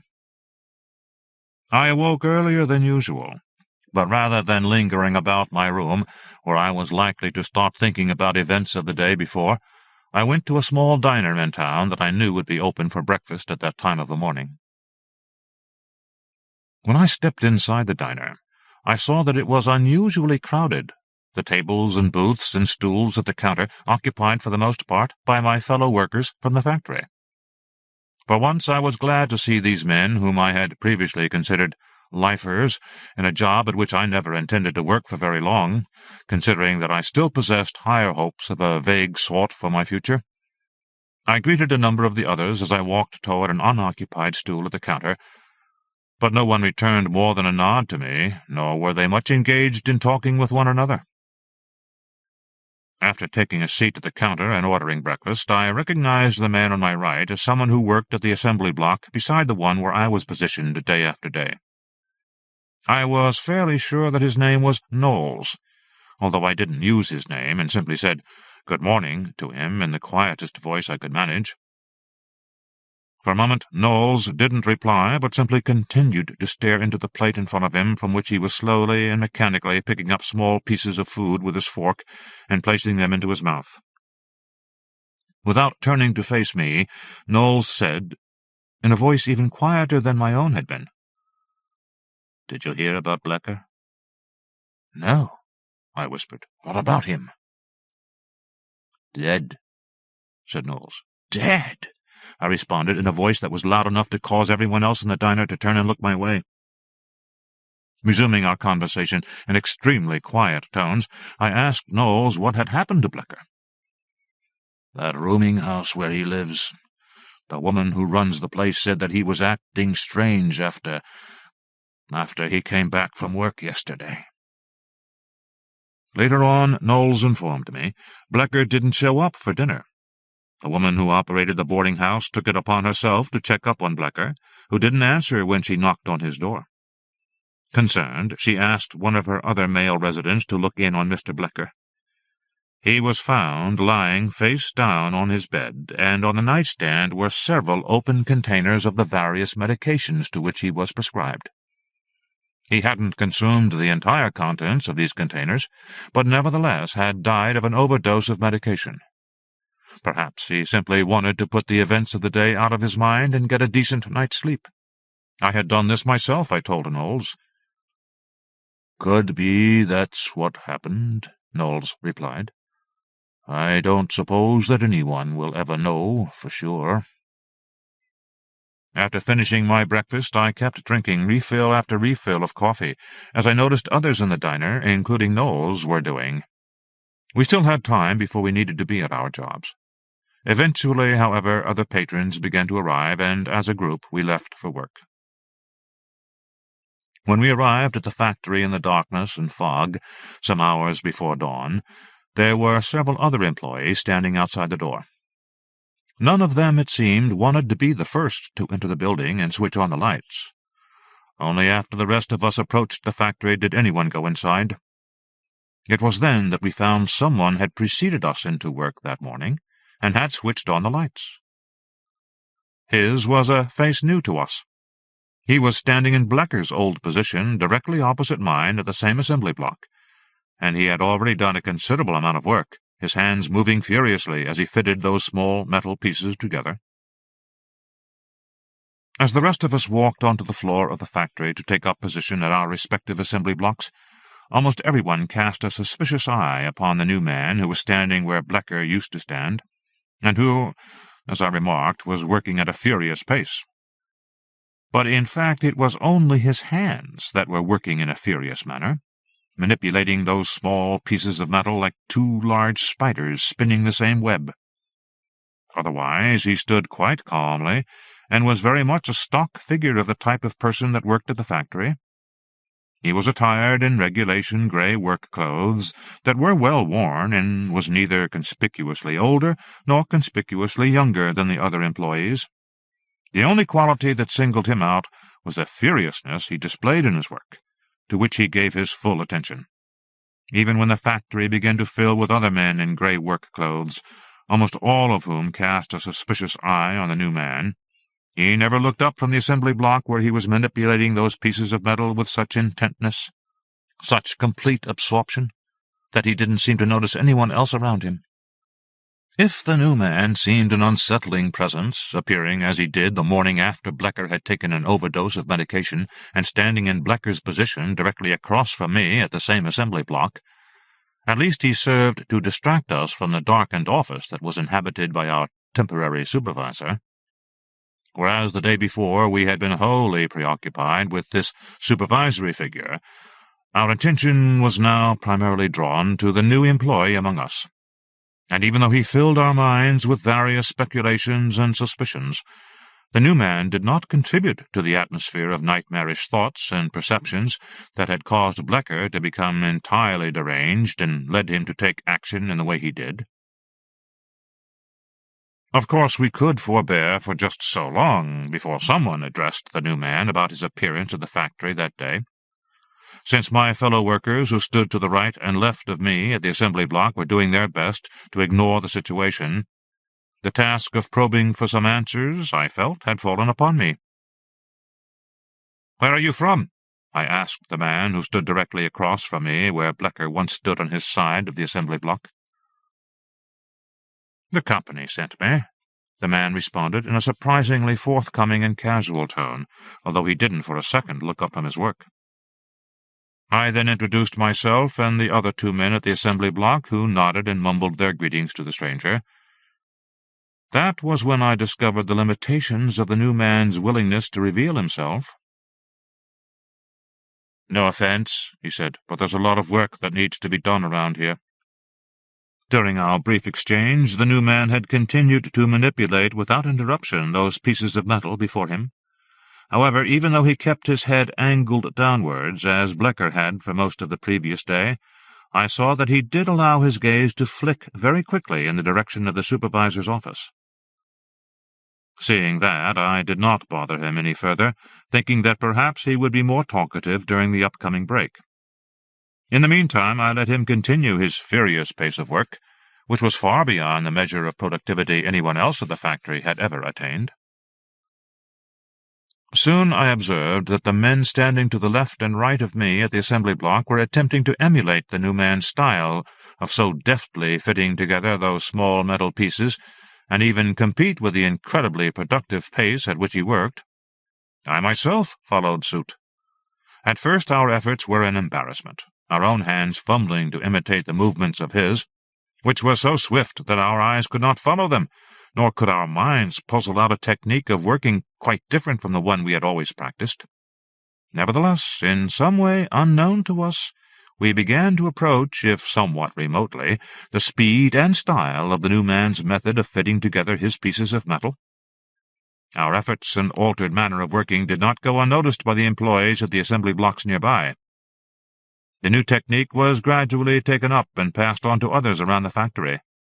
By the time we stopped for our first break of the day, everyone was employing the new man's methodology. But we didn't stop working for very long. After it became obvious that the new man did not pause for a second to join us in our scheduled break period, we all returned to our assembly blocks and continued working as furiously as we could. We surprised ourselves in the performance of what had once seemed a dull and simple task, eventually rising to the level of virtuosity displayed by a man whose name we did not even know. I now looked forward to speaking to him about the change he had brought about in the factory, expecting to do so when the time came for our meal break. Yet when that time finally arrived, the rest of us at the factory never anticipated the spectacle that awaited us. For, rather than leaving his position at the assembly block during the meal break that the company had always sanctioned, the new man continued to work, consuming his meal with one hand while still assembling those metal pieces, although at a somewhat slower pace, with the other. This performance introduced the rest of us at the factory to a hitherto unknown level of virtuosity in the service of productivity. At first there was some resistance to attempting these new heights where the new man, without any ostentation, was leading us. But his purpose soon enough became evident, and it was simple enough. Those employees who ceased working entirely during the meal break found themselves once again preoccupied, even tormented, by the troubling atmosphere that pervaded the factory, the source of which was attributed to the temporary supervisor, who inhabited the office with heavily frosted windows. On the other hand, those employees who continued working at their assembly blocks seemed relatively unbothered by the images and influences that, although there was no consensus as to their exact nature, had plagued everyone the day before. Thus it wasn't long before all of us learned to consume our meals with one hand while continuing to work with the other. It goes without saying that when the time came for our last break of the day, no one budged an inch from his assembly block. It was only when the bell rang to signal the end of the workday, sounding several hours later than we were accustomed to hearing it, that I had a chance to speak with the new employee. Once we were outside the factory, and everyone was proceeding in a state of silent exhaustion back to town, I made a point of catching up to him as he strode at a quick pace through the dense greyish fog. I didn't mince words. "What's going on?" I demanded to know. Unexpectedly he stopped dead in his tracks and faced me, although we could barely see each other through the fog. Then I saw his head turn slightly in the direction of the factory we had left some distance behind us. "Listen, my friend," he said, his voice filled with a grave sincerity. "I'm not looking for trouble. I hope you're not either." "Wasn't I working right along with you?" I said. "Wasn't everyone?" "Yes, you all made a good start." "So I take it you're working with the new supervisor?" "No," he said emphatically. "I don't know anything about that. I couldn't tell you anything about that." "But you've worked under similar conditions before, isn't that true?" "I work for the company just like you. The company sent me here." "But something must have changed at the company," I said. "Something new is happening." "Not really," he replied. "The Quine organization is always making adjustments and refinements in the way it does business. It just took some time for it to reach you out here. You're a long way from company headquarters, or even the closest regional center." "There's more of this coming, isn't there?" Possibly. But there really isn't any point in discussing such things. Not if you want to continue working for the company. Not if you want to stay out of trouble. What trouble? I have to go. Please don't try to discuss this matter with me again. Are you saying that you're going to report me? No, he said, his eyes looking back at the factory. That's not necessary these days. Then he turned and walked off at a quick pace into the fog. The next morning I returned to the factory along with everyone else. We worked at an even faster rate and were even more productive. Part of this was due to the fact that the bell that signaled the end of the workday rang later than it had the day before. This lengthening of the time we spent at the factory, along with the increasingly faster rate at which we worked, became an established pattern. It wasn't long before we were allowed only a few hours away from the factory, only a few hours that belonged to us, although the only possible way we could use this time was to gain the rest we needed in order to return to the exhausting labors that the company now demanded of us. But I had always possessed higher hopes for my life, hopes that were becoming more and more vague with each passing day. I have to resign my position at the factory. These were the words that raced through my mind as I tried to gain a few hours of rest before returning to my job. I had no idea what such a step might mean, since I had no other prospects for earning a living, and I had no money saved that would enable me to keep my room in the apartment building where I lived. In addition, the medications I required, that almost everyone on this side of the border requires to make their existence at all tolerable, were prescribed by doctors who were all employed by the Quine organization and filled by pharmacists, who also operated only at the sufferance of this company. All of that notwithstanding, I still felt that I had no choice but to resign my position at the factory. At the end of the hallway outside my apartment there was a tiny niche in which was located a telephone for public use by the building's tenants. I would have to make my resignation using this telephone, since I couldn't imagine doing so in person. I couldn't possibly enter the office of the temporary supervisor, as Blecker had done. I couldn't go into that room enclosed by heavily frosted glass behind which I and my fellow workers had observed something that appeared in various forms and manifestations, from an indistinct shape that seemed to shift and churn like a dark cloud, to something more defined that appeared to have a head part and arm protrusions. Given this situation, I would use the telephone to call the closest regional center and make my resignation to the appropriate person in charge of such matters. The telephone niche at the end of the hallway outside my apartment was so narrow that I had to enter it sideways. In the confines of that space there was barely enough room to make the necessary movements of placing coins in the telephone that hung on the wall, and barely enough light to see what number one was dialing. I remember how concerned I was not to dial a wrong number, and thereby lose a portion of what little money I had. After taking every possible precaution to ensure that I would successfully complete my phone call, a process that seemed to take hours, I reached someone at the closest regional center operated by the company.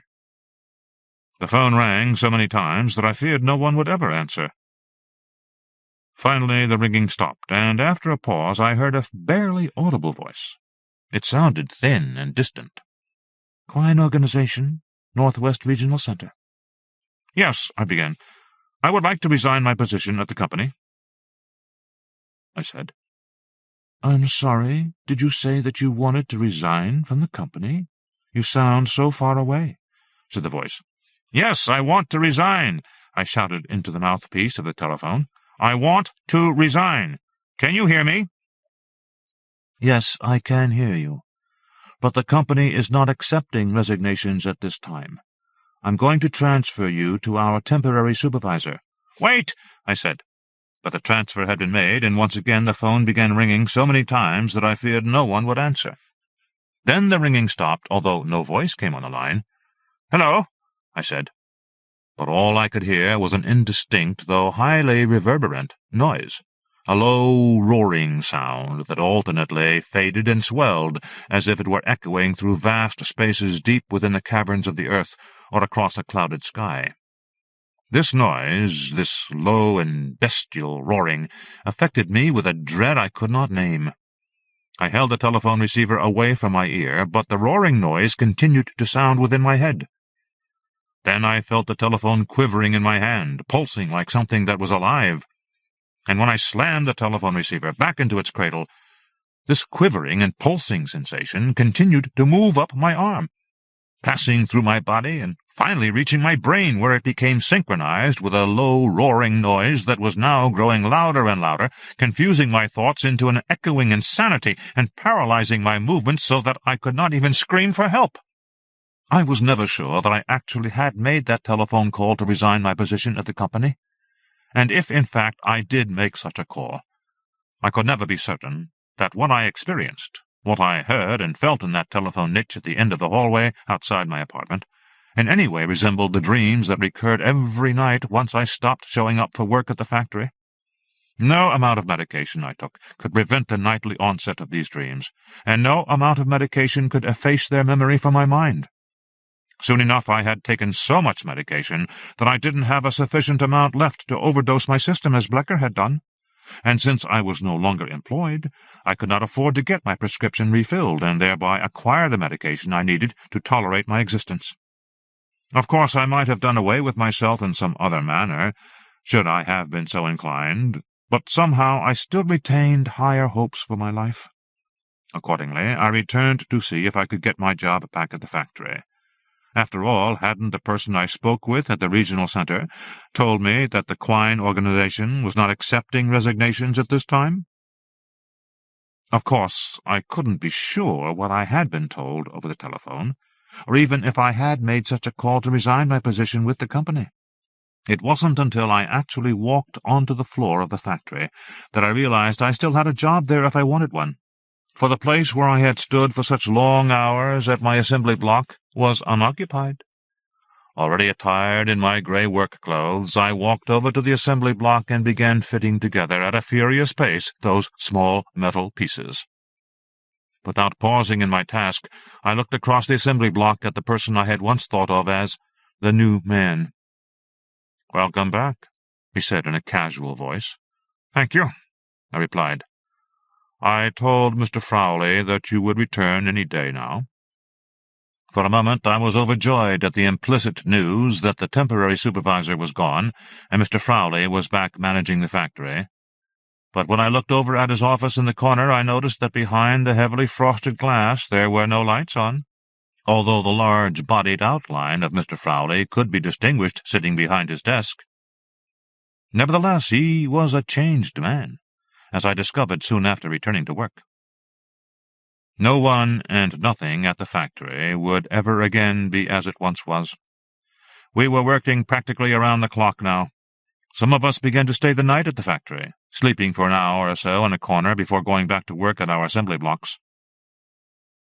After returning to work, I no longer suffered from the nightmares that had caused me to go running back to the factory in the first place, and yet I continued to feel, if somewhat faintly, the atmosphere of those nightmares, which was so like the atmosphere our temporary supervisor had brought to the factory.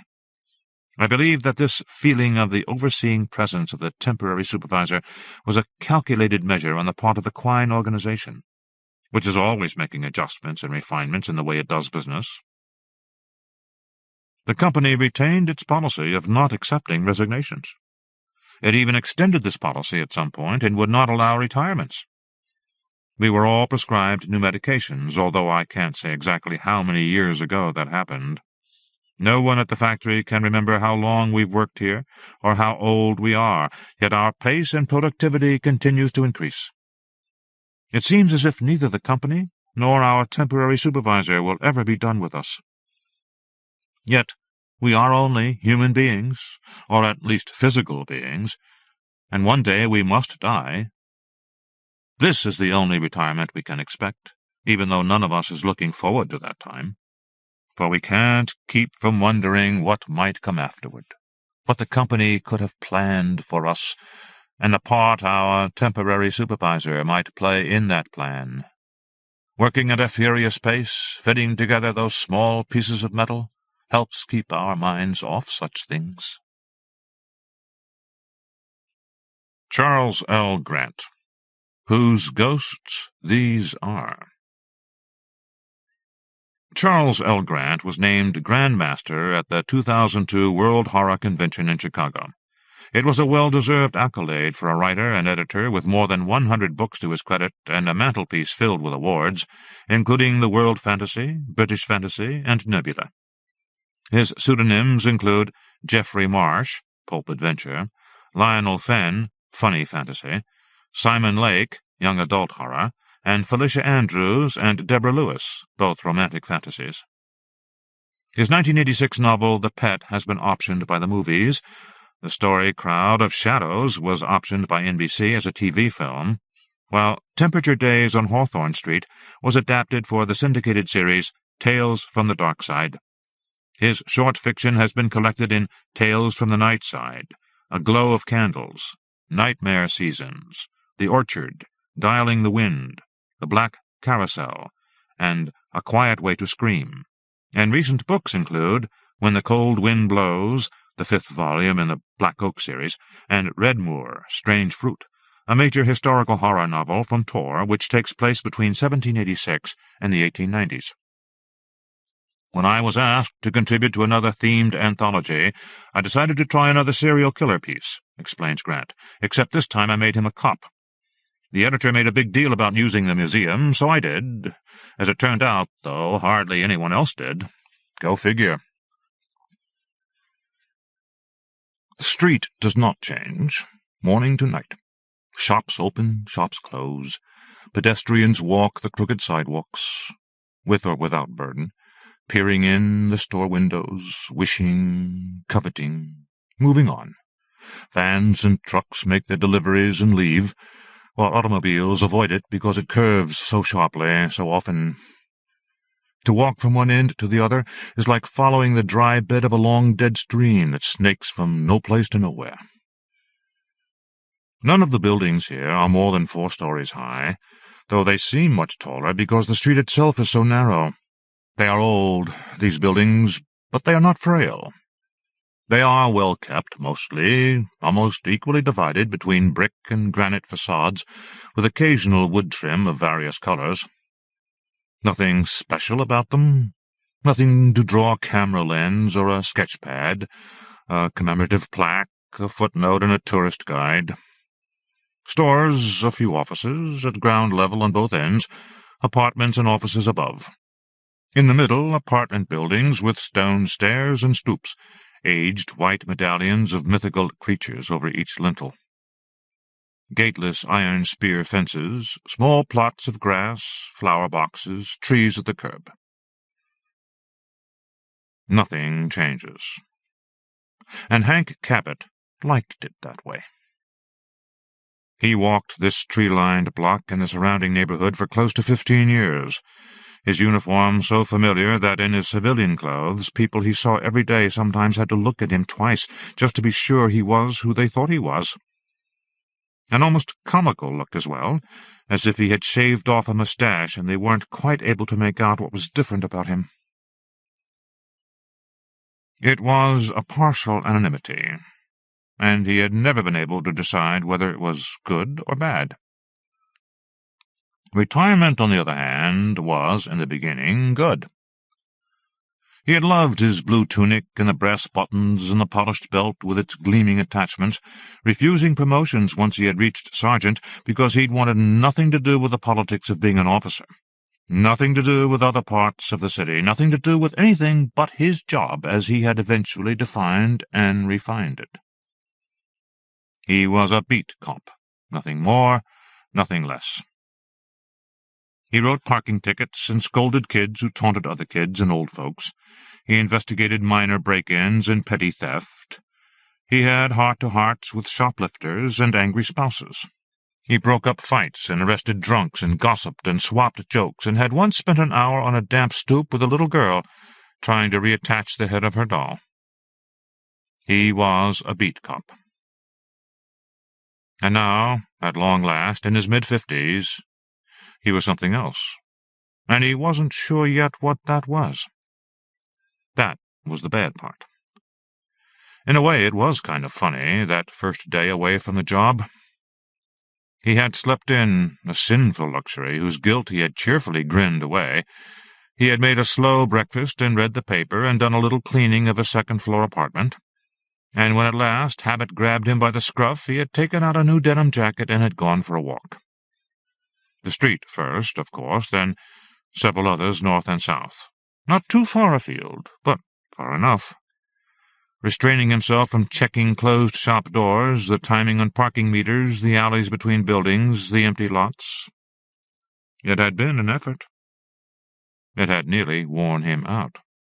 It hadn't been until that evening, while he ate a sandwich in front of his living-room window and watched the street put itself to bed, that he'd realized no one had greeted him with anything more than a polite nod, complained to him, whined at him about the injustices the city had settled upon their shoulders, and why the hell couldn't he do something about it?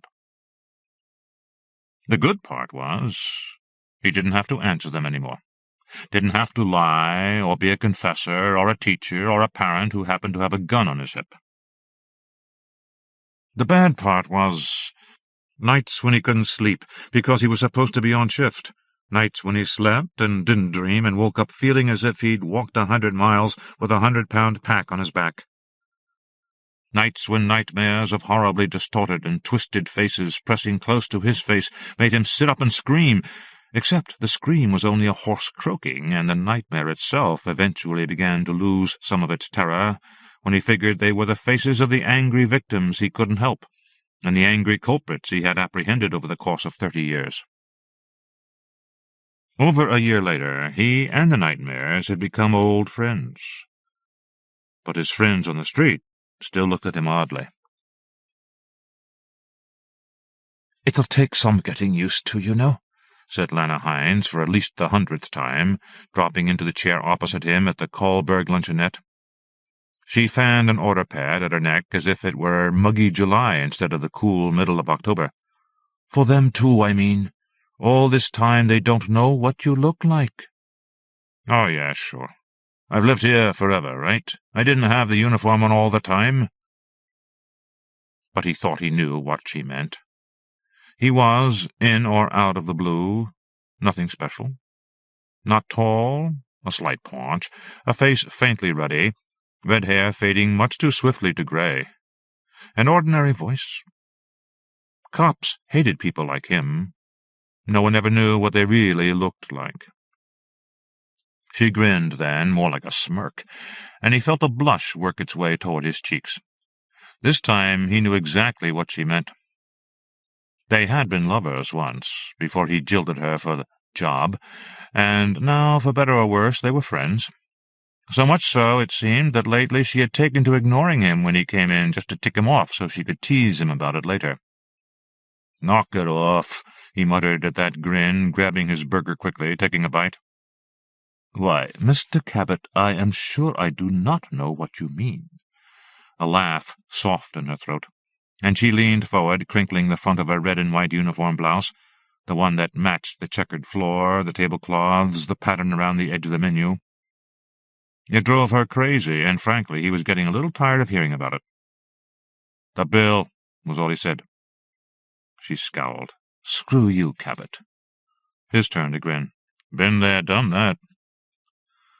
A close thing, then. Would she slap him or laugh? It startled him to realize that he had, at some imprecise moment on some non-momentous day, stopped caring very much. It startled him, then saddened him, then angered him that she didn't realize it herself. Maybe it was time to start eating somewhere else. All this in the space of a second, maybe 2. "Damn," he thought. "What the hell's the matter with you, pal?" She neither slapped nor laughed. She tapped a pencil against her pad and said, "So, you been to that museum yet?" Curtly, "No." "Well, why not?" Her own red hair fell in carefully arranged curls over one eye. "I'd have thought you'd like something like that. All those bad guy exhibits, you know, like that ghost guy." "That ghost guy," he said, knowing he sounded stuffy, "is a killer, Lena. Nothing interesting about him, not at all. And I had enough of that on the job, thank you." A hand reached out and slapped his arm lightly. Oh, please, give me a break, okay? No offense, but it's not like you were a detective. You didn't work with dead bodies every day, you know. Yeah, maybe, but still— An impatient call from the counter brought Lana to her feet. She dropped his bill on the table, leaned over to kiss his cheek, and whispered in his ear, "It's been over a year, Hank. Do something different for a change before you turn into an old woman." He nodded automatically, gave her an automatic, "Yes, dear," and laughed silently when she slapped him across the back of his head. Not so lightly. Another laugh, and he looked out at the street while he finished his lunch. The trees had turned, and sweaters and lined jackets had been rescued from storage. A puff of autumn cold surged against his ankles each time the door opened. A pleasant shiver, a comfortable reminder of how miserable the previous summer had been and how far away the next one was. He spent the afternoon at a high school football game.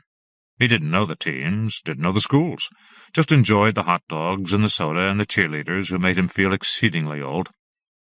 A fair to middling dinner at a small Italian restaurant took him past nightfall, and he decided to walk off all the wine he had drunk. With his collar snapped up and his hands deep in his pockets, he moved through the fleeting clouds of his breath, instinctively watching the dark that hid behind all the lights. The shadows he made as he passed under street lamps swung around him, fascinated him for a while.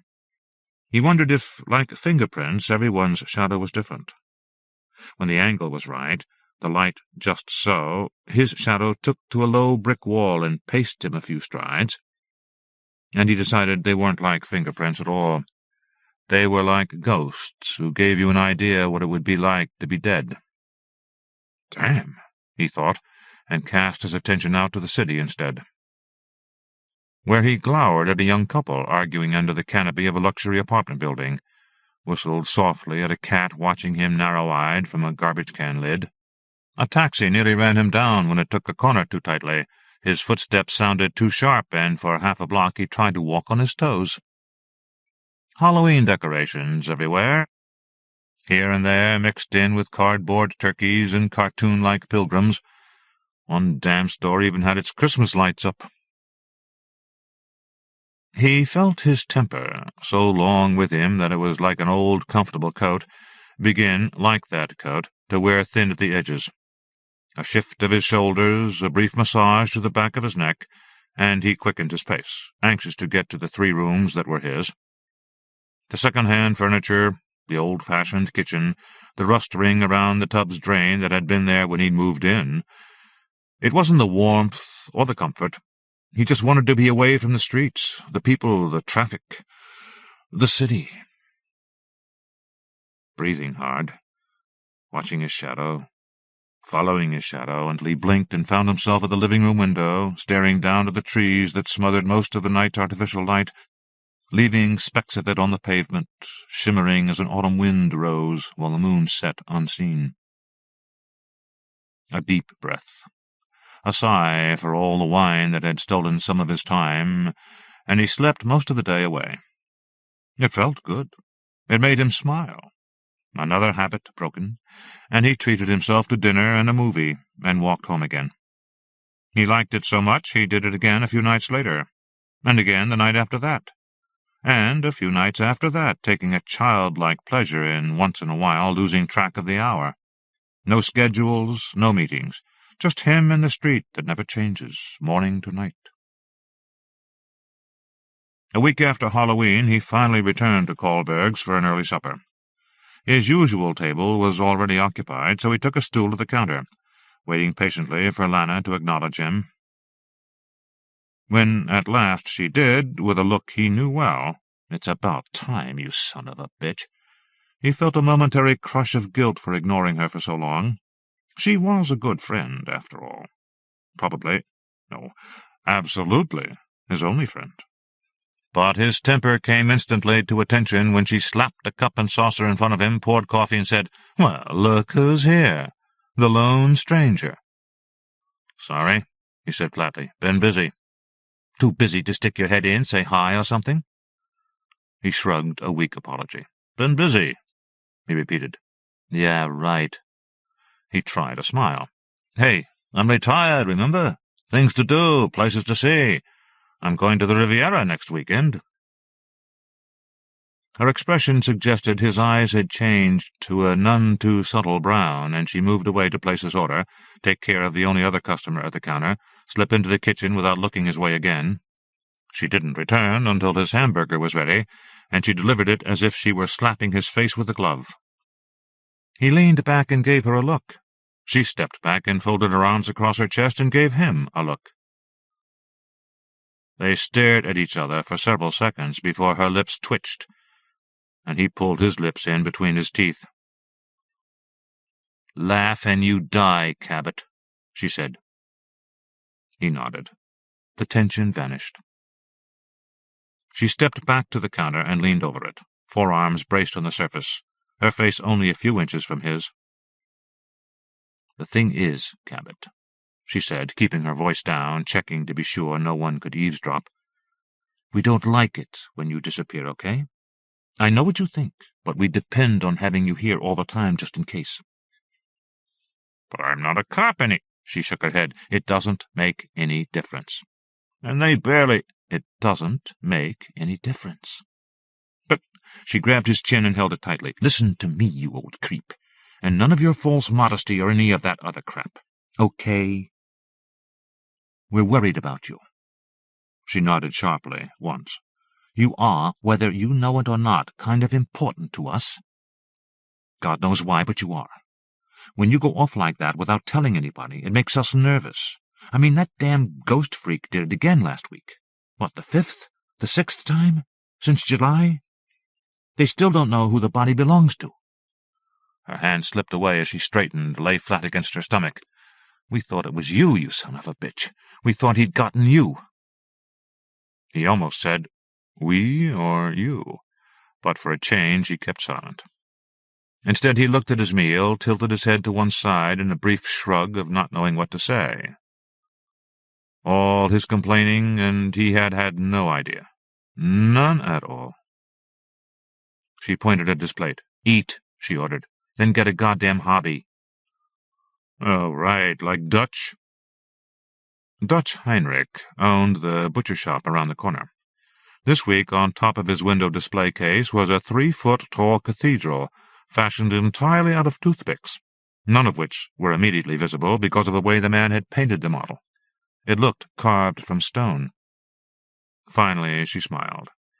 "Could do worse. He sells those stupid things for a fortune." A wink, then, an eyebrow cocked, a gentle smile. "Just do it, Hank. Stop lying to yourself. You're bored as hell. Make us all happy. Just do it." A promise to think about it, a command from her that just thinking about it wasn't an option, and she left him alone to eat.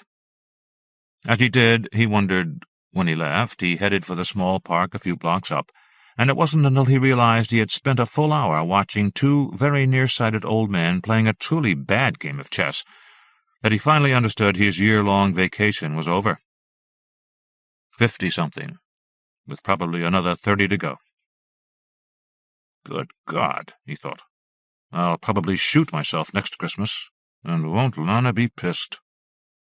He laughed aloud, and the old men glared without really seeing him. He gave them a jaunty salute and whistled himself back home, and to avow that tomorrow he would either find himself a part-time job or a time-gobbling hobby. Which might be, he thought when he saw the next morning's newspaper, filing the necessary applications for an investigator's license. Job or hobby, it would give him an official-sounding excuse to be nosy, to poke around, uncover the true identity of the man they called the Ghost. He had killed again. The 6th time since the end of July, the 2nd time in a week. There wasn't much in the article, aside from recycled quotes from psychologists and criminal experts about the mind of such a man, but the police vowed they were on it with promising leads in an intense investigation. He snorted. He had heard that story before. It meant the victims had no common ground, no links. The cops hadn't a clue and weren't about to get one. The worst kind of killer, completely random. He also knew there had to be more. Something had been held back from the public, so the nuts and habitual confessors could be weeded out. He leaned back in his chair, stared blindly at the kitchen ceiling. He could call in a favor or two, find out what the missing information was, and take it from there. "Sure," he said to the ceiling light. "Take it where?" He had a better question. Why? Because it was interesting, fascinating, a puzzle that wanted solving, a chance for a little action, an opportunity to do something valuable with his time, a way to get himself involved with the public again, a way to justify the block's belief in him, concern for him. He made a derisive noise deep in his throat, folded the paper to put the sports section on top, to read whenever he returned from wherever he would go to pass the daylight hours, and pushed his chair back, flattened his palms on the small table, and pushed himself to his feet. Why? Because Lana was right. He was goddamned bored out of his goddamn mind, that was why. Which wasn't the real reason, and he knew it, but it would do for now. It would have to. He walked. He window-shopped. He spent some time in a showroom, pretending he was thinking about buying a car. He had lunch in a place he had never been to before. He spent a couple of hours on a tourist bus, seeing things he had never seen before. He watched the sunset from a bench in a park he had never been to. And when the sun's reflection slid out of the windows and let in the dark, he flipped up his collar and made his way to a bus stop, where a trio of kids cut in front of him so they could get on first. When he said, "Hey, damn it!" only one looked back, gave him a sorry-didn't-see-you shrug. The others played push and shove until they found their seats. Hank didn't get on. He let the bus go, turned away from the exhaust wash, let his temper subside to a more manageable level. It wasn't easy. His jaw was so taut it trembled, and heat behind his eyes made him slightly dizzy until he closed them tightly. It wasn't easy. If he had had the uniform, they wouldn't have done it. Maybe they would have been just as smart-ass, just as rude, but they wouldn't have done it. Uniform or no, they never did it to him on the block. A step back from the curb, head lowered, throat working to swallow, he stared at the tips of his shoes until the night's chill and the traffic's clamor forced him to move. He found the museum a few minutes later. There was nothing special about it that he could see. A single door in a narrow building that could have used renovation a decade or two ago. Lana hadn't been here herself. It was one of those heard about it from a friend things, but she figured he would be interested, being a cop and all. He hadn't been, and had been avoiding actively searching for it since she had first brought it up. He was a beat cop, for God's sake. Didn't she understand that? An ordinary beat cop. He saw bodies, he saw blood, he saw the instruments that had drawn one from the other, but he wasn't the one who hunted the killers down. No, he was the one who found what was left of their prey. On the other hand, he thought, as he glanced up and down the avenue, feeling vaguely uneasy, as if he were about to walk into a porn shop or something, maybe this was a sign. What the hell? At the very least, it would keep her off his back for a while. He grunted, shook his head quickly, scolded himself for being unfair. She meant well, she cared. The museum door opened, and he looked down in surprise at the hand, his hand, that had turned the dull brass knob. Okay, it was a sign. A half-smile took him over the threshold and out of the cold. A brief, unsettling sensation of déjà vu before he noticed a tiny wood table on his left that held an untidy stack of pamphlets. The Museum of Horror Presents. He took one, opened it, and realized the light was so dim that he practically had to put his nose through the thin paper in order to read it. A simple diagram of the interior, a few words, not much else. The main premise seemed to be that he had to discover for himself the details of the exhibits, which were sealed upright cases ranged along narrow aisles, glass cases touched with dust and annoying flared reflections of small caged bulbs hanging from the ceiling, cases whose contents startled him when he walked past, only glancing in until he finally understood what he had seen. "You're kidding me." he said quietly. The preserved bodies, or damn fine replicas, purportedly those of murderers of the first rank, criminals of the mind, villains of the body, supposed personal items tucked around their feet and on small glass shelves. He recognized none of the names, none of the crimes, but it didn't make any difference. It was bad enough looking at the corpses, real or not. It was worse reading what they were supposed to have done. Soft voices and whispers from other parts of the large room. Soft footsteps and whispering souls. The impulse to giggle in such a solemn place became an urge, and he rubbed a hard hand across his lips. A second time, harder, for a shot of pain to kill the laugh. Sniffing, grabbing a handkerchief to blow his nose, and wincing at the explosive sound of it. Wandering the aisles, reading the legends now, thinking the curator, or whatever he was called, had one hell of an imagination. In spite of himself, stopping now and then to examine a body, the clothes, flicking dust away to peer more closely at a face. Soft voice. Soft footsteps. A check over his shoulder now and then, but he saw no one else.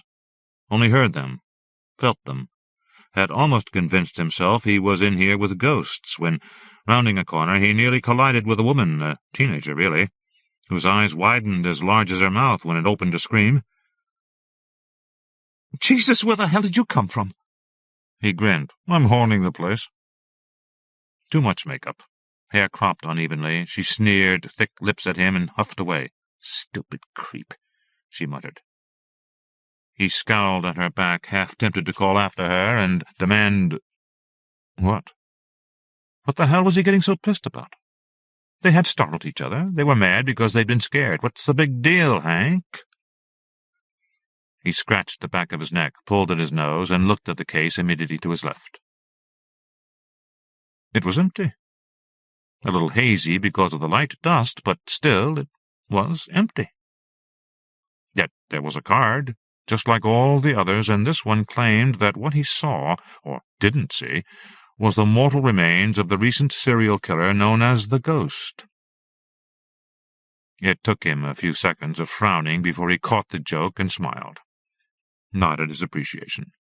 Looked around, wishing there were someone nearby with whom he could share the curator's bizarre sense of humor. No one. He was alone. And being alone, he checked again to be sure he was right, then reached out a finger and drew it gently along the case's seams, stretching to reach to the top, bending over to reach the bottom.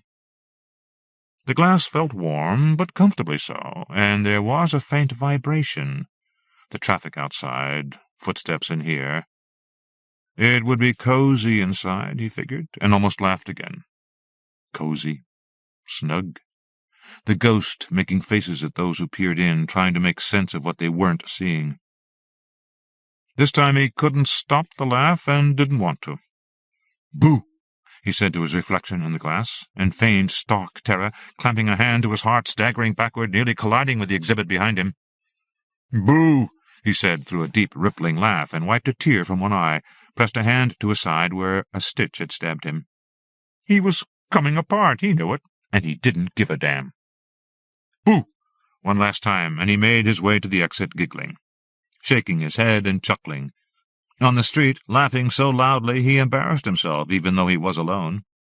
He felt great. In front of Dutch's closed butcher shop, he applauded when he saw that the cathedral was gone. Another sale. Bravo! Bravo! He patrolled the neighborhood, just like the old days, and like the old days, saved his street for last. He didn't mind the damp November cold that seeped up his sleeves and down his collar, the way the few remaining leaves hustled after him on the wind, the way his footsteps sounded flat, not October sharp. He didn't mind at all. He patrolled until near sunrise, then slept the sun to bed. No nightmares, no croaking screams. Just before Thanksgiving, Lana commented on his attitude as she served him his steak and potatoes dinner. "Jesus, Cabot," she said, "it's like you're almost cheerful for a change." And he repaid her by leaning over the counter, taking hold of her arm and planting a big one on her lips. "Why, thank you, my dear," he said, as he sat back on his stool, picked up his knife and fork, and gave his meal a smile. Lana, startled into silence, could only swallow and touch her lips with a finger as if to test them. A dreamy smile, a scowl at her reaction, and when he finished, she said, "Hank, you all right? You're not... like drugs or something?" A finger pointed. "And don't you dare say you're just high on life." "My hobby," he told her, dropping the price of his dinner on the counter. "You're joking, right?" "Nope." He struck a pose. "You want to hear one?" "One what?" "Poem." Her mouth opened, closed, and he said, "Whose ghosts these are, I think I know. Their graves are in my dreams, you know." She waited. He watched her. She said, "Is that it?" He shrugged as he zipped up his jacket. "I'm still working on it." "It kind of sounds familiar." "Maybe," he said as he walked toward the door, a wave over his shoulder. "Maybe not." Maybe, he thought as he caught the next bus uptown. Maybe not. He returned to the museum and gave himself 5 minutes before he made his way to the ghost case, touched the seams and found them cold. His eyes closed briefly. His stomach lurched. He held one arm away from his body for balance. He made his way carefully to the sidewalk, where he looked up at a sky that the city's lights robbed of stars and moon. He didn't move until a gust of wind nudged him. He didn't choose a direction until he reached a corner and turned it. He told himself he didn't know what he was doing until he recognized his home, and saw a man in a topcoat and felt hat, urinating against one of the iron spear fences. "Hey," he said, his voice quiet but mildly angry. "Kids play there, you know." The man zippered himself and buttoned his coat. "You a cop?" "Nope." "And screw you, pal," and he walked away. Hank watched him go, looked at the windows above him, across the street, saw shades glow and dark curtains, and imagined he could hear the sounds of sleep and making love and television shows and stereos and children dreaming and old folks dying. "I'm a beat cop, for God's sake." "Stop lying to yourself," Lana had told him. So he did. He followed the man in the expensive topcoat for several blocks, out of the neighborhood and into a street where there was more night than nightlights. He moved swiftly, then, without seeming to, and when the man turned around, glaring at the intrusion, Hank took him by the throat with one hand and held him, knowing now, aware now, what the published reports did not say, that the bodies were somehow thinner, older, maybe drained, but not of blood or bone or muscle. Hank held the topcoat man until he crumpled into the gutter, his hat rolling into the center of the street, stopping upside down. A sigh, but no regrets, and he took a bus uptown for the second time that night. Did not marvel that the museum was still open. He went straight to the ghost's case and ran his fingertips along the seams, feeling the cold eventually, slowly, become warm. Watching the haze inside thicken, just a little, placed a palm against the front and felt that faint vibration, not traffic or footsteps. It was the reverberation of faint screams. If he looked closely enough, hard enough, he might even see his nightmare. Not a nightmare any longer. A quick smile, a ghost of a smile, and he left for home and slept the sun to bed. Comforted in knowing that outside the street never changes from morning to night. Comforted, too, in knowing that at night the street is haunted. Muriel Gray. Shite-Hawks. Muriel Gray is a writer, broadcaster, and journalist, as well as being the joint managing director of one of Britain's biggest and most successful independent film and television companies, Ideal World Productions, responsible for such popular series as Location, Location, Location, Driven, Vids, Equinox, Deals on Wheels, and the feature film Late Night Shopping. As a presenter, she has hosted such TV shows as The Tube, The Media Show, Frocks on the Box, Walkie-Talkie, and the Booker Prize, amongst many others. She broadcast for hundreds of hours on BBC Radio 1 during the 1980s and 1990s, and currently presents Radio Scotland's book review programme. Along with a non-fiction book about mountaineering, The First 50, she has published 3 acclaimed horror novels, The Trickster, Furnace, and The Ancient. I first became interested in the desert landscapes of huge landfill sites, recalls Gray, when my television company shot a film that featured one in Glasgow, and met the real man with hawks employed to keep away seagulls. Not remotely like the seedy figure in my fiction, I hasten to add. A few weeks later I saw a rubbish collection truck sporting a figure sitting up front in the cab that had been made out of refuse by the bin men who crewed it. It was horrific. It was meant to be funny, but the effect of its piecemeal construction was chilling. That was the start of not only Shite-Hawks, but also my novel The Ancient, which played with the same themes.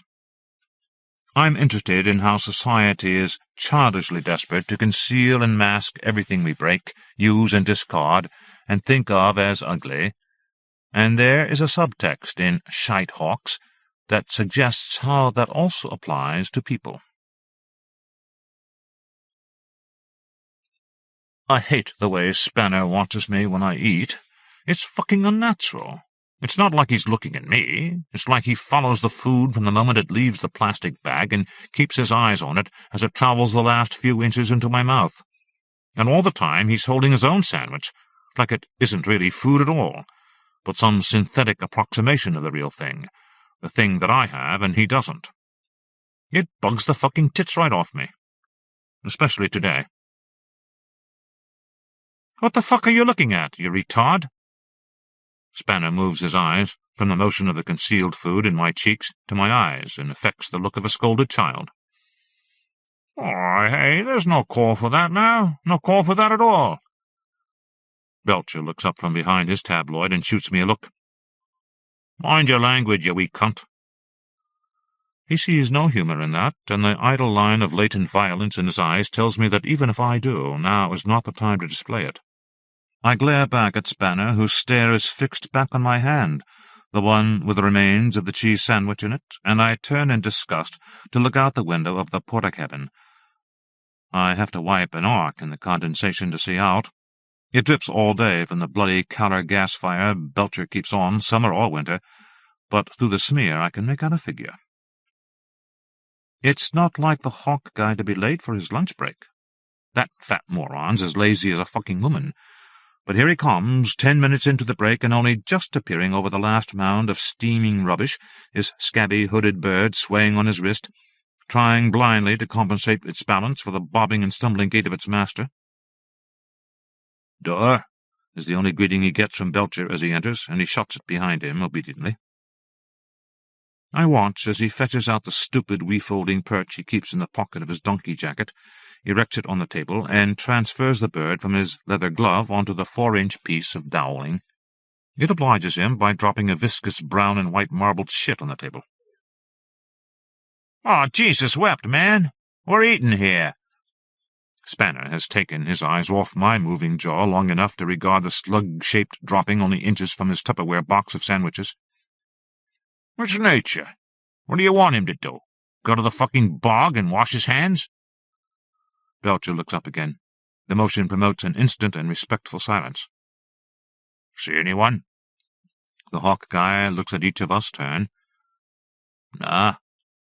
I look out the steamy window again, this time aware that my heart is increasing its pace. "Nobody," qualifies the hawk guy, as though we misunderstood him the first time. The porta-cabin is right in the middle of the vast toxic plain of the landfill, and today, as most days, the grey Scottish sky can barely distinguish a horizon against the near-colourless piles of waste. I suppose, in reality, if you look closely, there's plenty of colour in the piles. Mostly primary colours. But it's funny how, when you put them all together like that, it just becomes the hue of mud. Sickly, diseased, reeking mud. Only the hooked dinosaur arm of Spanner's JCB breaks the monotony of these man-made rolling hills, abandoned as it is in a frozen predatory pose to the call of lunch. I stare at it for the visual relief it provides, and when Belcher speaks I can barely force myself to turn back towards the room. Of course I do. It wouldn't be smart not to. "Kids?" The hawk guy shakes his head. "They sealed up the gap in the fence. We cunts canna get through any more." Belcher looks to Spanner. Tension beats in the air like a pulse. For a minute we all think Belcher is going to let it pass. He sits back and folds the paper in front of him, examining the walls of the cabin like he's just noticed it. Instinctively I do the same. I let my eyes wander over his gallery. A ceramic plate with transfer pictures of Corfu around the circumference supports clock hands that have long since ceased to turn. Next to it, a life-size plastic vacuum-molded head of a Vegas Elvis grins down at all four of us like we were stage side-table guests.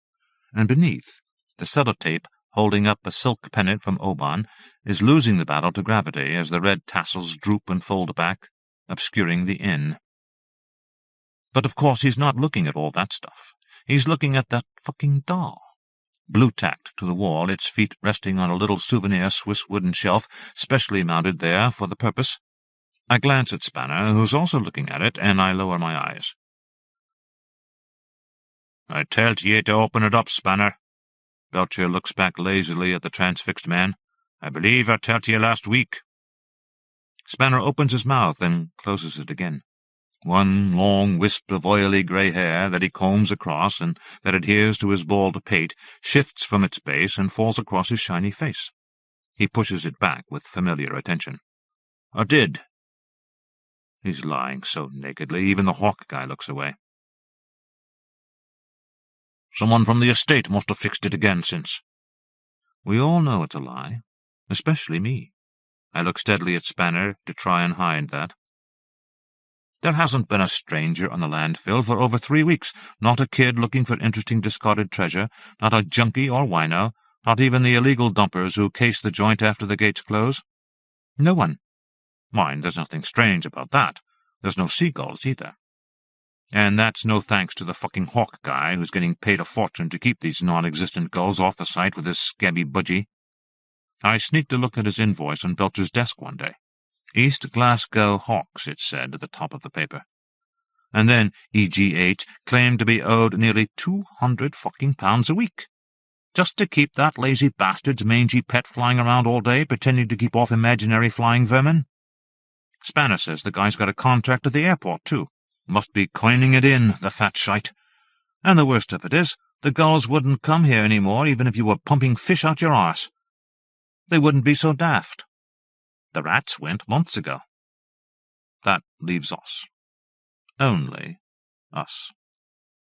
I force myself to look back up at the doll again. Belcher's had it up there now for 3 days. That means the rising is almost here. Like, really, really almost here.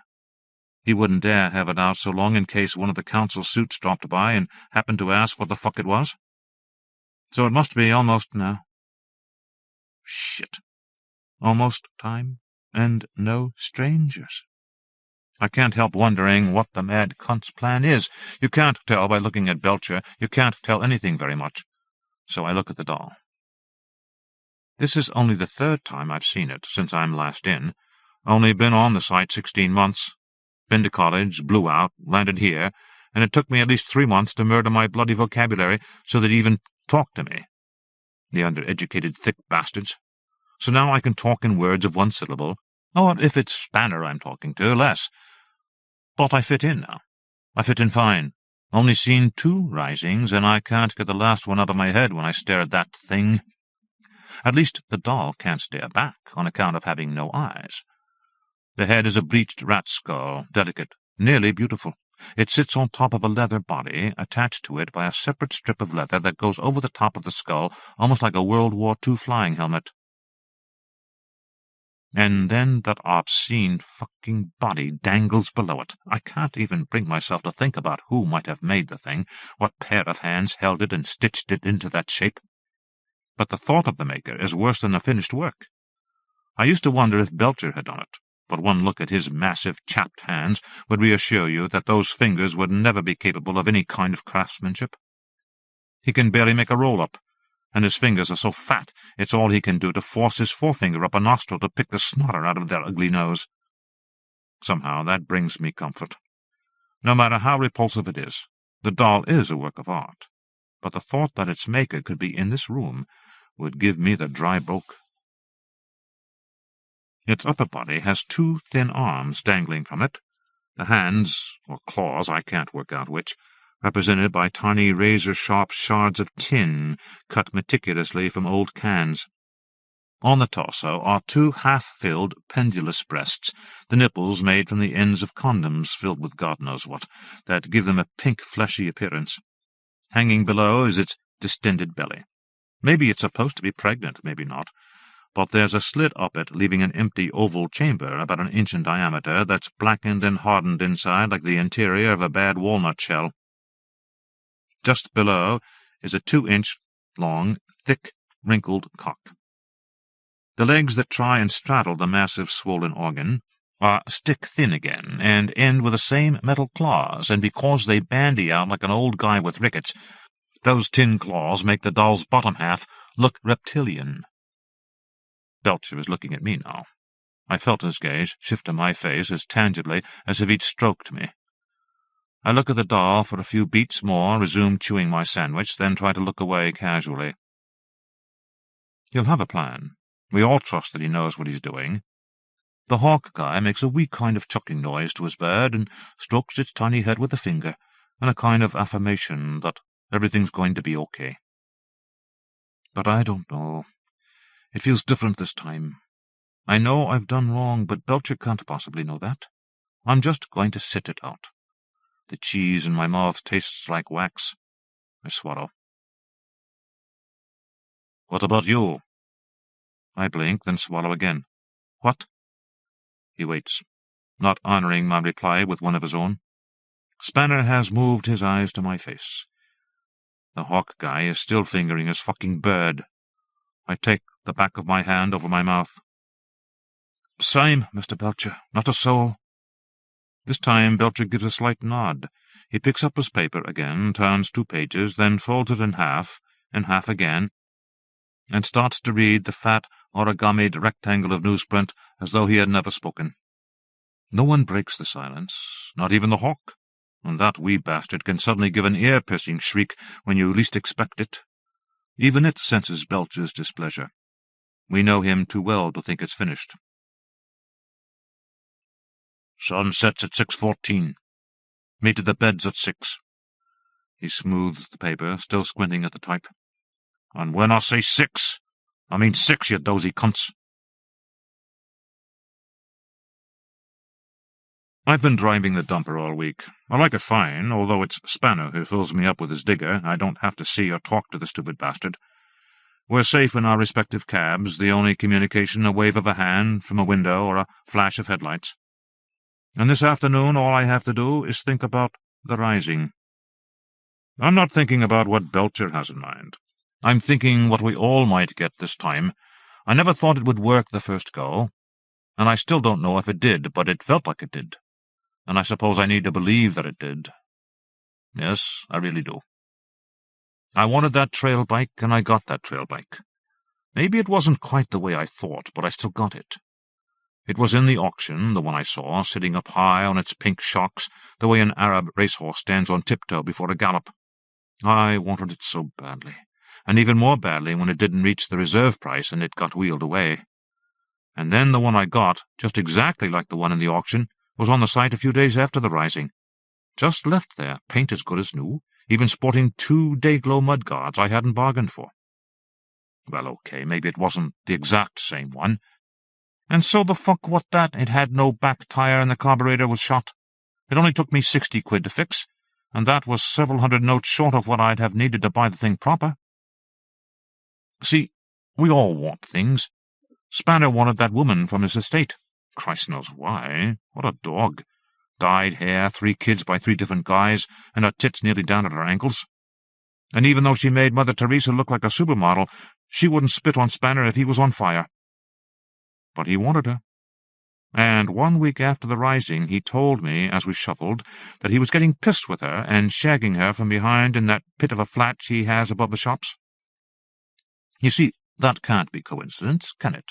I don't know what the Hawk guy wants, and I don't care. He gets enough for fucking nothing just by chucking that bird around. But we all know what Belcher wants, and it worries me that it's too big. He's not going to get it. The worst of it is, the thing that really eats me up, if I'm being honest, is that I think he'll keep on going, pulling any stunt he can, because he believes that one day his undoable thing will be done. I saw his face one afternoon, and that told me a lot I didn't want to know. He brought her in the car to the porta-cabin on one of his days off, because he was on his way somewhere else. He must have forgotten something important. Normally he'd never have done it. The engine was still running, and Belcher was inside the cabin, but I stopped and looked in the back of the car as I passed. I knew better than to come in, because then he'd have known I'd seen her, and I know he hates that. It's an old Ford Mondeo, and it's shite. There's rust bleeding all over the underside of the driver's door that you just know creeps right into the chassis where you can't see it, and you can hear that the engine's fucked even when it's idling. You see, that's what he should be asking for, a new car. I just think he'd get it, that the rising could get him it. But like I said, it's not enough. She's about 14, his daughter. She was strapped into what looked like a giant child seat in the back, except it had kind of a headrest thing on either side of her temples with metal arms to position them like an angle-poised lamp. Her face was turned, looking out the window, although it was obvious she couldn't look at anything, the way her eyes were pointing in different directions and darting around like she was following 2 different shoals of fast fish. A long thread of foamy spittle hung from her bottom lip and stuck to her chest like a suspension bridge, and on that barreled chest 2 thin arms rested, terminating in the clawed, spastic hands that seemed frozen in a desire to tear at her own scrawny throat. Then I glanced up at the porta-cabin window, and I saw him looking at me. His face was a mixture of shame and anger, and, much worse, a longing that was almost primeval in intensity. I backed away, and he never mentioned I'd even been there, but I couldn't get his face out of my head. What does he think?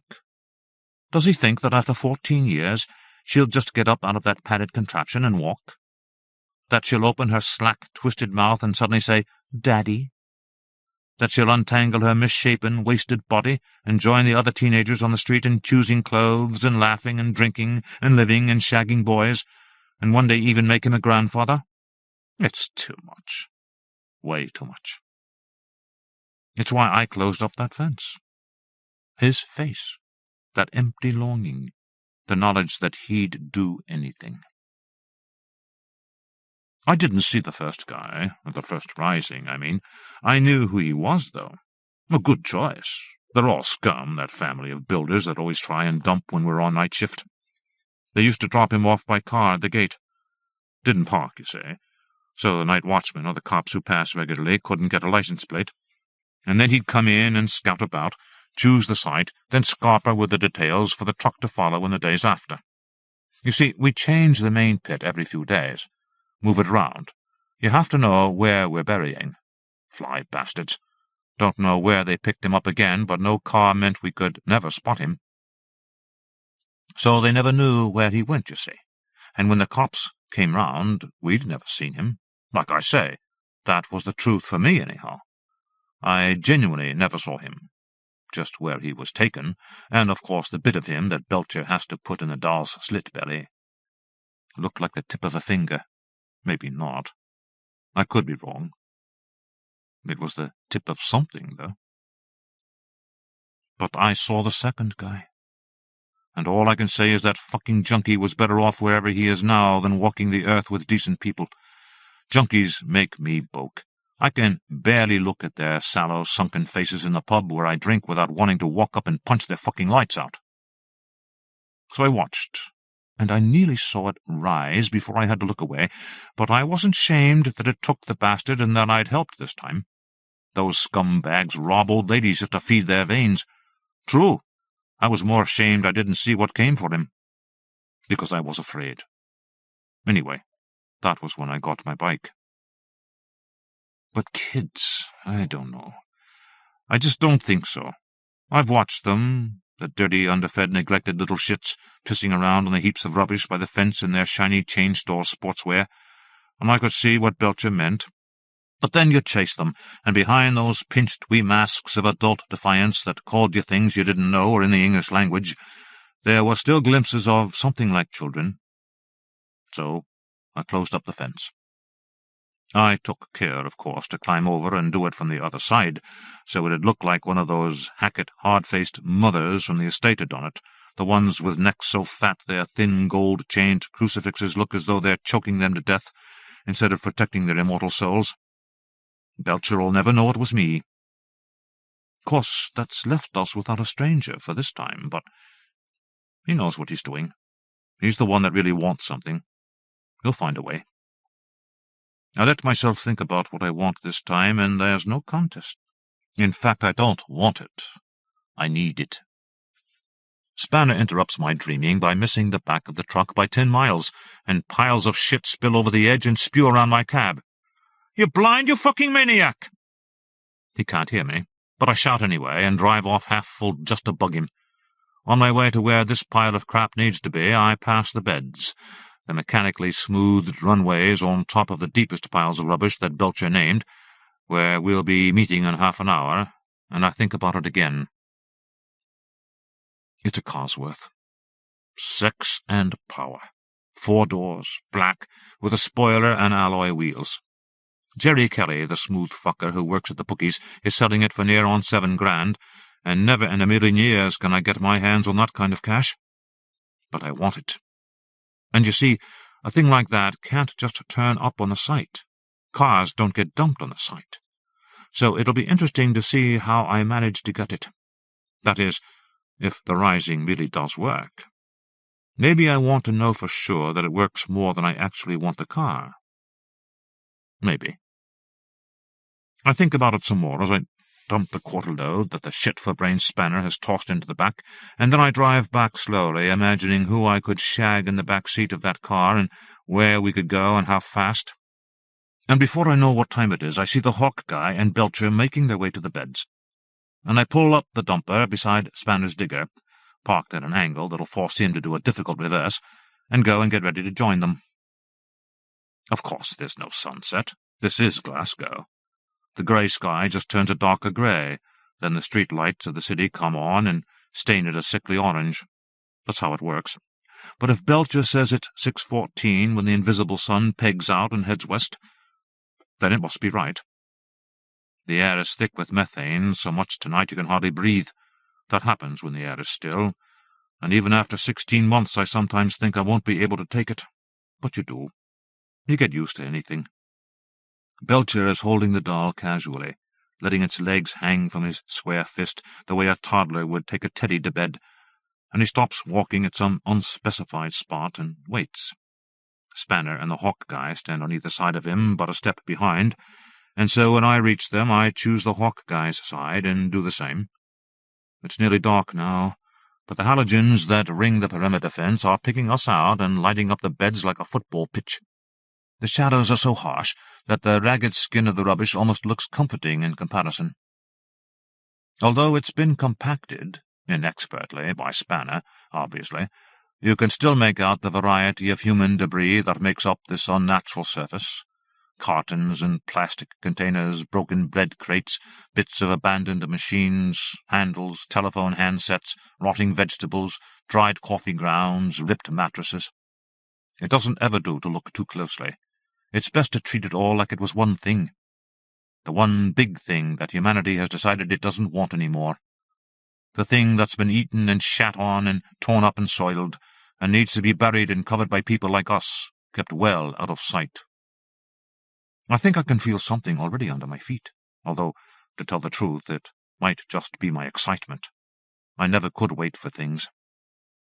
The Hawk guy hasn't got his hawk. I noticed this, and it's strange.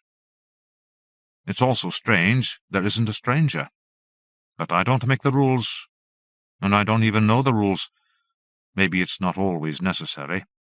I don't know if I'm relieved or disappointed. I just know that whatever happens, I'm going to watch all the way this time.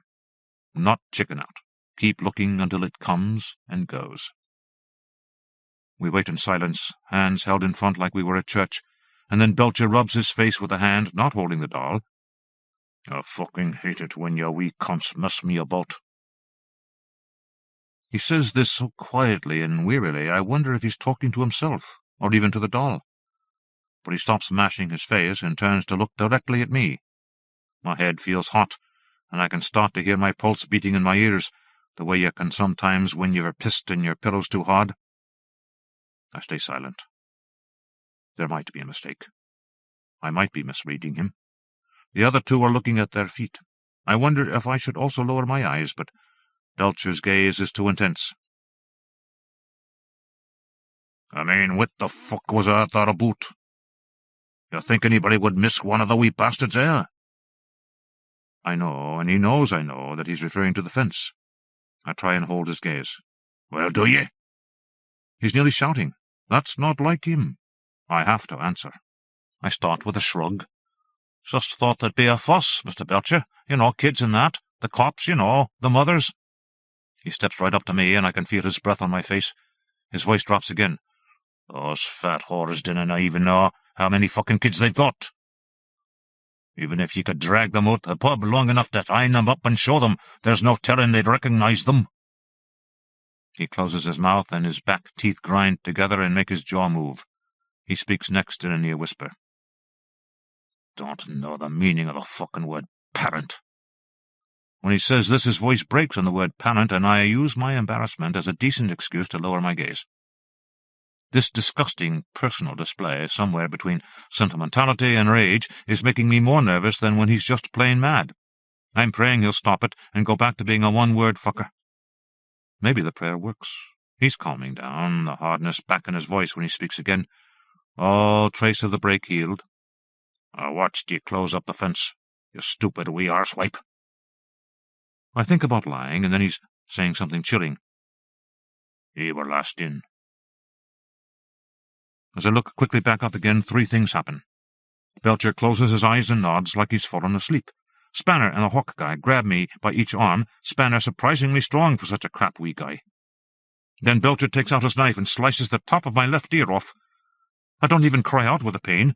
I just open my mouth as wide as my jaw will allow, and nothing comes out, just a kind of gasp, because I can feel it coming. The ground is moving. I can't watch as Belcher puts the bit of ear in that oval slit and tosses the doll in front of him. I can't watch because I'm looking at the undulating hump in the beds that's growing and changing and coming nearer. The smell of methane is so strong now that a spark would ignite the whole sight, and I gag and cough, trying to get my breath and my voice back. I know stuff now. Here's what I know. It makes itself. It just fucking makes itself out of whatever it can find. There's two dead dogs' heads melted together to make a thing with 3 eyes and what looks like old jaws and knotted teeth. The body's a mess of butcher's bones, bottle glass, bits of cat, newspaper, and broken tiles. But the arms, oh God, the arms. So much metal, and all ending in blades of tin and steel and rusted, pointed, broken industrial shrapnel, so that when the first pain comes it's mixed with a sharp, almost fruity tang of oxidizing metal. It works fast, but clumsily, like a newborn animal, and I know that we're helping make it even as it gets bigger. And all I can think of, as I sink to my knees and drool on the ground in the pool of my own hot piss, is his daughter drooling the same way in her bed, and how this isn't going to make it better. If I could ever talk again, if the ragged hole in my throat would close and stop pumping blood on the milk cartons and broken paperbacks, I would tell the stupid cunt again and again. Shout it, scream it. It isn't going to make it better. Michael Chislett. Off the Map. Michael Chislett has been influenced by such writers as Robert Aikman, M.R. James, Arthur Machen, and Fritz Leiber. His fiction has appeared in such magazines as Ghosts and Scholars, All Hallows and Supernatural Tales, and in the anthologies The Young Oxford Book of Supernatural Stories, The Young Oxford Book of Nightmares, Midnight Never Comes, and Shadows and Silence. He takes a perverse pleasure in inventing plausible, fake lore in his stories, many of which are set in South London, where he was born and has lived all his life, and that he feels he knows a bit too well. He is currently working on a novel, Jane Dark's Garden, which is set in the same area as Off the Map, and which one day may even be finished. About the following story, Chislett reveals, Machen is the obvious influence behind the tale. He was adept at seeing the odd and the hidden in the dullness of suburban London, the mysteries behind closed curtains in Victorian villas and such. The mysteries are still there, and it is up to us, if we are so minded, to discover them. The park and the streets leading up to it do exist. Not quite so steep a climb, perhaps, and with not so many turnings, but it is there. The view is not very good, though. One might well be able to see London from it but for the houses in between, and there are no reports of any phenomena such as are described in the story. If those of a curious turn of mind do choose to seek the place out, then they should be very careful of the maps that they consult first. There is, of course, no station named Mab's End in London, nor Mab's Hill. If they are on your map, then I would certainly like to see it. But as for going there, well, it is best to be sensible about these things, is all I can say. Fletcher was, in his perverse way about such things, proud of still using his old A to Z when finding his way around London. The street atlas had been published in the mid-60s, and in the years since many places in the city had altered out of all recognition. Streets had vanished, new ones been added, and whole districts erased more effectively than by the Blitz. So Fletcher thought of the Book of Maps as an indicator, albeit a not very reliable one, of likely ways to go. But he was sure that even if the chart he steered by was no longer trustworthy, his instincts would set him right. For he knew that London could never be reduced to lines on paper. Its nature was to change, and when travelling in the metropolis it was often best to go as an explorer entering unknown country. "I am," Fletcher would declare, "one of those born with a natural sense of direction." "Are you claiming never to have been lost at all?" asked his friend Matthews. "I have often been confused," Fletcher admitted, "but never lost." They were standing in Greenwich Park atop the hill, and Matthews pointed at Canary Wharf. "It's easy to get lost round there," he said, "even with a good map. Imagine if you had lived in the area as a child and returned after 30 or 40 years, not knowing how things had changed. It would be as if you had gone with the fairies for what seemed but a night, to return to a world no longer yours." "As one taken under the hill," mused Fletcher. "Not many places like that on the Isle of Dogs." They stared at the glass and concrete buildings that dominated the riverside. The setting sun was reflected by 1,000 windows. When it was full dark, Fletcher would look at the lights on Canary Wharf and think of the last redoubt in Hodgson's The Nightland. "If one had been taken away," Fletcher said, "or lost part of one's memory, so that you could only remember things as they had been years before, that would be difficult." They walked in silence to the observatory, where they stopped once more to view the reach of the Thames. With silent contempt they turned their backs on the dome to look upriver toward the setting sun. "It has ruined it," said Matthews, indicating the tower that dominated the north shore. "Just think of how many painters have put on canvas the view of London from this spot. And now—" He waved a hand expressively and shuddered. "It is not a building that I could ever like," said Fletcher. "But it has a certain something." "I know that things must change," Matthews allowed reluctantly, "for London cannot be still. That's the best thing about a great city. But that building, well, it's everywhere." Fletcher could not disagree. They walked out of the park and across the heath to Point Hill, where they stood looking down on the roofs below. "Now this is an area that has hardly changed, except for the view, of course, since I was a child," observed Matthews. "One of the great high places of London, the Maidenstone," said Fletcher. "If it were not for the haze over the city, we might see Appy Hampstead." "The air is cleaner now than for a couple of 100 years," returned Matthews. "The London particular is a thing of the past." "Because there is no industry left," said Fletcher, who looked sadly upon the bow of the Thames as it rounded Deptford. It was empty now, but he recalled a river full with ships, its banks lined by busy warehouses and thriving factories. It had not been so long ago, but all trace of the working Thames was now gone. The sun sank slowly, its brightness lingering in the air above the city, as the shadows of evening seemed to rise up from the soil beneath their feet. The trees that bordered the high, flat place seemed to be oddly misshapen as, one by one, the street lamps came on down the hill. If there were others about on the Maidenstone, the two friends were oblivious to them, for in the thickening twilight it was difficult to see things, even if they were close by, even if they were closer than one might wish. "This is one of the last unspoilt places, one of the few left alone," sighed Matthews. "Amazing that it has never been built upon," said Fletcher, adding, "I suppose if anyone tried they would have been stopped." They walked down the steps from the hill, their route taking them between two rows of cottages. There was the unspoken promise of a pint or three ahead of them. "I know of a similar place," said Matthews, "on a hill, still unspoilt, with steps leading between the houses as a short-cut between the streets. Not the usual thing that you find in this part of London, and not really all that far from here." "Do you mean One Tree Hill at Honor Oak?" asked Fletcher, who prided himself on knowing all the high places of the city. "The steps up the hill to the church there are very steep. They say that sometimes the ghost of a girl can be seen dancing on the steps." "No, not there, but close to it," said Matthews. "Mab's Hill. It rises above the station." "Mab's End," said Fletcher with interest. "A station where the trains rarely stop. I didn't know that there was anything there, despite the name." They had walked down Royal Hill and stood undecided before two adjoining pubs. "Young's, I think," said Fletcher. "Pint of special will do nicely," Matthews agreed. They were soon sitting in the beer garden with their drinks.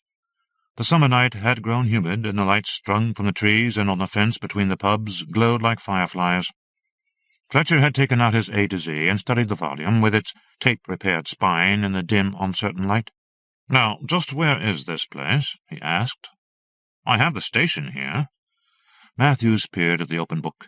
Above the garden the air was dark, for the light seemed to enclose the place in a glowing box. The uncertain illumination made the lines of the streets in the outdated atlas shift in odd patterns, as if the geography of the city was mutating before his eyes.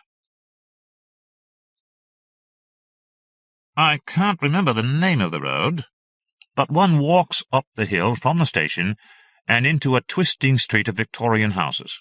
It is quite a climb, for the road turns sharply several times, as if it were built on a zigzag pattern. Easier to use the stairs between the houses? Yes, but I think it best to be quite sure where one comes out. It is a place that might be easy to get lost in, even for someone with such a phenomenal sense of direction as yourself, Fletcher. I think that this is it." Fletcher looked down, trying to make out the tiny lettering at the tip of his friend's finger. "Overhill Road. Very apposite. And I see that behind the station, below the hill, presumably, is Underhill Road. Have you ever noticed how these names always seem to go together? But I see no park or open space marked there. There is a park farther across, opposite the station, but that cannot be the vantage point, you mean?" "It is a very small place," Matthews agreed. "Hardly more than the size of a couple of suburban gardens, but the view is splendid." Quite unaccountably, Fletcher felt suddenly unsure that his friend meant the view over London. He looked up at the night sky, where no moon or stars showed as yet, for overhead all was a canopy of dark blue, which turned to indigo and then black as his gaze swept from horizon to zenith. Moths danced beneath the hanging lights, flitting about the coloured glass. "But is it splendid enough?" Fletcher asked. "I mean, is it worth going out of one's way for?" "If one is near there, yes," said Matthews. "But is it worth making a trip for?" persisted Fletcher. Matthews appeared lost in thought for a moment. "If you are disappointed, then you will blame me for wasting your time," he said at last. "But it is an odd spot. I came across it completely by chance." He took a long pull at his beer, and Fletcher sensed that an anecdote was on its way, an anecdote or perhaps something more substantial. "It was quite a long time ago," began Matthews, "when I was looking for a flat. I had been given the address, but had got myself a bit lost." "I never get lost." Fletcher could not resist boasting. Pointing to his A to Z, he added, "It never lets me down." "Something to depend on in a turning world," said Matthews dryly. "Do you want another pint?" As Fletcher awaited his friend's return, he idly studied the atlas. He wondered if he might be due for new glasses, for the lines on the page seemed to be all a-tumble, as if they were forming a new chart of the city, one that he could make no sense of. Matthews returned with the ale, and they sat silently for a few minutes, drinking contentedly. "It was quite a while since I was there, and the place may have changed a good deal," Matthews said at last. "In the darker reaches of history, then," joked Fletcher. "Well, I can't find any open space marked there at all." "It is a very small area," said Matthews thoughtfully, "like the place had been overlooked when the district was first built up. Not really a park at all." "Probably not worth going to," said Fletcher, who was mildly annoyed at not being able to find the place in his book of maps. "I really don't know why you bothered to tell me of it." "Oh, but it is worth going to, if one is near and can find it. For the view." Matthews looked at Fletcher for a moment and raised his glass, but before drinking could not resist adding, "Perhaps you do not know London quite as well as you think." Fletcher, as was his way, began to regale his friend with rather tall tales of his adventures in the odder and more neglected corners of the city. Soon the conversation turned to other, perhaps more interesting things. The matter of London, the terrible decline in the standard of real ale and its rising price. The hill above Mab's End and its wonderful view were forgotten for the time being. The conversation with Matthews had almost slipped Fletcher's mind until a few months later, when he unexpectedly found that business would take him near Mab's End. "I shall have the time," he mused, "so I might as well seek out Matthews's wonderful view." Later that day he stood outside the station consulting his battered street atlas. Fletcher saw that Overhill Road was almost directly opposite, and rose quite steeply, just as Matthews had described. On each side of the road, which curved sharply to the left, Victorian houses of 3 and 4 stories rose sheer as cliffs. Fletcher set off and turned the bend in the road, only to find that another faced him but a few dozen yards away. "Turn and turn again," he muttered, when, on navigating this second corner, he was confronted by yet another bend, only a house-length ahead. Certain that the map had not shown all these sharp turns, he opened the book, and a slip of paper, one that marked the relevant page, fell out and, caught by a vagrant breeze, fluttered before his face. Fletcher, who had written an important address on the paper, snatched at it, but the scrap easily evaded him and floated just out of reach to land on the pavement by the steps of the house. It was then that Fletcher noticed the old man who stood by the door, watching with interest his contortions as he tried to catch the paper. "It's there," said the old fellow, pointing to the note which lay before the steps at his feet.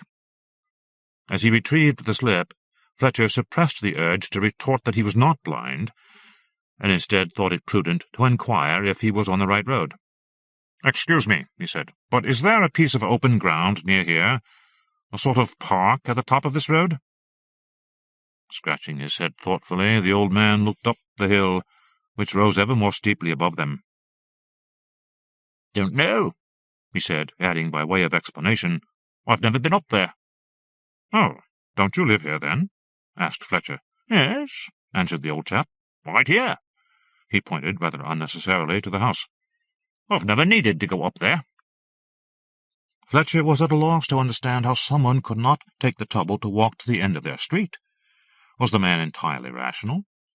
Then another explanation presented itself. "Have you just moved in?" The man gave him an odd look and replied, "I've been here nearly 40 years. "So in 40 years you have never been to the end of your street?" Fletcher exclaimed. "No point," said the old fellow with a hint of pride. "Nothing there." Fletcher felt a flicker of excitement. A place with nothing there. Of course it was silly to put such a literal construction on the phrase. There was always something, even if it was not a very interesting something. With a nod to the old man, he resumed his climb. "It's a steep way up," came a call from behind him. "How do you know, if you've never been up there?" Fletcher demanded, turning round. A confused, anxious look passed across the man's face, as if the question was profoundly upsetting. "My wife did once," he said abruptly, and disappeared inside, slamming the door behind him. How peculiar, thought Fletcher, with a shake of his head. He knew that some Londoners took a perverse pride in not knowing their city, but never having gone to the end of one's own street was taking parochialism a bit far. He shrugged. If he followed Overhill Road, he must surely get to somewhere. Resolutely, Fletcher set off again, noticing, as he turned yet another bend, that the higher he went, the taller the houses became. There were extra stories topped off with sharply sloping roofs, and attics with steep gables that overlooked the street. He felt quite dizzy from staring up at them. Pausing for a moment to draw breath, he had the vague suspicion that he was on an Escher-like world, one where up and down, high and low, did not quite mean what was normally accepted. Then he noticed that between two of the houses a stepped alley ran. Recalling Matthews's description, he made for this, thinking to save time that would be wasted negotiating another bend. As he climbed the steps, a young woman pushing a pram appeared at the top, and waited for him to ascend. "Let me give you a hand," he offered, pleased to be able to indulge in a little minor gallantry. The girl, who, like so many mothers these days, seemed to be distressingly young, smiled assent. Fletcher grasped the bar of the old-fashioned baby carriage, which, despite its size, felt quite light, and lifted it down with the girl holding on to the handle. On reaching the bottom of the steps, he set the pram down and looked inside, ready to make an appropriate remark. But it was quite empty, and he was at a loss for words. "Keep on going," said the girl cheerfully. "You'll get there before you know it." Fletcher smiled at her.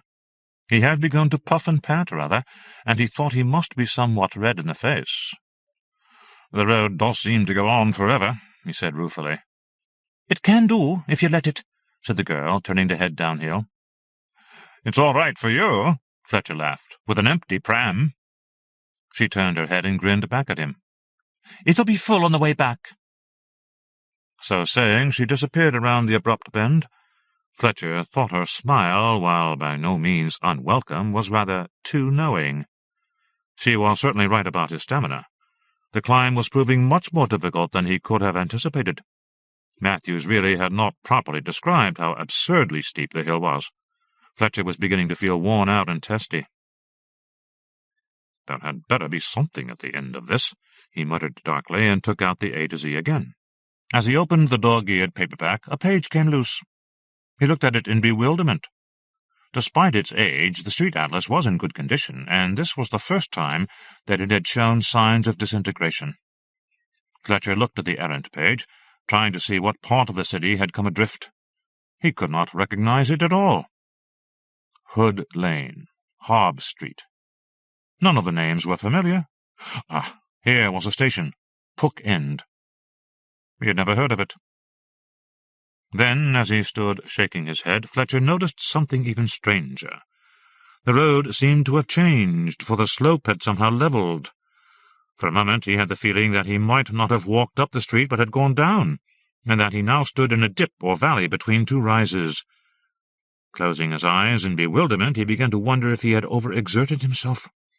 Could he be having a mild stroke? After a few seconds he opened his eyes and was relieved to find that the street had returned to normal, if such a punishing gradient could be described as normal. Fletcher still held the loose page in his hand, but refused to look at it. Instead, he placed the sheet between the cover and first page, resolving to study the map later. He saw with dismay that other sheets were coming loose too, and it struck him that the London he knew so well was now falling apart. "That's it," he said aloud. "I'm going back down." "You've come too far now. You'll have to carry on." It was the girl with the pram, or at least it looked like her. But she was coming downhill towards him, moving rapidly, almost at a run, as if by her speed she could take off and all the faster reach the bottom, or wherever she might be going. "Straight up?" Fletcher asked, as she sped past. He could not now be sure if it was the same girl, for he saw that this pram had an occupant. but it sped past so fast that he had no time to make out who or what it was. As he spoke, Fletcher pointed uphill to where the road made yet another sharp bend. "It's hardly straight, and it's not up," she replied without looking back, and vanished into the stepped alley, leaving only the sound of wheels clacking on stone. Fletcher decided that it must be a different girl. Perhaps there was a nursery nearby. This might explain why the first girl's pram was empty. She had deposited her baby somewhere. He took a deep breath and considered the girl's words. Well, he had come too far now to stop. It would not do to tell Matthews that he had given up on the hill. Just as Fletcher set off again, the sun burst through the cloud, and its warm light gave an odd sense of exuberance to the red-brown Victorian stonework around him. "I've never seen anything quite like this," he exclaimed in wonder. But even as he paused and spoke, the moment of epiphany began to fade. "Like what?" A man stood on the pavement, washing a car. The sun gleamed on the bonnet and dazzled Fletcher's eyes, so that he had to shut them for a second before he replied. "Oh, the way the sun shone on the houses. It made the street seem all aglow." The car washer looked doubtfully along the road at the houses with their darkening windows. As suddenly as it had emerged, the sun retreated behind the clouds, leaving the road all grey and mundane once more. "Dunno about that," said the man, flicking water from his wash leather before attacking the car's gleaming bonnet again. "An interesting street, this," said Fletcher, and immediately felt like an idiot. He knew from experience that any show of enthusiasm was viewed by most people with the deepest suspicion. "It's all right, I suppose," the man acknowledged, "compared to some." "I'm thinking of moving in somewhere around here," lied Fletcher, to prolong the conversation, "near the top of the hill." "Nothing much up there," said the man dully. "Always something," replied Fletcher. "Houses, views, prospects." "There is a bit of a view," allowed the man, after pondering for a moment. "A view over London?" "Just down the hill." The man frowned as if recalling something unpleasant. "Been there, and didn't like it." "You didn't like the view?" Fletcher probed. "View?" The man seemed confused. "No, not that. Oh, London. Didn't think much of it." "Good Lord!" Fletcher exclaimed, amazed at the idea of anyone not liking London. "Overrated. Couldn't see the point." The man turned back to the bonnet and resumed his polishing, and Fletcher found his gaze drawn to the metal. The sun's brief appearance had dazzled him, and in consequence there was a peculiar blackness at the edge of his vision. He saw his reflection in the car bonnet. How strange his face looked, like he was trapped in a distorting mirror. "You'd best hurry up," said the man, "before it turns to rain." Fletcher saw that the cloud had grown heavier, and the sky now lowered, black and brooding. It would not be pleasant to be caught out in it, if the rain did come. "I should have brought my brolly," he said, half to himself. "Always brings it on," the man muttered gloomily. "Umbrellas?" "Nah, when I wash me car," the man said resignedly. "Sympathetic magic," said Fletcher as he walked away. "There's a lot of it about." Fletcher began to walk as fast as he could, for it seemed likely that he would be caught out in the open by the rain before he reached the crest. When he saw another of the peculiar stepped alleys, he walked up it, rather than tramp the length of the road. The road which he now saw had abandoned its habit of twisting and turning, and stretched well into the distance, the end of it quite out of sight. Having climbed the last step, he found himself standing by a small green space, in the centre of which stood a large and flourishing oak. He went to it, and from beneath its boughs surveyed his surroundings as the rain began to fall. The open space covered little more than an acre. Beside the large oak, a few smaller trees lined the edge of the grassy area. Some bushes and uncut grass suggested a spot left largely to its own devices, one rarely touched by hand, or, for that matter, foot, of man. "Well, has it been worth all that walk?" he demanded aloud. Receiving no answer, he defied the rain and crossed to where a low wooden fence stood at the edge of the untamed acre. He looked out and down over a valley, on the other side of which another hill rose steeply. He tried to orientate himself by looking toward London for landmarks. even Canary Wharf. But just the valley and hill could be seen, with the grey roofs of the tall houses darkening in the rain that he noticed was growing steadily heavier. "It's not always like this." Fletcher turned on hearing the voice, but at first he could see no one. From behind the oak a young girl of about 12 appeared, holding a bunch of wild flowers. She arranged the blooms carefully against the tree, and Fletcher saw that the shriveled remains of other flowers surrounded the oak. After the girl had finished, she came to stand beside Fletcher and looked down the valley. He followed her gaze. "You see different things at different times," she said. "Sometimes the houses are not there." Fletcher imagined that at the height of summer the trees would obscure the buildings to make the view appear deceptively rural. "It must be a very nice view, then?" he asked politely. The girl looked down with an intent frown, as though, Fletcher thought, she were trying to will the landscape to change. Or perhaps she willed it not to alter. "Oh, no," she said firmly. "Sometimes it is really horrible, worse than this." She spoke with such vehemence that Fletcher looked at her with surprise, then turned back to the view. It was nothing special. In fact, he felt rather let down, and the rain was getting heavier. Why had Matthews bothered to mention the place? It really was a waste of time, and he would be soaked when he got home. "The rain spoils the view, I suppose. It can make everything look horrible." "No," she said. "It's worse when the sun comes out. You can see more." Even as he looked, Fletcher thought that the prospect was subtly changing. It must be the rain obscuring the landscape. For a moment he imagined that all was under water in a drowned world, as if a second flood had inundated the valley. "You're lucky that you can't see it all. It's being covered." The girl's voice was oddly intense for one so young. "You don't have to see it all the time. I do." The child was becoming distressed, almost about to cry. Embarrassed, Fletcher looked for what might have upset her, but could see nothing in the view that might be to blame. Indeed, as the air grew thick with ropes of rain, the prospect had become almost totally obscured. "It's like we're all under water," he said, and noticed for the first time that the girl was not dressed for the weather either. Her shift, or whatever it was, seemed quite soaked. Unfortunately, this remark seemed to upset her all the more, and her lower lip quivered as she pointed out into the rain. "Yes," she said, "they can swim at you through it, and when it's dry they creep up, slithering like snakes, or sneaking and crawling like spiders." Her words seemed to conjure the mysterious "they," as Fletcher thought to see in the teeming rain a movement in the air, sinuous and slick.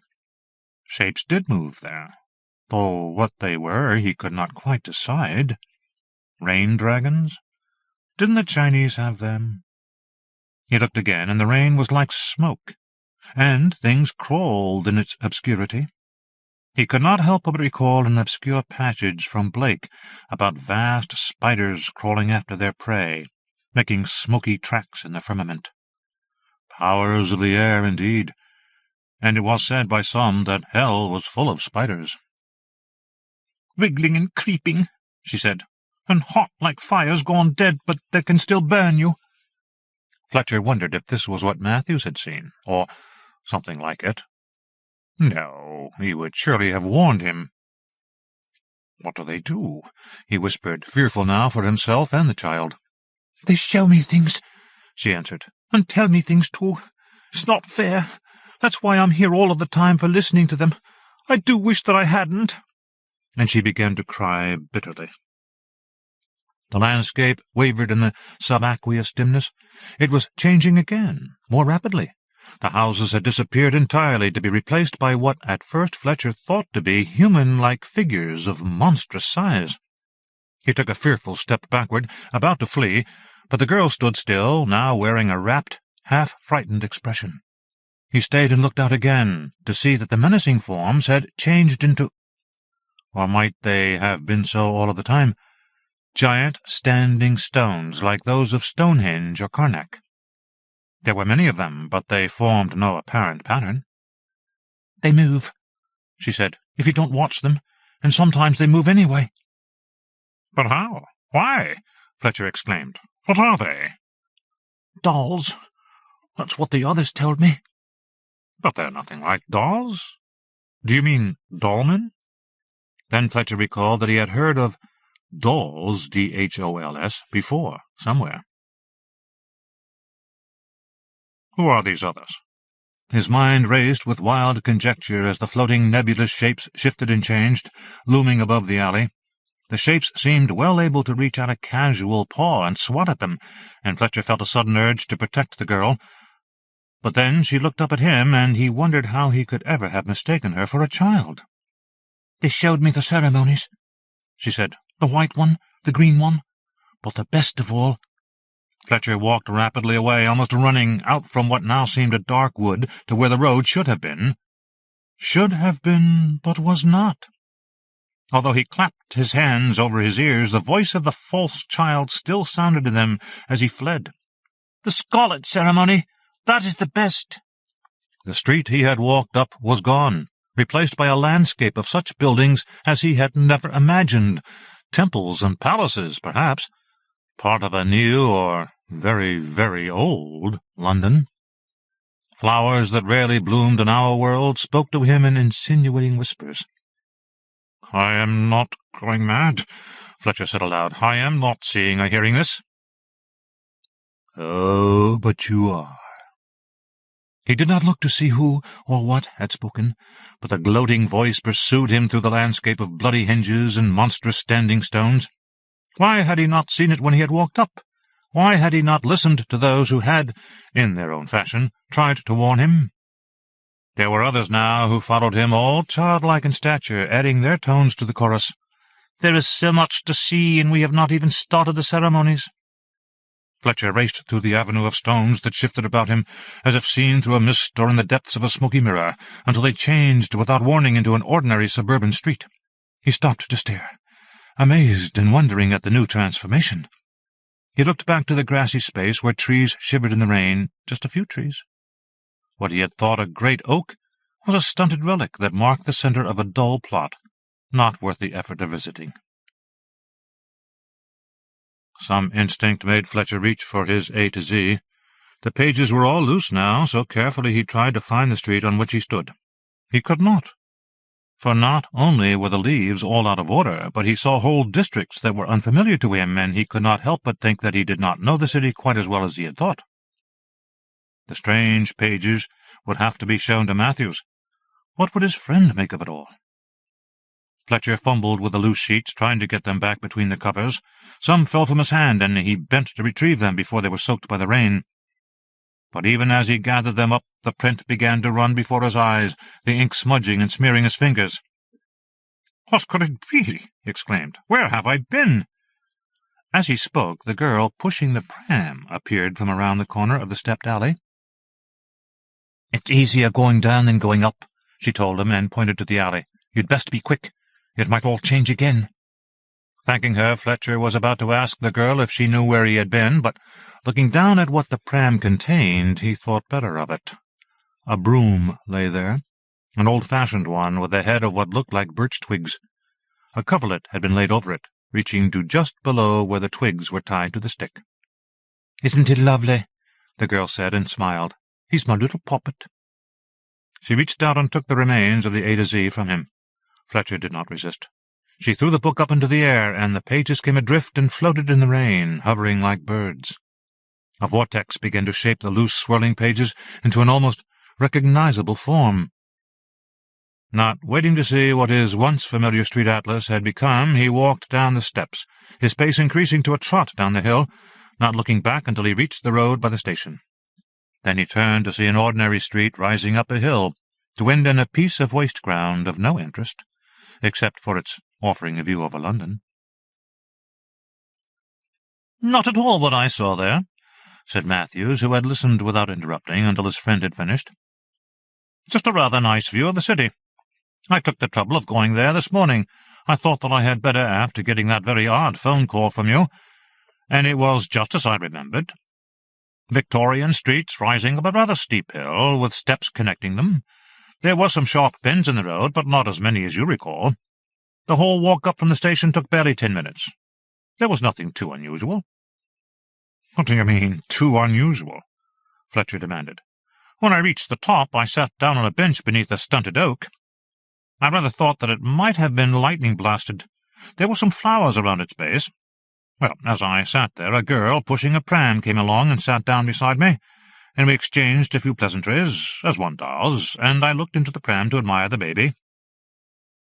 "It was not a baby," Fletcher stated firmly. "Oh, it was a child, all right. It would have been interesting to have seen the father, I fancy. Anyway, as I looked, she made a suggestion that I chose not to take up. If I were a younger man, or a bit more adventurous— But, you see, I think that would have entailed me being there for some time, in that place. Also, I did not like the look of those other girls who were hovering about there." "What was the suggestion?" Fletcher demanded. "Come on, Matthews, do tell." They were in a pub, as usual. Matthews took a long drink from his pint before saying, "I'd rather not tell, but I think that we both had a lucky escape." Fletcher thought his friend had a rather smug grin on his face, as if he were pleased about being so mysterious, but he knew that no amount of badgering would get him to reveal what, if anything, the girl had said. Fletcher had his own ideas. "I suppose," said Matthews, "that we are lucky to have been the ones to have discovered them, privileged that the mystery was revealed to us, part of the mystery, anyway. I think that others have had the same experience, but not recognized it for what it was." "At the end, the mystery remains," said Fletcher. "It's those girls I feel sorry for. Do you think they are there forever?" "For a very long time, anyway, and I am afraid that there is nothing that we can do to help them." Matthews took another sup of his beer, then mused, "Shame about your A to Z. Will you be getting a new one? I did see some pages lying in the gutter when I was there, but they were quite sodden and unreadable. Do you think that you might have been mistaken about those streets? Harb Lane, Hood Street, Pook End?" "Hardly," Fletcher snorted. "I bought a new one this morning. They come in handy." He took the book from out of his pocket and laid it on the table. "Surprising how different it all looks in this one." He opened the book at random. "This could be a form of bibliomancy. One opens the book, puts a finger on the map, and travels to the spot." "One could end up in Wealdstone," said Matthews, and leant over the table to where the atlas had been opened. "Travel broadens the mind, they say, and the most mundane of places can be full of curiosities." "The best journeys take place in our minds," said Fletcher, "and are purely imaginary. Did I ever tell you of the time I was in North London and found a rather interesting park?" "Was it anywhere near Stoke Newington?" asked Matthews. "A shrewd guess." Fletcher grinned. "It was another case of so near and yet so far." And he began to recount to Matthews his most extraordinary adventure in North London. Kelly Link. Most of my friends are two-thirds water. Kelly Link's story, Louisa's Ghost, from her 2001 collection Stranger Things Happen, published by Small Beer Press, won the Nebula Award. Her story, Travels with a Snow Queen, won the James Tiptree Jr. Award in 1997, and her ghost story, The Specialist's Hat, reprinted in the 10th volume of the Mammoth Book of Best New Horror, won the World Fantasy Award in 1999. She lives in Brooklyn with her husband, Gavin J. Grant, with whom she co-edits the occasional fanzine Lady Churchill's Rosebud Wristlet. My friend, a guy named Jack Cheng, called me up one day and said he had a great first line for a science fiction story. Link reveals, I took his first line, and I also borrowed some of his life, and then, to be fair, I put some of my life in there as well. I'm not the narrator, not exactly, and my friend Jack isn't Jack, not exactly, but there are some family resemblances. So some parts of the story are true, and some parts are made up. And when I reread it, it's the made-up bits that I like best. They're less confusing. If I could, I'd email Jack so I could tell you what bits he likes best, but he's off on an archaeological dig. Okay, Joe, as I was saying, our Martian women are gonna be blonde, because... See, just because. Ray Bradbury, The Concrete Mixer. A few years ago, Jack dropped the C from his name and became J.A.K. He called me up at breakfast one morning to tell me this. He said he was frying bacon for breakfast and that all his roommates were away. He said that he was walking around stark naked. He could have been telling the truth, I don't know. I could hear something spitting and hissing in the background that could have been bacon. Or maybe it was just static on the line.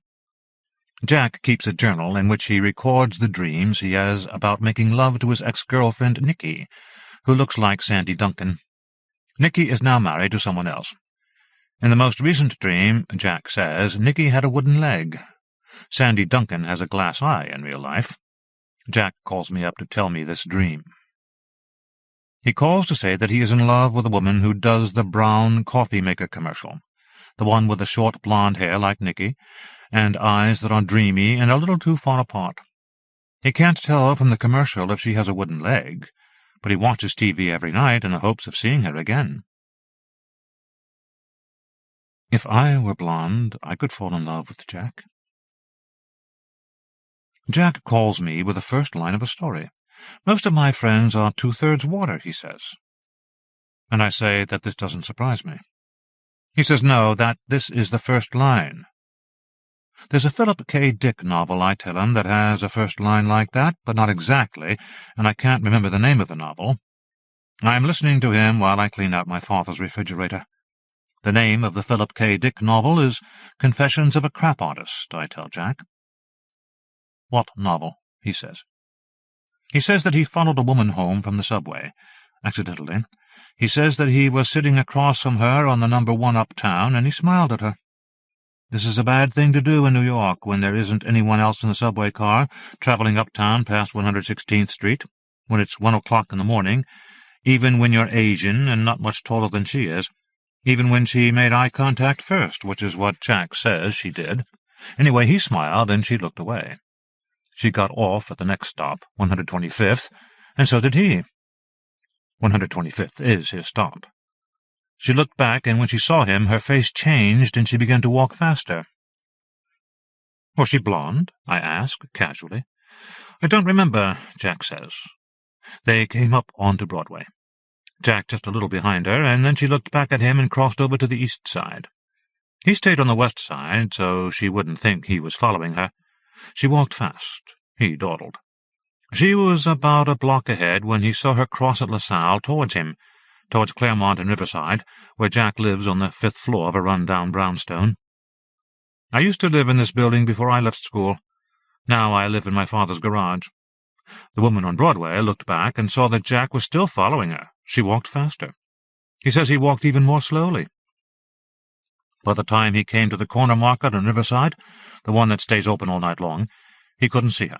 So he bought a pint of ice cream and some toilet paper. She was in front of him at the counter, paying for a carton of skim milk and a box of dish detergent. When she saw him, he thought she was going to say something to the cashier, but instead she picked up her change and hurried out of the store. Jack says that the lights on Claremont are always a little dim and fizzy, and sounds are muffled, as if the street is under water. In the summer the air is heavier and darker at night, like water on your skin. I say that I remember that.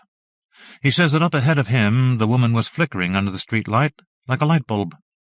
What do you mean, like a light bulb? I ask. I can hear him shrug over the phone. She flickered, he says. I mean, like a light bulb. He says that she would turn back to look at him and then look away again. Her face was pale. It flickered. By this point, he says, he wasn't embarrassed. He wasn't worried any more. He felt almost as if they knew each other. It might have been a game they were playing.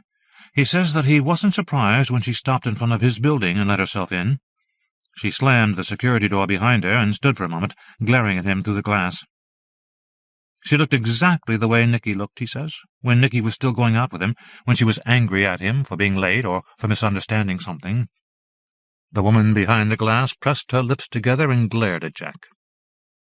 He says when he took his key out of his pocket, she turned and ran up the stairs. She went up the first flight of stairs, and then he couldn't see her any more. He went inside and took the elevator up to the 5th floor.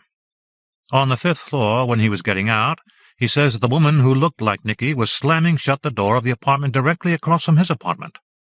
He heard the chain slide across the latch. "She lives across from you," I say. He says that he thinks he just moved in. Nothing like meeting new neighbors, I say. In the back of the refrigerator, behind wrinkled carrots and jars of pickled onions and horseradish, I find a bottle of butterscotch sauce. I didn't buy this, I tell Jack over the phone. Who bought this? My father's diabetic. I know your father's diabetic, he says. I've known Jack for 7 years. Nicky has been married for 3 months now. He was in Ankara on an archaeological dig when they broke up, only he didn't know they'd broken up until he got back to New York. She called and told him that she was engaged. She invited him to the wedding and then disinvited him a few weeks later. I was invited to the wedding too, but instead I went to New York and spent the weekend with Jack. We didn't sleep together. Saturday night, which was when Nicky was supposed to be getting married, we watched an episode of Baywatch in which the actor David Hasselhoff almost marries the beautiful blonde lifeguard, but in the end doesn't, because he has to go save some tourists whose fishing boat has caught fire. Then we watched The Princess Bride. We drank a lot of scotch, and I threw up in Jack's sink while he stood outside the bathroom door and sang a song he had written about Nicky getting married. When I wouldn't come out of the bathroom, he said goodnight through the door. I cleaned up the sink and brushed my teeth and went to sleep on a lumpy fold-out futon. I dreamed that I was in Nicky's bridal party. Everyone was blonde in my dream. The bridegroom, the best man, the mother of the bride, the flower girl. Everyone looked like Sandy Duncan, except for me. In the morning I got up and drove my father's car back to Virginia and my father's garage, and Jack went to work at Video Art, where he has a part-time job which involves technical videos about beauty school and the Gulf War and things like that. He mostly edits, but I once saw his hands on a late-night commercial dialing the number for a video calendar featuring exotic beauties. Women, not flowers. I almost ordered the calendar. I haven't spoken to Nicky since before Jack went to Turkey and she got engaged. When I first moved into my father's garage, I got a job at the textile mill where my father has worked for the last 20 years. I answered phones. I listened to men tell jokes about blondes. I took home free packages of men's underwear. My father and I pretended we didn't know each other. After a while, I had all the men's underwear that I needed. I knew all the jokes by heart. I told my father that I was going to take a sabbatical from my sabbatical, just for a while. I was going to write a book. I think that he was relieved. Jack calls me up to ask how my father is doing. My father loves Jack. They write letters to each other a couple of times a year in which my father tells Jack how I am doing and whom I am dating. These tend to be very short letters. Jack sends articles back to my father about religion, insects, foreign countries where he has been digging things up. My father and Jack aren't very much alike, at least I don't think so, but they like each other. Jack is the son that my father never had, the son-in-law he will never have. I ask Jack if he has run into his new neighbor, the blonde one, again, and there is a brief silence. He says, yeah, he has. She knocked on his door a few days later to borrow a cup of sugar. That's original, I say. He says that she didn't seem to recognize him, and so he didn't bring it up. He says that he has noticed that there seems to be an unusually high percentage of blonde women in his apartment building. Let's run away to Las Vegas, I say, on impulse. He asks why Las Vegas. We could get married, I say, and the next day we could get divorced. I've always wanted an ex-husband, I tell him. It would make my father very happy. He makes a counter-proposal. We could go to New Orleans and not get married. I point out that we've already done that. I say that maybe we should try something new, but in the end we decide that he should come to Charlottesville in May. I am going to give a reading. My father would like Jack to marry me, but not necessarily in Las Vegas. The time that we went to New Orleans, we stayed awake all night in the lobby of a hostel, playing hearts with a girl from Finland. Every time that Jack took a heart, no matter what was in his hand, no matter whether or not someone else had already taken a point, he tried to shoot the moon. We could have done it, I think. We could have fallen in love in New Orleans, but not in front of the girl from Finland, who was blonde. A year later, Jack found an ad for tickets to Paris, $99 round trip. This was while we were still in school. We went for Valentine's Day because that was one of the conditions of the promotional fair. Nicky was spending a semester in Scotland. She was studying mad cow disease. They were sort of not seeing each other while she was away, and in any case she was away, and so I went with Jack to Paris for Valentine's Day. "Isn't it romantic?" I said. "We're going to be in Paris on Valentine's Day." "Maybe we'll meet someone," Jack said. I lied. We didn't go to Paris for Valentine's Day, although Jack really did find the ad in the paper, and the tickets really were only $99 round trip. We didn't go, and he never asked me, and anyway, Nicky came home later that month, and they got back together again. We did go to New Orleans, though. I don't think I've made that up. I realize there is a problem with Las Vegas, which is that there are a lot of blonde women there. You are probably wondering why I am living in my father's garage. My father is probably wondering why I am living in his garage. It worries his neighbors. Jack calls to tell me that he is quitting his job at Video Art. He has gotten some grant money, which will not only cover the rest of the school year, but will also allow him to spend another summer in Turkey, digging things up. I tell him that I'm happy for him. He says that a weird thing happened when he went to pick up his last paycheck. He got into an elevator with 7 blonde women who all looked like Sandy Duncan. They stopped talking when he got on, and the elevator was so quiet he could hear them all breathing. He says that they were all breathing in perfect unison.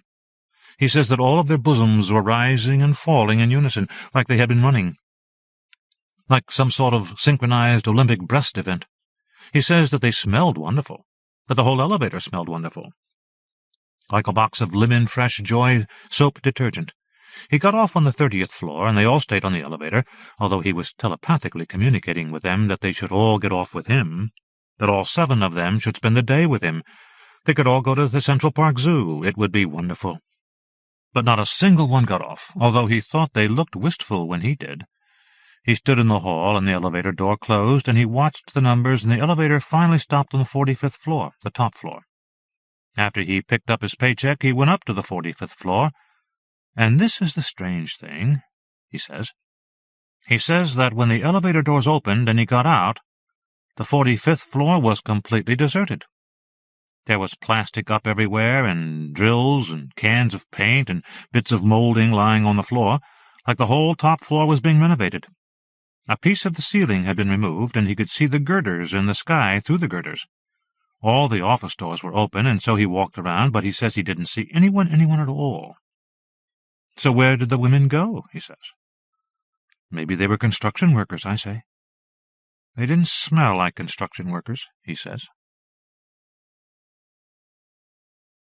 If I say that some of my friends are 2/3 water, then you will realize that some of my friends aren't.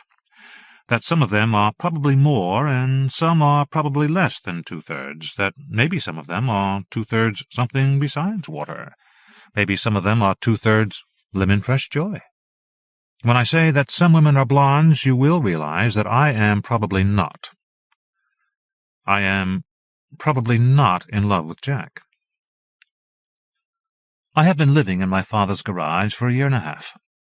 My bed is surrounded by boxes of Christmas tree ornaments, his, and boxes of college textbooks, mine. We are pretending that I am writing a novel. I don't pay rent. The novel will be dedicated to him. So far, I've finished the dedication page and the first 3 chapters. Really, what I do is sleep late until he goes to work, and then I walk 3 miles downtown to the dollar movie theater that used to be a porn theater, the used bookstore where I stand and read trashy romance novels in the aisle. Sometimes I go to the coffee house where, in a few months, I am supposed to give a reading. The owner is a friend of my father and gives me coffee. I sit in the window and write letters. I go home, I fix dinner for my father, and then sometimes I write. Sometimes I watch TV. Sometimes I go out again. I go to bars and play pool with men that I couldn't possibly bring home to my father. Sometimes I bring them back to his garage instead. I lure them home with promises of free underwear. Jack calls me at 3 in the morning. He says that he has a terrific idea for a sci-fi story. I say that I don't want to hear a sci-fi idea at 3 in the morning. Then he says that it isn't really a story idea, that it's true. It happened to him, and he has to tell someone about it. So I say, okay, tell me about it. I lie in bed listening to Jack. There's a man lying beside me in bed that I met in a bar a few hours ago. He has a stud in his penis. This is kind of a disappointment. Not that he has a stud in his penis, but the stud itself, it's very small. It's not like an earring. I had pictured something more baroque.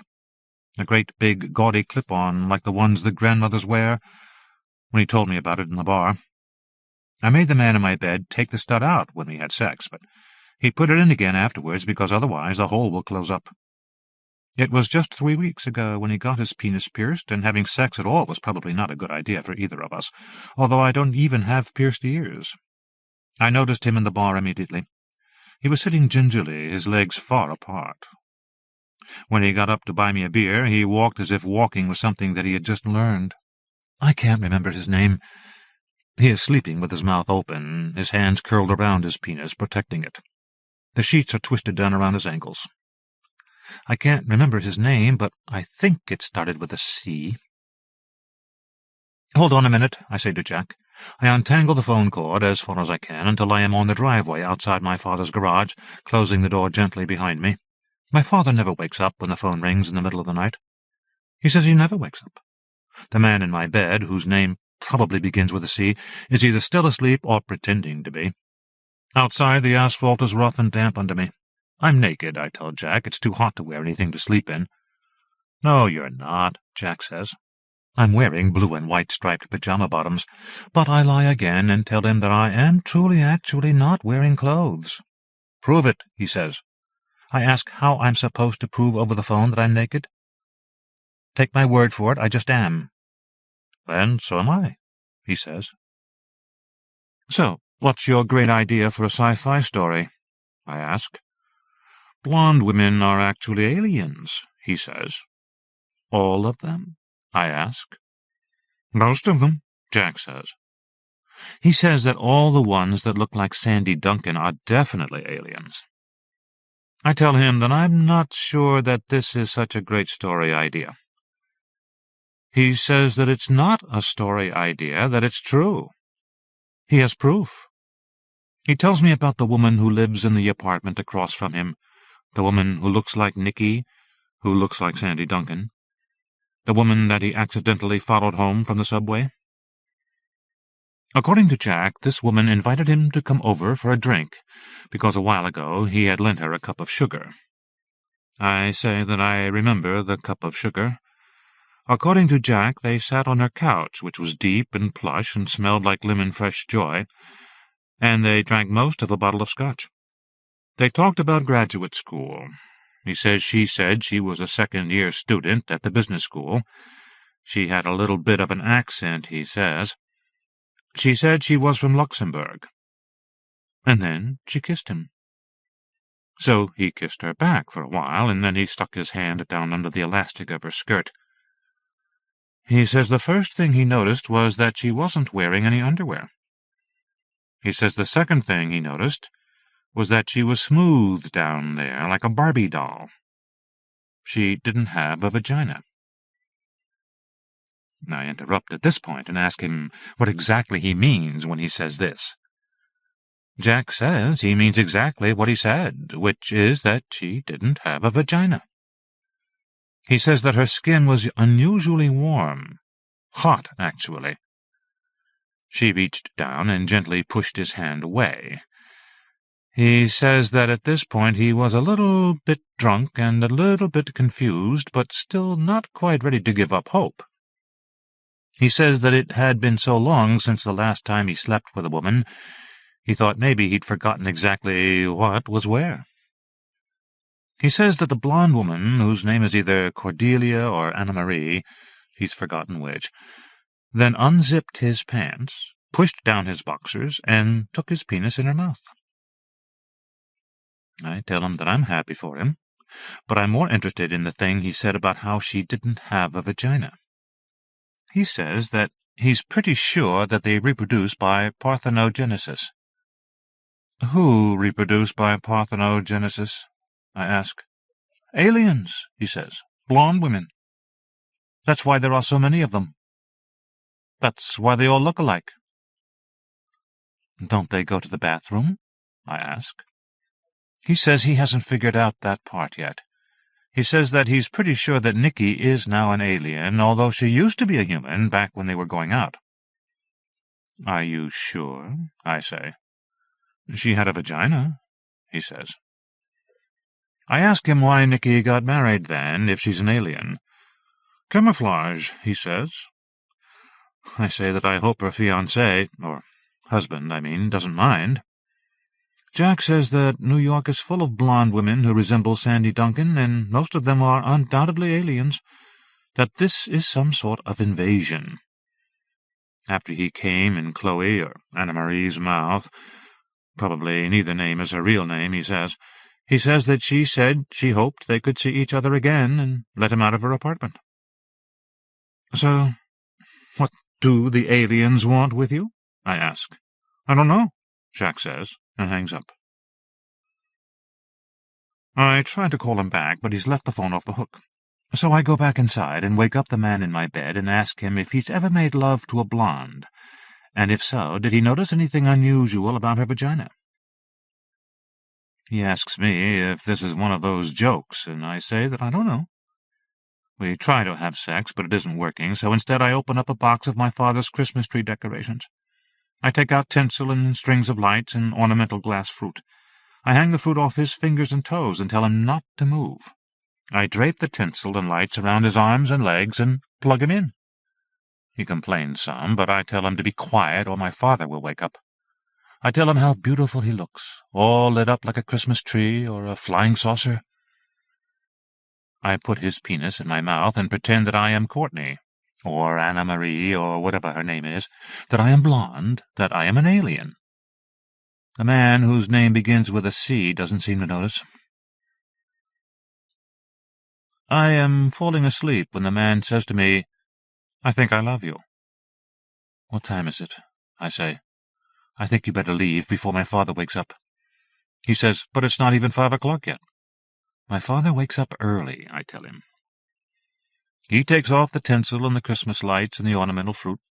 He gets dressed, and we shake hands, and I let him out through the side door of the garage. Some jokes about blondes. Why did the M&M factory fire the blonde? Because she kept throwing away the W's. Why did the blonde stare at the bottle of orange juice? Because it said concentrate.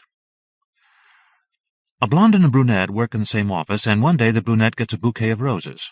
"Oh, great," she says. "I guess this means I'm going to spend the weekend flat on my back with my legs up in the air." "Why?" says the blonde. "Don't you have a vase?" I never find out the name of the man in my bed, the one with the stud in his penis. Probably this is for the best. My reading is coming up, and I have to concentrate on that. All week I leave messages on Jack's machine, but he doesn't call me back. On the day that I am supposed to go to the airport to pick him up, the day before I am supposed to give a reading, although I haven't written anything new for over a year, Jack finally calls me. He says he's sorry, but he's not going to be able to come to Virginia after all. I ask him why not. He said that he got the Cary bus at Grand Central and that a blonde woman sat next to him. "Let me guess," I say. "She didn't have a vagina." He says he has no idea if she had a vagina or not, that she just sat next to him, reading a trashy romance by Catherine Cookson. I say that I've never read Catherine Cookson, but I'm lying. I read a novel by her once. It occurs to me that the act of reading Catherine Cookson might conclusively prove that the woman either had a vagina or that she didn't. That the blonde woman who sat beside Jack might have been an alien, or else incontrovertibly human. But I'm not sure which. Really, I could make a case either way. Jack says that the real problem was when the bus pulled into the terminal at LaGuardia, and he went to the check-in gate. The woman behind the counter was blonde, and so was every single woman behind him in line, he tells me, when he turned around. He says that he realized that what he had was a one-way ticket to Sandy Duncan land, that if he didn't turn around and go straight back to Manhattan, that he was going to end up on some planet populated by blonde women with Barbie-smooth crotches. He says that Manhattan may be suffering from some sort of alien infestation, but he's coming to terms with that. He says he can live with an apartment full of rats in a building full of women with no vaginas. He says that for the time being it's safest. He says that when he got home, the woman in the apartment on the 5th floor was looking through the keyhole. How do you know? I say. He says that he could smell her standing next to the door. The whole hallway was warm with the way she was staring, that the whole hallway smelled like lemon-fresh joy. He says that he's sorry that he can't come to Virginia for my reading, but that's the way it is. He says that when he goes to Ankara this summer, he might not be coming back. There aren't so many blonde women out there, he says. When I give the reading, my father is there and the owner of the coffee-house, and so are about 3 other people. I read a story I wrote a few years ago about a boy who learns how to fly. It doesn't make him happy. Afterwards, my father tells me that I sure have a strange imagination. This is what he always says.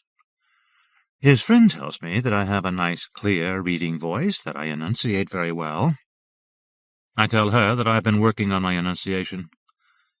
She says that she likes my hair this color. I think about calling Jack and telling him that I am thinking of dyeing my hair.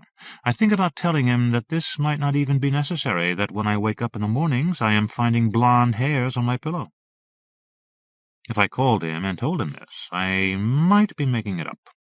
I might be telling the truth. Before I call him, I am waiting to see what happens next. I am sitting here on my father's living-room couch, which smells like lemon-fresh joy, watching a commercial in which someone's hands are dialing the number for a video calendar of exotic beauties. I am eating butterscotch out of the jar. I am waiting for the phone to ring. Conrad Williams, City in Aspic. Conrad Williams is the author of Head Injuries, Do Not Press, and the International Horror Guild Award-nominated Nearly People, P.S. Publishing. His short fiction has most recently appeared in Cemetery Dance, The Spook, Dark Terrors 6, Phantoms of Venice, and The Museum of Horrors. He is a past winner of the British Fantasy Award. City in Aspic was written by an author who has never set foot in Venice. But, argues Williams, it's one of those cities that worms its way into your consciousness, especially if you've seen Don't Look Now, which is simply one of the best, if not the best, horror films ever made. You can't help but feel you know that city, and working with a time-out Venice guide did me a few favors. It was the author's fondness for the Nicholas Roeg film that inspired him to write the tale. It is my tribute to the film, continues Williams. The names of the characters in my story correspond to the names of the actors who appear in Don't Look Now, and the Europa is the hotel where John and Laura Baxter actually stayed. I'm hoping to go to Venice someday to find out how authentic this story managed to be in terms of its sense of place, probably in the winter. No doubt I'll see a few mateless gloves flapping about. If you go out looking for them, they're everywhere. It was a place that needed people in order for it to come alive. In winter the streets whispered with uncollected litter and nervous pigeons. The air grew so thick with cold that it became hard to walk anywhere. When night came, the water that was slowly drowning the city turned the darkness into an uncertain quantity. There was astonishing beauty here, too, though, even where there oughtn't to be any. The crumbling structures, the occasional bodies dragged from the waterways, the bleach of winter that pocketed the city's color for months on end, all of it had a poetry, a comeliness. Massimo understood this skewed charm. Where others saw moles, he saw beauty spots. Many times Massimo had wished he could simply drift away like the tourists at the tail end of the season, or the leaves that blew from the trees. It would be nice to spend the coldest months of the year farther south, perhaps with his cousins in Palermo. But now that was not possible. He and Venice were stuck with each other until March. He stood on the balcony of the honeymoon suite, smoking his last cigarette and enjoying the garlicky smells of Chichetti that wafted up from the osterie on the Riva degli Schiavoni. One of Venice's interminable mists had risen from the Canale di San Marco and clung to the facades like great sheets hung out to dry. Behind him, from deep within the hotel, the sound of the vacuum cleaners on the stairs competed for a short while with the toots of the Vaporetto and the bell of San Niccolò dei Mendicoli.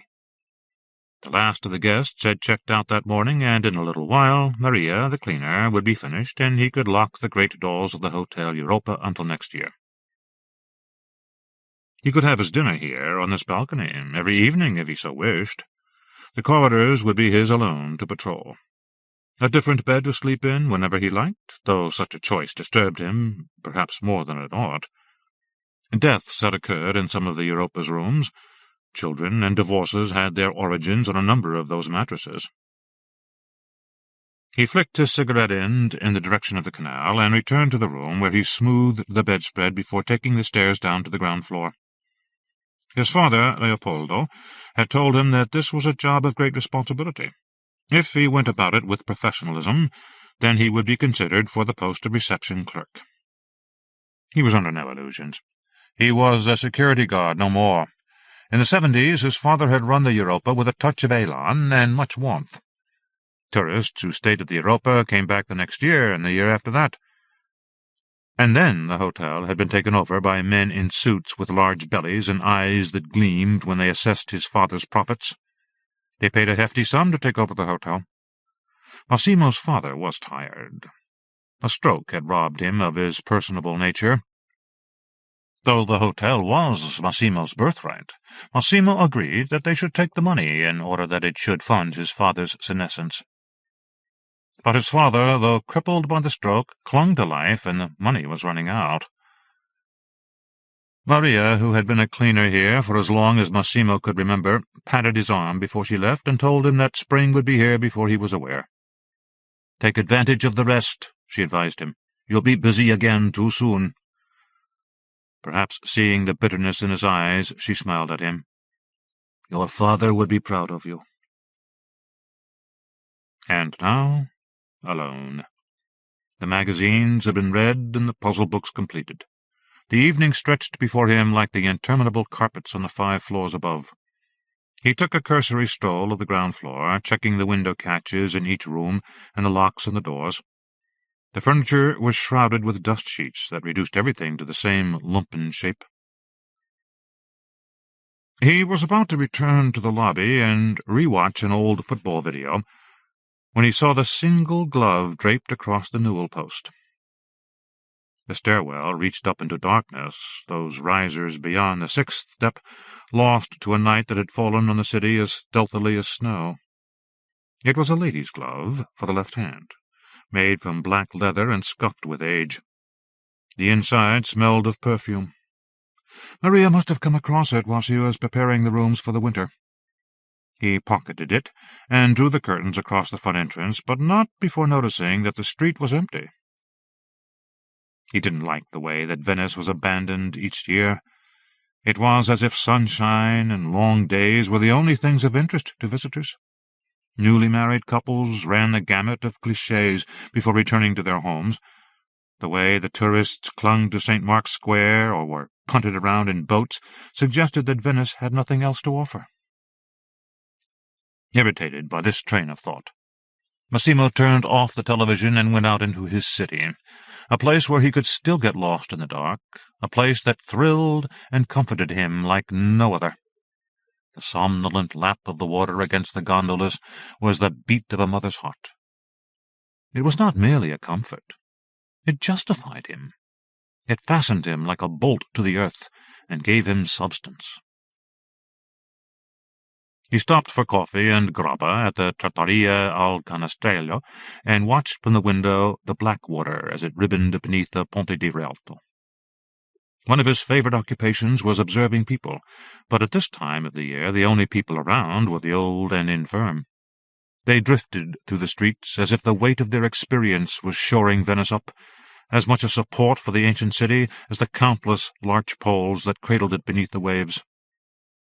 Venice, during the winter, seemed to run down like an old clock. Its streets and facades could still play a backdrop for anybody from any time over the last 1,500 years without them seeming anachronistic. He would not have been surprised to see Marco Polo himself hurrying along the Fondamenta del Vin. The people fastened Venice to the here and now, but when there were no people, it was as if the city were immune to history.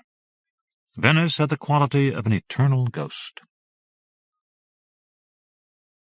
A woman with one hand paused at the apex of the bridge to look into the water, but then he saw how the light was absorbed by the dark glove on a limb that he thought had been missing, which made it seem invisible. She was moving away from the bridge in the direction of the San Polo district, when Massimo remembered the glove in his pocket. He cast a handful of lira onto the table and burst out of the trattoria into the cold. The air was damp and settled heavily in his lungs. By the time he was under the grand arch at the top of the bridge, the woman was nowhere to be seen. She could have taken any one of the half-dozen exits away from the canal. Frustration bled through him. He glanced back to the warmth of the trattoria and saw that somebody had already taken his place at the window, was hunched over a newspaper. Angry, he stalked in the direction she had taken, rubbing at the glove in his pocket. It was an old thing. Tomorrow, no doubt, she would buy herself a new pair, thus rendering pointless this little chase of his. Massimo walked for 20 minutes until the fog had drawn an ugly, persistent cough from his chest. He tugged at the collars of his coat, but the damp was in him and around him now, settling on the thick black twill like dew. He heard a brief snatch of music from one of the pensiones, but it was stolen away before he had the chance to place it. The absence of people disarmed him. During the day, this area was a hive of activity, filled with herberia and pescaria, along with jewelers' shops and clothes stalls. Now it was lonely, and its voice was any number of echoes. The lack of physicality, of motion, had taken away his confidence. The street names were made indistinct by the quickening mist. He had grown up in this city, and understood that part of its charm was its complication of alleyways, but never before had he felt so lost. His home had turned its back on him. Shutters closed noisily on the night. Venice was sealing itself against the hour. He stumbled gratefully upon the Campo San Polo, where he was able to reorient himself. Eager to return to the hotel, he lingered as he heard the skitter of heels clatter through the arches toward him. She was still nearby, or somebody else was. He bit down on his compulsion to find her and hurried back to the Europa. Once there, he locked the glass doors and threw on the lobby lights.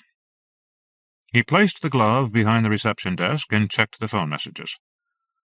There was just one, from his father, who felt well enough to take lunch with his son the following day if the weather was fair.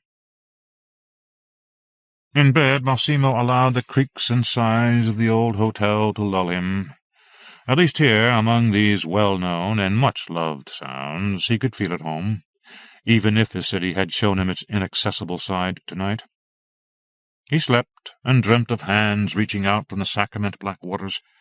They would not rest until they touched him. And where they touched him, a little part of his happiness, his warmth inside, was switched off forever. Massimo wakened, feeling hollow and feverish. He knew it was his blood sugar levels in need of a boost, but could not resist blaming the dream on his skittishness.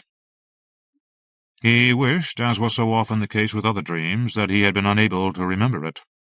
He took breakfast in another of the suites.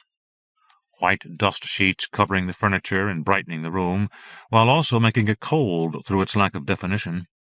The mist had disappeared. Feeble sunlight splashed across the roofs and turned the surface of the canal into the color of watered-down milk. Feeling better, he set the timer on the central heating to ensure that each room would be warmed for a few hours, and switched on the television. In the night, a murder had been committed in Venice, at the Campanile near the church of San Polo.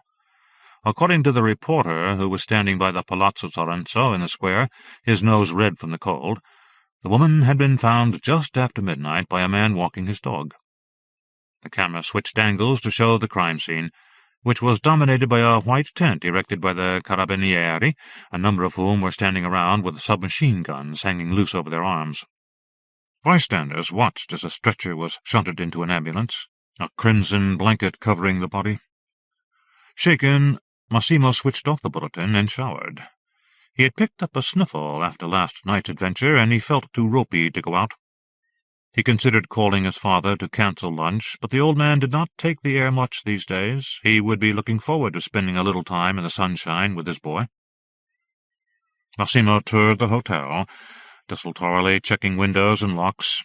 He flapped ineffectually at the pigeons that had settled on the terraces, and made a mental note to buy some disinfectant and talk to Franco, the handyman, about getting some netting to drape from the roof to prevent them nesting. With a heavy heart, he locked the hotel doors behind him. It was not so much the emptiness of the old building that got to him, but its silences. Coming back to a quiet place that over the years had known so much bluster and happiness was saddening in the extreme. It was a different hotel from the one his father had run. It was as if, at the time of Leopoldo's departing, its spirit had left too, perhaps clogged up with the cogs of the old-fashioned fob-watch he wore in his waistcoat, or bunched in a pocket like one of his maroon silk handkerchiefs. Massimo spotted his father easily. His beard was a white strap for his chin, and he wore the only tie he owned, a dark blue knot against a badly ironed white shirt. "Hi, Pop," he said, bending slightly to kiss the top of the old man's head. The beard was not clipped as neatly as it once had been. His hair was haphazardly oiled. He smelled of burnt toast. "Buongiorno," Leopoldo said formally. "Come sta?" Massimo ordered another glass of Prosecco for his father, despite his protestations, and a grappa for himself. "You heard of the killing?" Leopoldo said, through the slewed mess of his mouth. He dabbed at the corner of it with a handkerchief every 10 seconds or so. The left side of his face seemed to be sliding away from his head. It gave him a dismissive air that Massimo suspected pleased his father no end. He seemed distressed by the news, though. "This morning, yes," he replied. He could not help feeling guilty. His father's stare still had the capacity to find some speck of fault in him, even when there was none. "A woman, they say." Massimo grunted. "They say her left hand was skinned like a rabbit." "I didn't know that." Reaching for the glove in his pocket, that of course was not there, Massimo betrayed more of his nervousness than even he expected of himself. Leopoldo had noticed also. "Are you all right, son?" He tried to reach out the withered nonsense of his own left hand, but he could do no more than waggle it in Massimo's direction.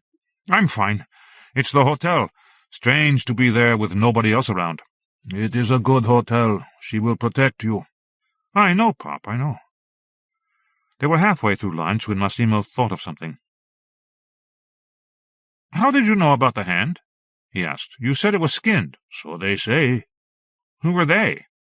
Leopoldo wiped his lips. His plate was littered with splinters of chicken bone. Much of the sauce patterned his shirt. He was having a good lunch. "I have my friends," he said. "Friends all over Venice. They stay in my hotel sometimes. Maybe when they need a little help. Polizia. I have friends there, too. You don't think your papa has his contacts?" Sadly, Massimo understood that, like his father, the only friends he could lay claim to were friends of the hotel first. They were friends by extension. "It's nice to see you again, Pop." "You too. We should do this more often.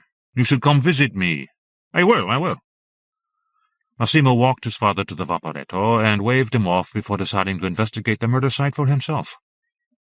The crowd had dispersed since the body had been taken away, but the white tent remained, as did the carabinieri. Police tape sealed off the area. By day, the Campo did not seem capable of possessing the menace it had exuded the previous night. All of its shadows had been washed clean by the sunlight. He wanted to ask one of the policemen, or perhaps one of the louche reporters, leaning against the wall smoking cigarettes, if they knew anything more about the death and whether or not Leopoldo's nugget of gossip bore any truth. Instead, he walked away. To say anything might be to incriminate himself. He could not help feeling in some small way responsible for the woman's death. If he had caught up with her, he might have been able to give her her glove.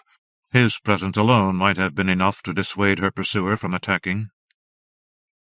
On the Ponte di Rialto, he saw a dark cat withdrawn into the shade. His father had loved cats, and had kept many at the Europa over the years. Massimo beckoned it to him, but it did not come.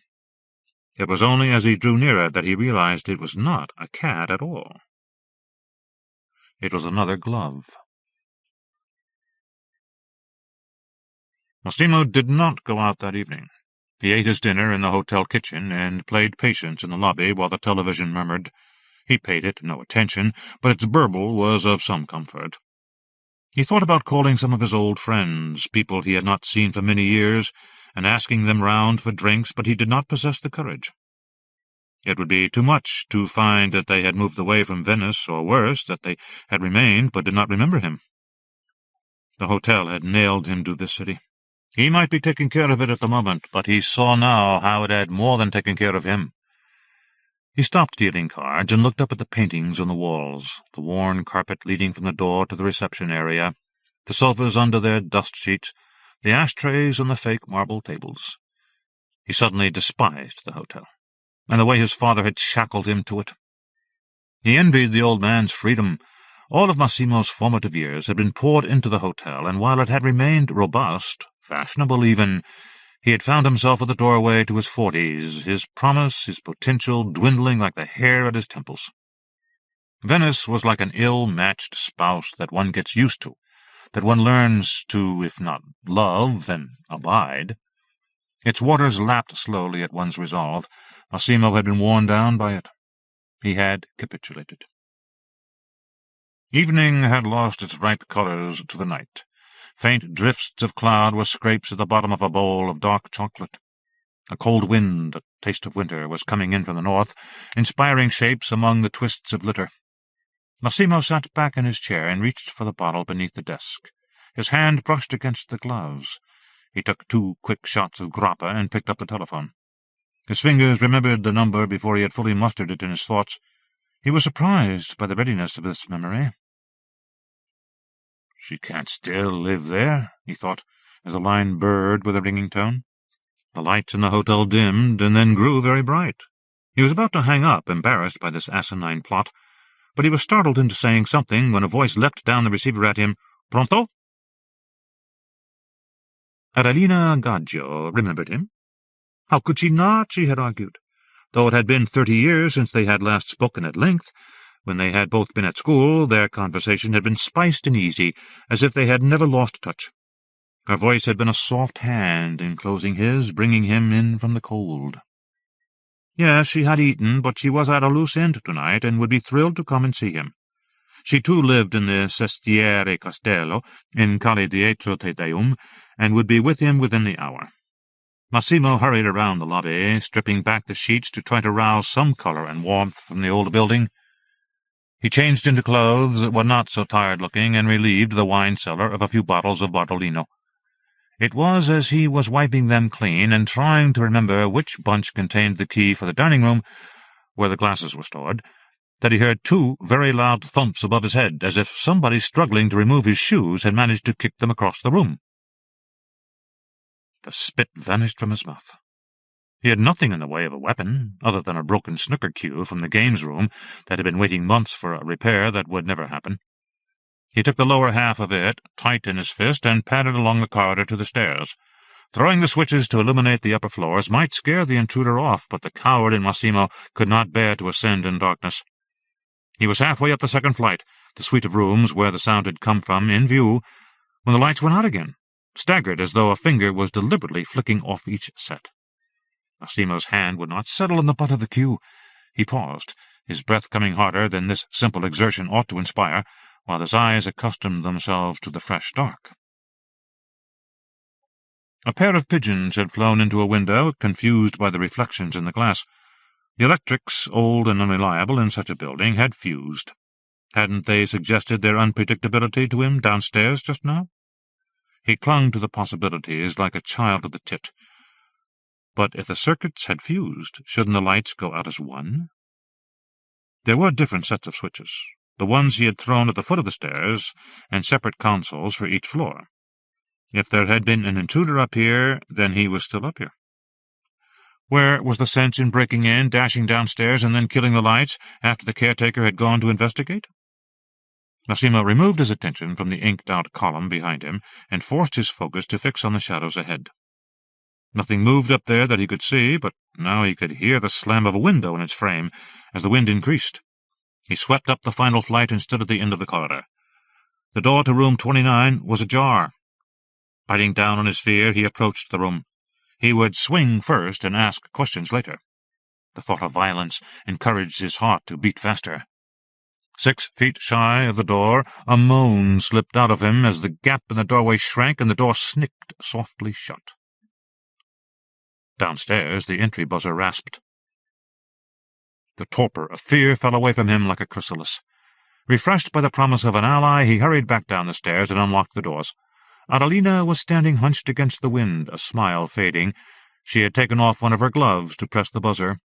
Her eyes went from his own to the makeshift cosh he brandished. "Come in," he said, grabbing her arm roughly.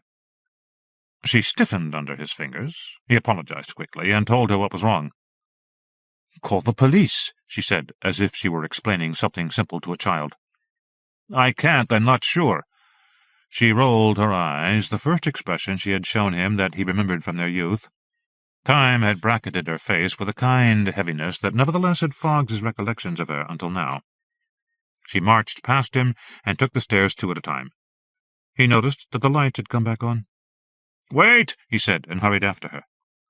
Despite his anger at himself, he stopped in the same place as before and watched her open the door. He saw the shadows spring back as the light went on, and then noticed the counterpane on the bed diminishing, the narrowing of the watercolor on the far wall as the door swung slowly shut. He waited for her to cry out. A minute passed that felt the length of a season. If he went downstairs now, the frost would be gone from the car roofs, and spring would have lent its freshness to the canals. Adelina emerged, wiping her hands off against each other. She looked bored, as a person waiting for a bus in the rain might. "A window had come loose," she said simply, and brushed past him. "Do you have something to drink?" Massimo's attention kept returning to those hands, even after the first bottle had been consumed, when his body had relaxed into itself and his earlier panic seemed distant and foolish. They were slimmer than the rest of her body, as if they had once belonged to another woman. She used them to help shape her words, which had loosened with the drink, and their movements were accompanied with frequent laughter. It bothered him slightly that she refused to take off the left glove, but the wine was numbing him to his insecurities. It didn't matter. It didn't matter at all. It seemed absurd to Massimo that their paths had not crossed, even by accident, in the 3 decades since they had shared classes at school. Since then, she had stayed in Venice for all but one of the following years, and had worked as a saleswoman for the Murano Glass Company since the mid-1990s. She had never married, but she had a teenage son, Bruno, who was currently traveling in England. "My life now I want to devote to animals, and then find myself a good husband. Have some happiness before they put me in my pretty little plot on San Michele." Towards midnight, the 2 bottles drained, they suddenly became aware of the passage of time. The wind had become a constant howl, but Adelina declined Massimo's offer to take one of the rooms gratis. She left with his telephone number and promises that they would keep in touch now, that they had no excuses not to. Her kiss on his cheek stayed with him like a line of poetry, or a new song that feels like an old favorite by the time it ends. He fell asleep in the chair. When he wakened, he thought it was morning, but the light was the artificial spill coming from the brackets on the walls. His mouth was sticky with wine. He saw from his watch that he had been asleep a matter of 2 hours. It was cold, the heating having turned itself off, but that was not what had roused him. Somebody had screamed. The wind was dead, so he couldn't blame the sound on that. He rose from his seat and switched off the lights in order to see better when he pressed his face to the window. 2 hours was more than enough time for Adelina to have arrived home safely. Nevertheless, unease spread like indigestion through his chest. On the ground, 6 feet away from the doors, a suede glove, the color of the cement it rested on, flapped at him, as if agitating for help. There were no blocks of light in any of the other buildings that he could see, which suggested that he had imagined it after all. But another scream, this one deeper and somehow more liquid, stitched by frantic gasps, cut through his doubt.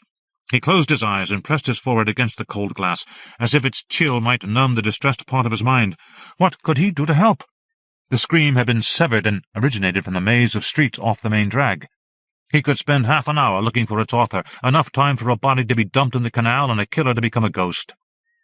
He might have opened the doors anyway, and tried his best if it hadn't been for the grate of heels on the pavement. He moved back from the window into the sanctity of shadow, and watched as a shadow lengthened in the frame afforded by the Europa's entrance. Something in its deportment rattled him. The shadow seemed too stiff, too jerky, as if the joints of the owner's body had been fused together.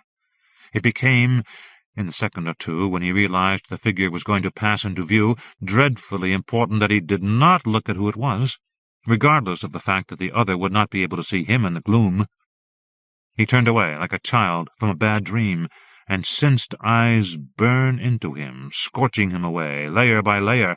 He felt raped by their awful scrutiny. An age later, he craned his neck and saw that the figure had gone. The glove, though, remained on the ground, fingers curled skyward like a dead animal that had withdrawn and hardened. Was it the woman he had seen the day before? He could almost believe that her presence had given the glove that solidified, bereft appearance, and was grateful that he had lost her on the bridge that night. Because, for the first time, he suspected that she had been tracking him. Signorina Sinistra. Massimo heard the name a dozen times the next morning in the marketplace as he shopped for vegetables and fruit. "She takes the skin from the left hand," a voice at his shoulder said as he was testing the ripeness of an avocado. Another, queuing behind him while he took coffee in a bar, confided, "I found another body this morning, near the Arsenale.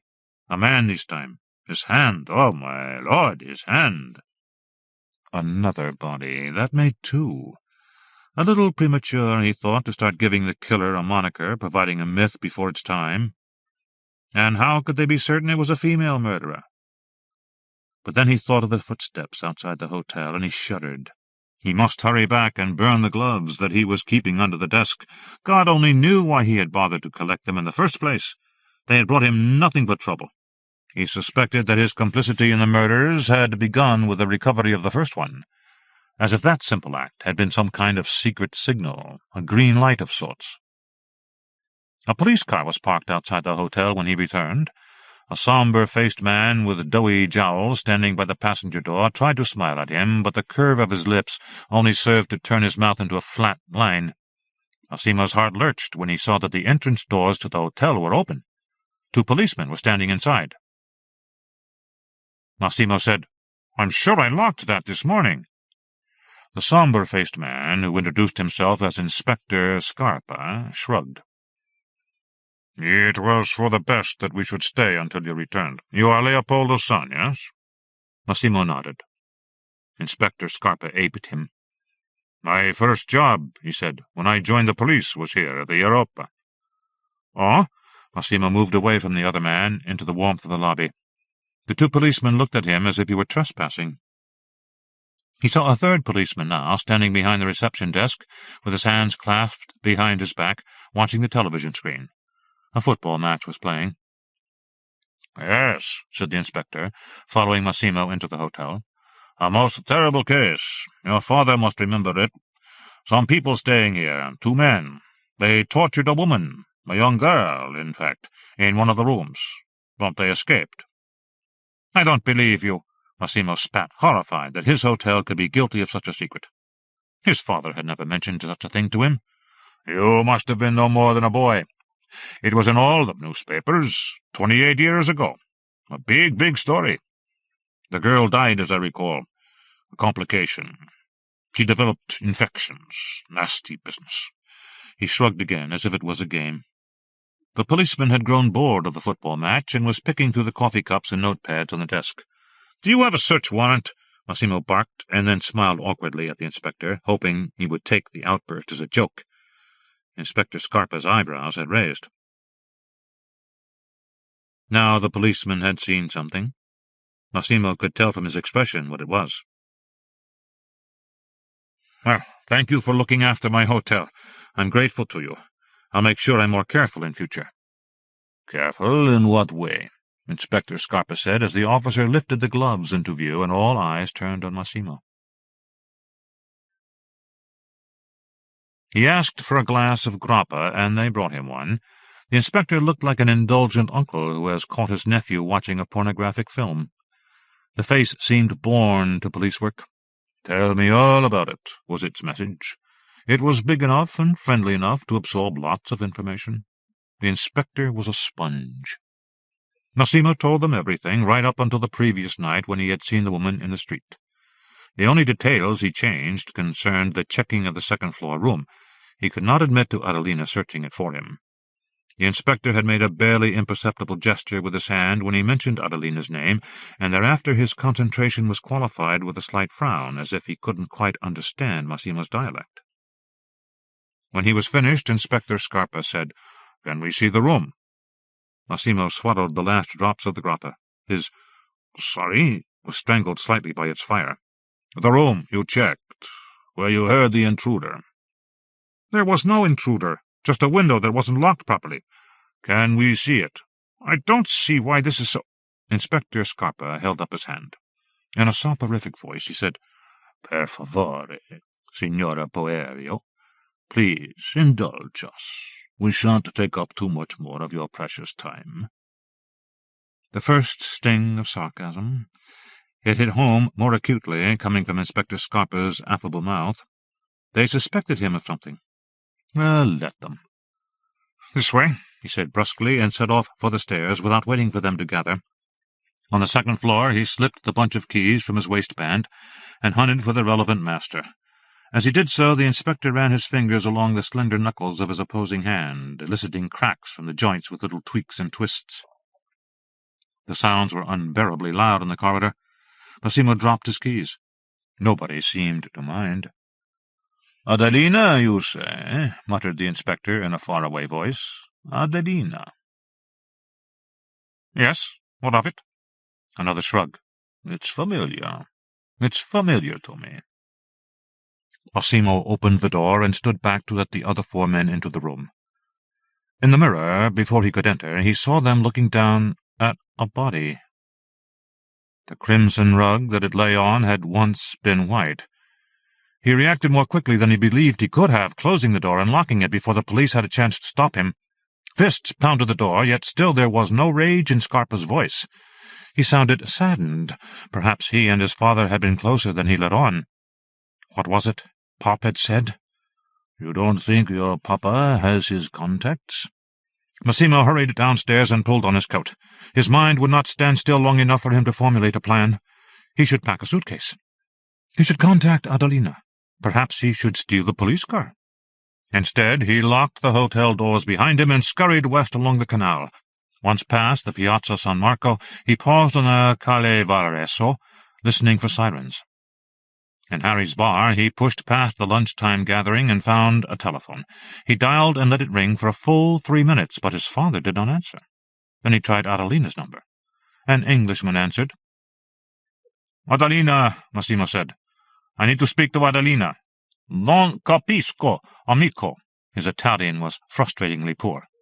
"Adelina Gaggio. She lives there. Can you get her for me?" "No. Nobody here by that name." Massimo had punched in the correct number. There was no doubt. "Please, you have to—" "Hey, you deaf? I said nobody here called Adelina. Testa di cazzo." Massimo slammed the receiver down. He could go there, to the street Adelina had mentioned, but without an address it could take hours to find her, and even then she might not be in. She might be at work. The glass company. Excitedly, he dialed 12 and obtained the number from directory services.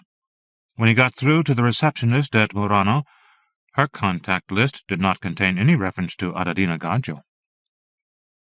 "Has she been with us long?" the receptionist tried. "She might not be on our list if she joined us recently." 5 years, Massimo said. A white, abject face stared at him from behind the bar. He was about to order a Bellini from it when he realized it was his own. reflected in a mirror. "At least 5 years. I'm sorry. She must very sorry, sir." What now? He struggled to keep himself from crying out. He had nobody to go to, other than the police, and they would not be patient with a man who had locked some of their colleagues in a room with a woman he had ostensibly murdered. But surely they would see that his panic was inspired by innocence. If he had killed somebody in his own hotel, would he not take pains to dispose of the body, rather than blithely stroll around Venice, having left the main entrance unlocked? How could Adelina have lied to him? The coolness of the woman as she came out of the room. How could it be that he had called her after 20 years only to find that he had invited a deranged killer onto the premises? The police would not believe him if he told them this, but it was all he had to offer. He dialed 112 and was patched through. He tried to explain, but every time he finished a sentence, the police operator would ask him to expand on every iota of information or ask him to spell the names he mentioned. Then the operator would fudge the spelling and get him to repeat it.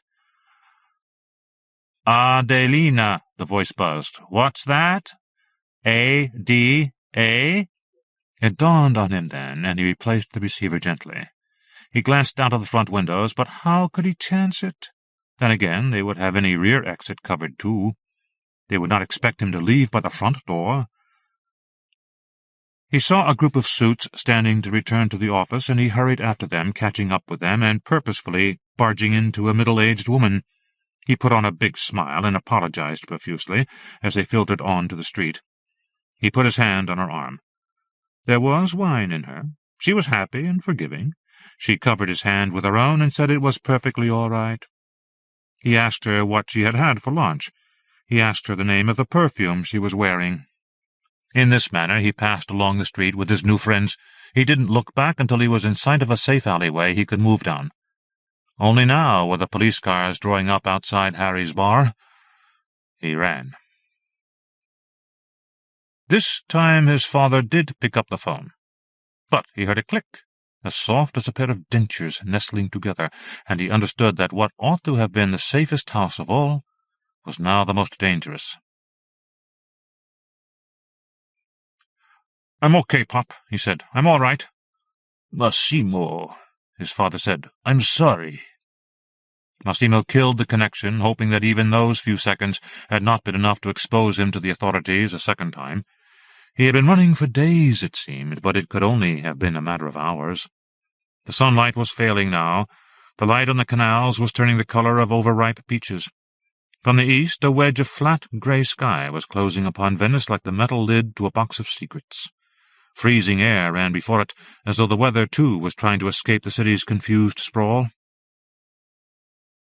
His thoughts turned to the inspector, who had seemed so understanding, yet had contained an edge as hard as the coming cold snap. The policeman's past seemed as caught up in the Europa as his own. He wished he had had the time to ask his father about the incident that Scarpa had mentioned. He would have been a 10-year-old when the hotel had provided a torture chamber for some of its guests. He couldn't remember a thing about it, but then he would have been shielded from such an appalling event. He thought of the way his father had said sorry, and did not like what his mind came up with. With no better task to turn to, Massimo caught a vaporetto to San Tomás and hurried the 200 meters or so to the Campo dei Frari. The woman at the reception desk of the Archivio di Stato looked as impenetrable as a bad clam, but she was sympathetic to his needs, even if the 5-hour window for requesting materials had lapsed. It didn't take long. Once he had been shown how to access the microfiches and blow them up on the viewer, it was simply a matter of trawling through the front pages of Il Gazzettino from 1973. A photograph of the Europa's exterior halted him before any of the words did. The headline took up much of the page, but this had no impact on him once he had noticed the small photograph at the foot of the page, the torture victim who had died. He didn't need to read the caption to know it was the woman he had entertained in his hotel the previous night. It was there, in black and white, and his brain had sucked it in even though he had averted his eyes, fearful of an image decades old. Yet he wasn't happy. They could have got it wrong. They could have mixed up her picture. They must have got it wrong. The alternatives were too outlandish to swallow. Everywhere he looked, there were gloves lying companionless. In the canal, sitting on window-sills, hunched on the ground near lamp-posts and benches, his panic mounted as he counted them. Nothing looked quite so dismal as a discarded glove. Did each one signify a terrible death in the city? Just because 3 bodies had been found didn't mean that more were lying in wait, stretching back to a time when the killer had set out on her spree. Snow had begun to fall on the city. Already the narrow streets and uneven roofs were dusted with white, while the canal absorbed the flakes and remained black. In some areas, where the light was poor, the canals escaped from view completely. They became plumbless moats that one could look into without hope of ever finding an end. At Fontemente Nuove, he persuaded a Vaporetto pilot, preparing to go home, to take him to San Michele. The promise of 10,000 lire, if he waited to bring him back, was enough of a lure. On the short journey, Massimo watched the waters creaming at the bow, while Venice fell away behind them. A series of lights came on around the Sacca della Misericordia, as though people had opened their windows to watch his journey. The island loomed out of the dock. More and more his father had made references to this place, with its pretty cypress trees. It would be expensive to find him a plot here, but it seemed, even through Leopoldo's oblique language, that his heart was set upon it. Even from here, in such unsociable weather, Massimo could smell the perfume of cut flowers on the graves. As the Vaporetto drew up alongside, the white stone of the Convento di San Michele seemed lambent in the murk. "You know the cemetery is closed, signor." "Just wait for me," Massimo ordered, and then, "Do you have a torch?" The pilot sat back and rummaged for cigarettes in his jacket pocket. "Yes, and I might allow you to hire it, if you ask me nice." It was not such a difficult cemetery to break into. Beyond the entry archway, the cloisters marked the beginning of the graveyard proper, but Massimo ignored it. Adelina might well have been buried here, but she was not here now. The island could not take bodies indefinitely. Having gorged on the dead for so long, it had reached bursting point.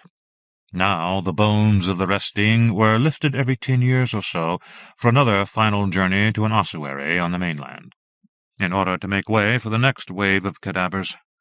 If Adelina's name was to be found here, it would be on a plaque, not a headstone.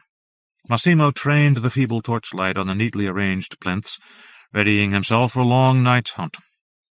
At least they were easier to read than the weathered slabs.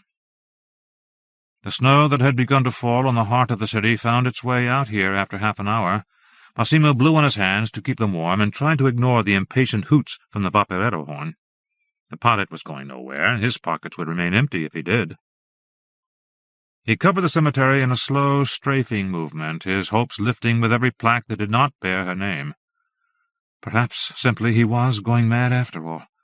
When he did not find her here, he could return to the mainland and find it had returned to normal. All he needed was this restorative jaunt to pick clean the tired crevices of his mind. But then, of course, Adelina Gaggio, 1963 to 1973. The characters were chiseled in marble as cleanly as if they had been formed that very afternoon. He found himself back at the water's edge with no recollection of climbing over the monastery wall. The pilot had turned his back on him and was eyeing the wink of lights across the Venice coastline. It was a pale comfort to Massimo, but the longer he stared at his home, the more he wanted to be back there. He would turn himself in and try to help the police as best he could, even if it meant being charged for obstruction, or worse. "Start the engine, friend," he said, as he clambered on board. The pilot did not move. A white glove lay on one of the seats. Massimo struggled to piece together a sudden scattering of jigsaw pieces in his thoughts, but none of the pieces would fit. They seemed to be from different puzzles, and he knew they could not match the complete picture he was striving for. "I don't—" he began, but his words were coated with too much breath, too much saliva to complete a sentence. He touched the pilot and watched as he toppled back in his seat. Massimo recoiled as he saw the pilot grinning at him, but the grin was too low on his face and too wide and wet. The glove was nothing of the sort, or rather it could only have fitted the pilot's hand. It had been skinned with a surgeon's precision. "It doesn't fit," she said. "None of them ever fit." She solidified at his side, as if structuring herself from the particles of dark that helped to make up what the night was. Almost immediately it was as if she had always been there. "Don't worry, Mas," she whispered. "When you called me, why, it wasn't you calling me at all. It was the hotel. It was the Europa bringing me home. Our true resting place is never the final resting place, is it? It's where we drop. That's what takes our essence. The rug in the room you were so afraid of, that has the flavor of my final breath in its weave. It's an always place. More real, I suppose, than our city, trapped in a yesterday none of us believe in any more. More real than I ever was." He was paralyzed with fear and doubt. He saw her hand come free of the glove, which she dropped over the side of the boat. What he thought at first to be tattoos of some kind, a weird graffiti that sprawled across her flesh, revealed itself to him as the veins and sinews of a severely damaged hand. The fingernails were warped with the aftershock of septicemia. They looked as thick and twisted as ram's horn. "They sliced my fingers as though they were bits of meat, Mas. They stuck splinters under my fingernails and set fire to my palm. They skinned me. For fun. For fun! And your father took money for it. Hush, money. He pocketed his bundle of notes, and at the center of them was my pain, wrapped so very tightly." Massimo was weeping now. "I didn't know," he said. "You were my friend. I didn't know." She gently rubbed his neck with her grotesque claw. "You saw what was happening, but you forgot. I called to you. The men shouted at you to go away, and your father gave you money to forget. But you saw all right. Every cry for help since, haven't you chosen to ignore it? Haven't you always turned your back and thought, well, what can I do? You're like this city, Mas. You close your eyes to ugliness, and the blood that runs through you is as cold as the water in those canals." He had slumped against her. So exhausted was he, and so enchanted by the Venetian lights, that he failed to notice what her hand was doing until it was withdrawing. She said, "Your hand, when you held mine, Mas, didn't they fit together so perfectly?" His flailing mind saw that her hand, with its 5 gnarled horns, was sheathed by a new glove. A really quite beautiful glove that waxed and waned in his eyes like the beat of water in the canals. It was a deep, glistening red. He was going to ask her what material produced such a fine color, but he was too tired to speak.